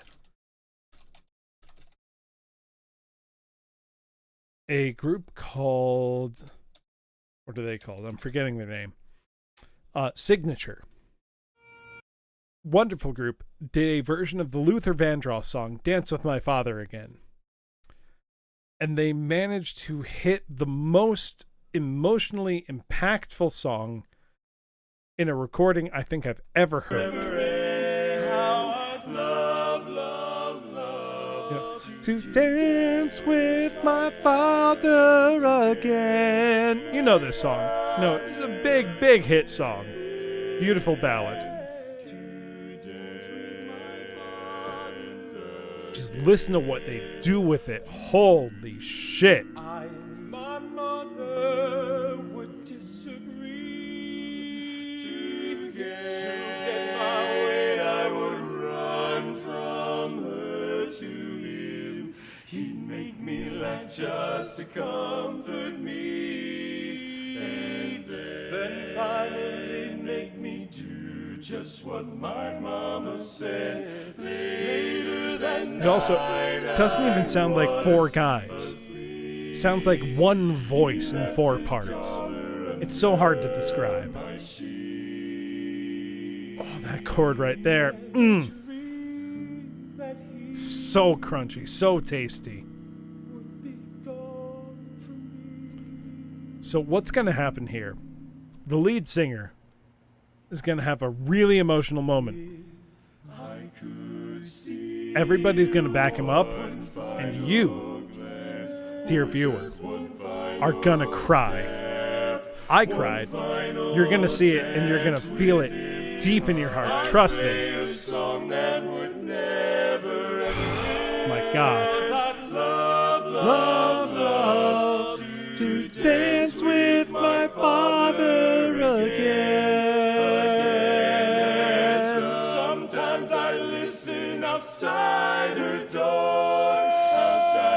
I hear how my mother cried for him. I pray for her even more than this me. right here, coming up right here. I prayed for her even more than me. More than me. I know I'm praying for much too much, but could you send back? You can see there are tears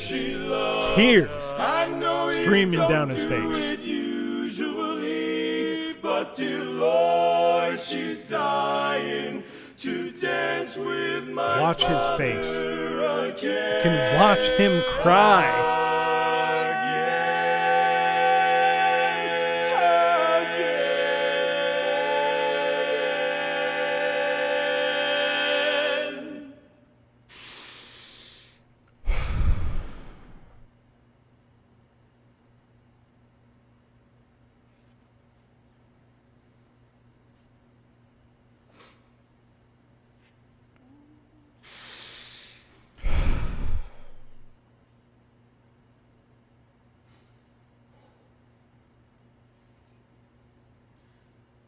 Every night I fall asleep,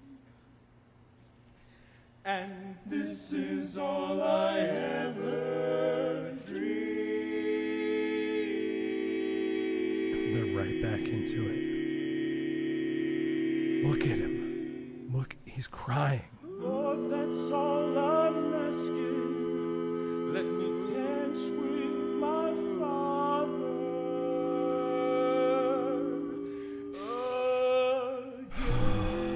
My God.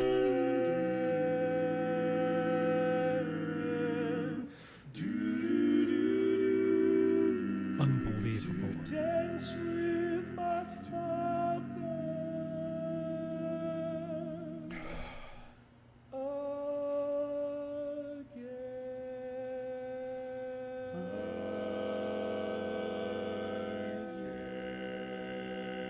Listen to that bass right there.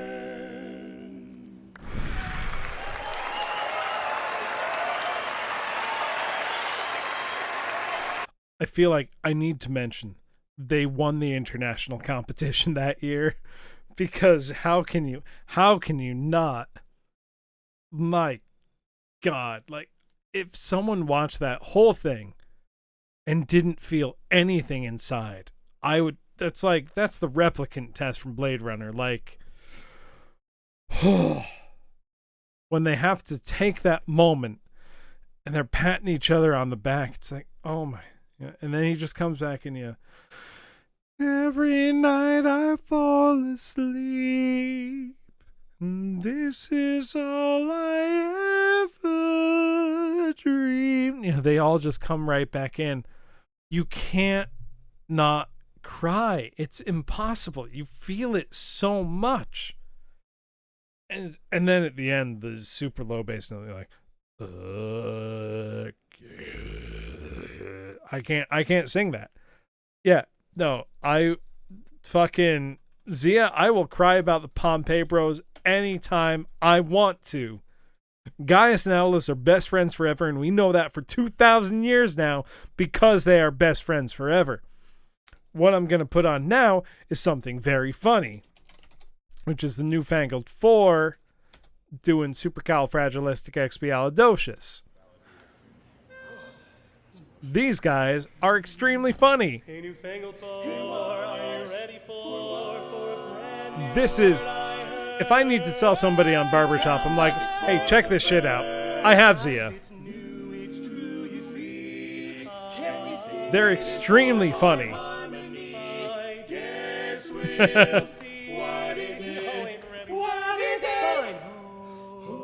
These guys are great.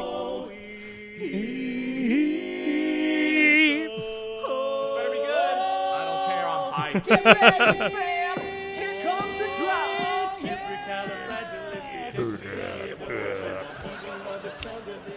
Dubstep drop is a good touch. Oh, it sounds precocious. Supercalifragilisticexpialidocious. Hum-diddle-lie, hum-diddle-lie. And stuff is frankly quite absurd. Linking lexicons to find the perfect word. A little spontaneity will really make your day, so Joey Bus will sing it. These guys are so good. Also, the captions are fucking on point.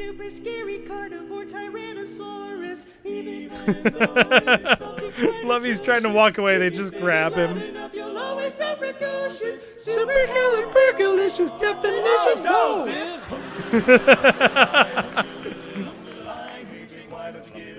Sure, my dudes, now I'm your guy. Now Gandhi fast lasted so long that his frame was rather frail. And when he eat the strangest foods, his breath was often stale. He walked barefoot so hard and bottoms were his diagnosis. Supercalifragilisticexpialitosis.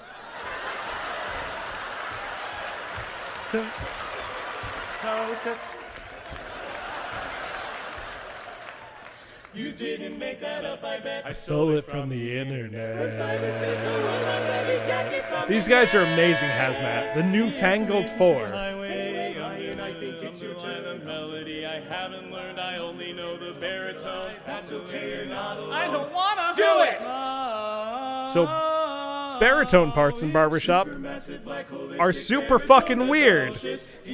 I used to sing baritone. If you lead things out enough, then no one else will notice. Super mega califragilisticexpialitosis. Who wrote this awful chart for you? It's Anthony Bartholomew. One of the judges that year. As context. Hey guys, this isn't going just exactly how I planned. What do you think we should do, my redhead friend Jackson? Let's ask the audience to see if they can pronounce it. I bet they think they can, but we all know they're full of sharpness. 1, 2, 3, it's... Hey, not bad, you did so rad, you said the word, we knew it. Let's shift it to the judges now to see if they can do it. No, too late, you blew it, you blew it. Right to the judges. You blew it. The whole dang word. It's supercalifragilistic. It's artistic and linguistic. Supercalifragilistic. Nothing else rhymes with istic. Supercalifragilistic. Expialitosis. Here we said it, guys. Supercalifragilistic. Not atrocious.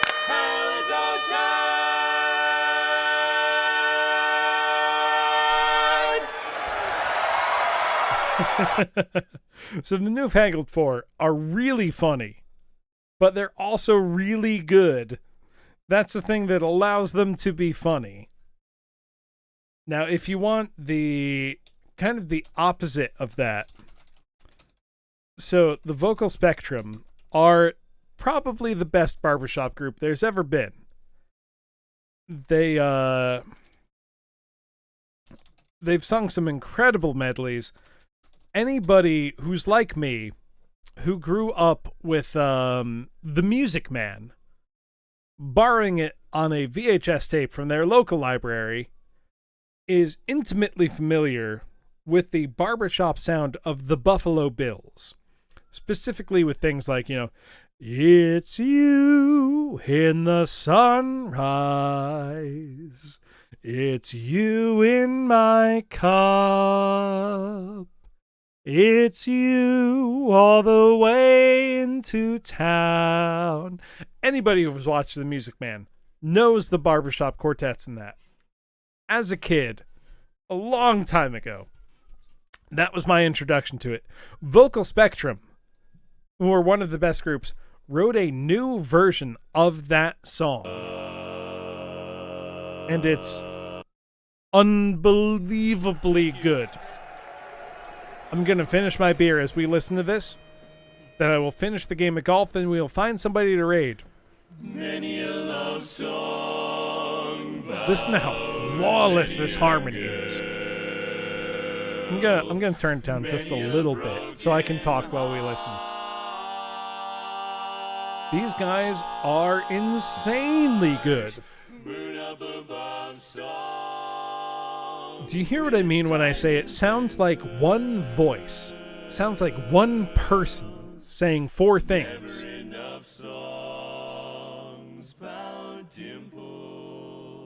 And curls.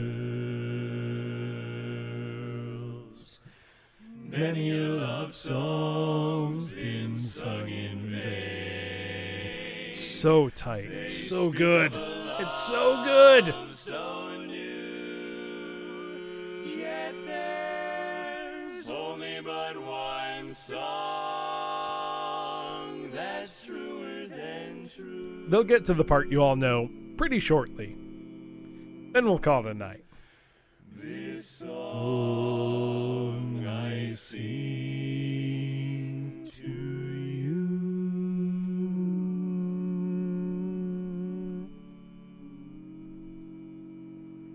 I've recorded this part before, I want to point out. It's you in the sunrise. It's you in my cup. It's you all the way into town.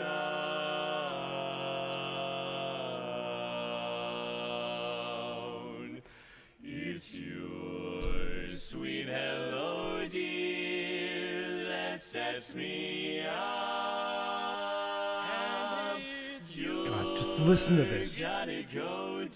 Inhumanly perfect. That gets me down. I can't help it, Zia. If I tried not to move, I would fail. Especially with songs I've sung before. All of my dreams Still once more the morning breaks through. Impossible not to sing along and move, Zia. I might try to finish the golf game, Tachikoma. We'll see. It's you, only you. Here's where it really pops off.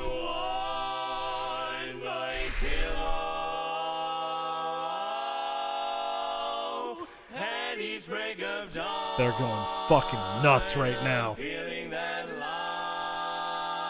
life can go on.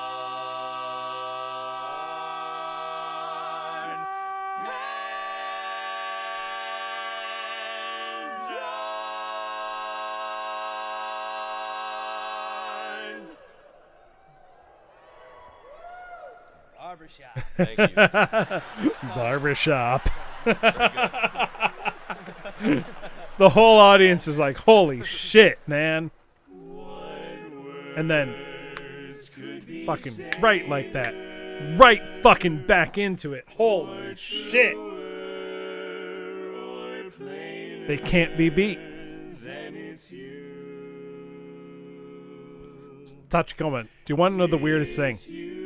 This isn't even close to their most insane ending to a song. It's just... None could be plainer or truer than true. I'm gonna pull up one more while we golf. I'm gonna golf, I promise.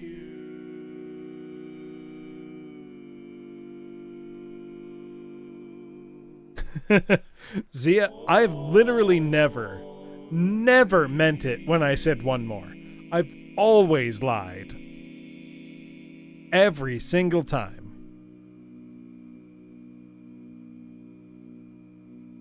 Whoops.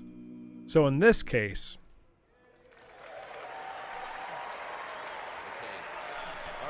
They made... No, they've been going for almost 20 years now, Tachikoma.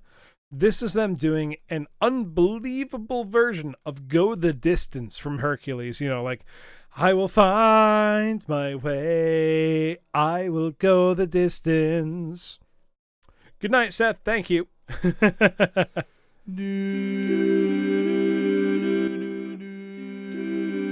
So this is them doing Go the Distance. There's no video, so I'll just play golf while we listen. Because it's unbelievable. Of a far-off place where great warm welcome will be waiting for me, where the crowd will cheer when I see my face, and a voice keeps saying, this is where I'm meant to be.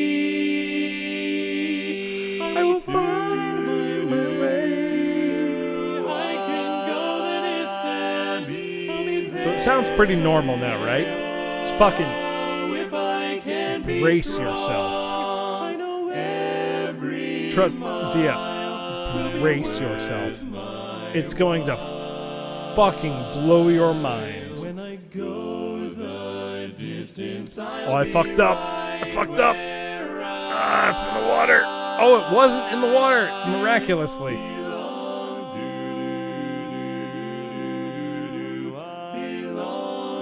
I almost fucked up, but I didn't.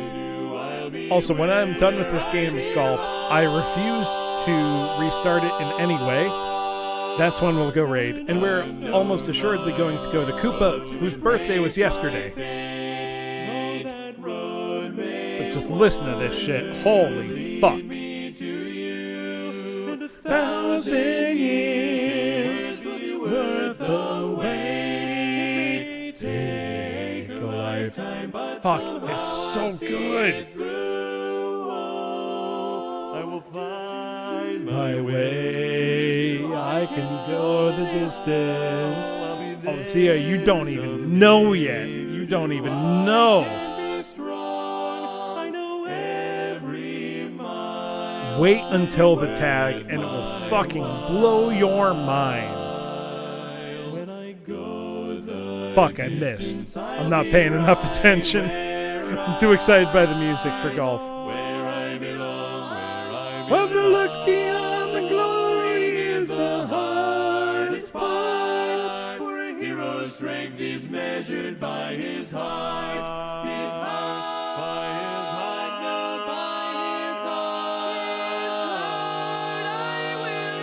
I'll beat the odds, and maybe I can go the distance. Before the world, and I'll be fearless, proud, and strong. I will please my God. Just you wait, Zia. I can go the distance till I find my hero's welcome right. I'll find it where, right there where I belong. Listen to how long he holds this fucking note.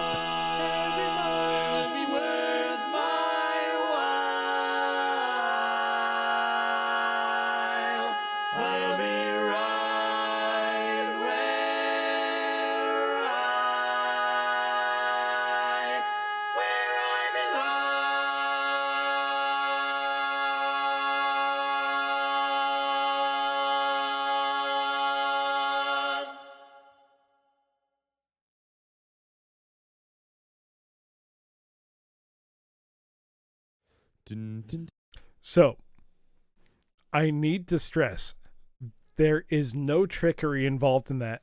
Tim Warwick is just a fucking crazy person who can hold a note for 30 seconds or more of a similar kind of equivalent. This is a group called the Ringmasters singing a medley of Hunchback of Notre Dame. Very nearly as good as what you just heard. I mean, I gotta finish this golf game, right, Zia? No tricks. Literally, it's just 4 guys.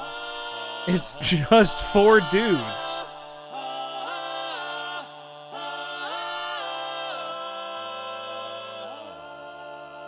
That is the start of Hellfire. I've sung Hellfire a lot in karaoke, actually.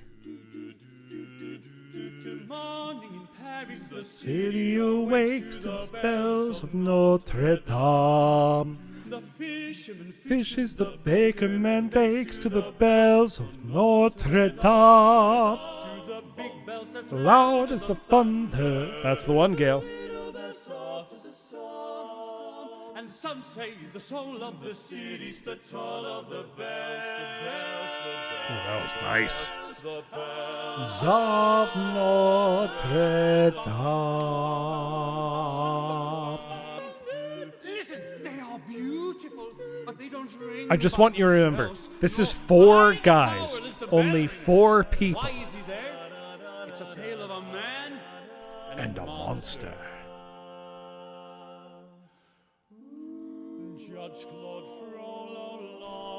Put the world of vice and sin, but he felt fear for his soul, and took in this young child, deformed from birth, calling him Quasimodo. Dies irae, dies illa. I must keep him locked away when no one else can see. No one will behold him. Even this foul creature, may it prove one day to be of use to me, evil man. Now here is a riddle to guess if you can. Sing the bells of Notre Dame. Bullshit, I thought I would make that hit. Who is the monster and who is the man?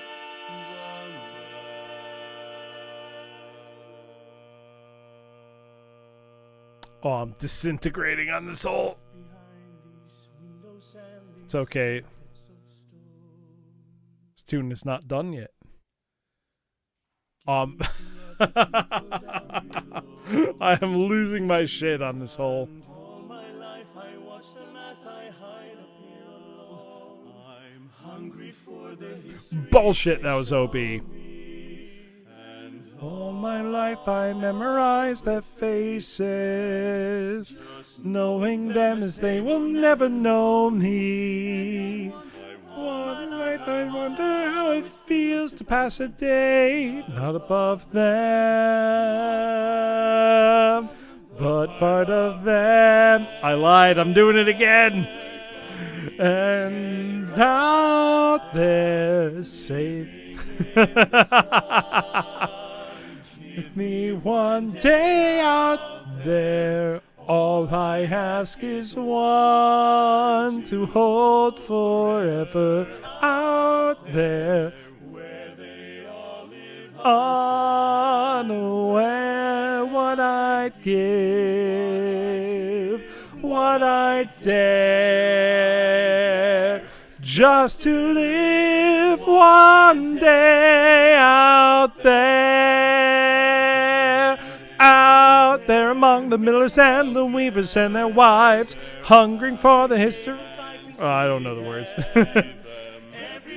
Shout and scold and go about their lives, heedless of the gift it is to be them. If I were in their skin, I'd treasure every instant out there, saving. I'm fucking up.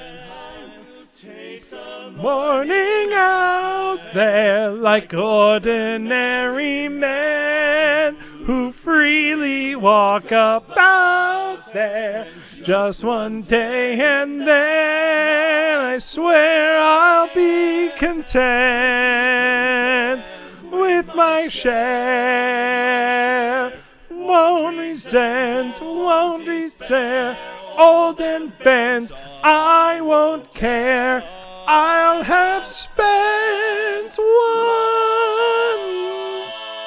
day. Fucking listen to him right here. Just fucking get ready.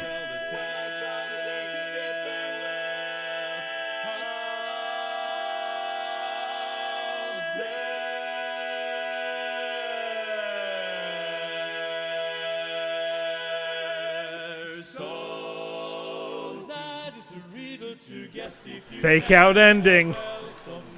Unbelievable fake out ending. What makes a monster and what makes a man? What makes a man? Get fucking ready right now. That's what I'm telling you. Bells, bells, bells of Notre Dame. Oh, I was almost a hole in one. Look at that.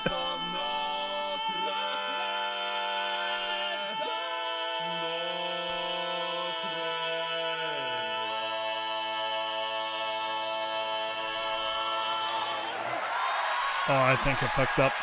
You know what? Oh no, I somehow didn't get the out of bounds there.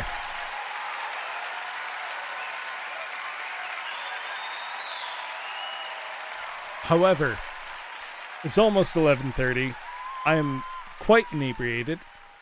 What I would like to do is call it a night. However, I feel like I do need to no, fuck it. I don't need to complete this game of golf. Hang, shang-a-lang, man. That's that ring. There's no rules. We don't need a coach reacting. There's no rules. We're done. We're done for the night. I am inebriated. We are toast. We're done having anything for the night. Thank you for all coming. I know what we're going to do. Give me 1 second. Let me make sure she is still online. Thank you, Zia. It made my night too. Anytime that I get a chance to go nuts about barbershop music or music in general, I failed completely to play McKids on NES. Thank you so much, Tachikomakura. I really appreciate it. I'm glad it's been worth it. Honestly, this is not far off from what I normally do. But what we are going to do tonight, we are going to go raid Koopa, who she is right now celebrating her birthday. It is no exaggeration to say that Koopa is the reason I'm aware that indie VTubers exist. She is the first indie VTuber I ever saw. She's part of the reason I decided, hey, maybe I can do this VTubing thing myself. And she is celebrating her birthday right now with the Jackbox suite of games. Let us go wish her a happy birthday. Let us happy birthday raid into Koopa. Use whatever emotes you would like. That is what I will use. So just go with a happy birthday raid one way or another, however you would like. But let us wish Koopa a happy birthday. So thank you all for coming. Tomorrow's stream will either be delayed until the evening or canceled entirely because I am currently in the market for a new car and I do have an appointment to get my current car evaluated at 11 tomorrow, which means that I need to push back tomorrow's stream either until the evening or canceled. I will tweet about it tomorrow morning. Thank you all for coming, and I will see you all in the coming week. Thank you, and have a great night. Good night, everybody, and let us go raid into Miss Koopa Fortuna. Good night, everybody.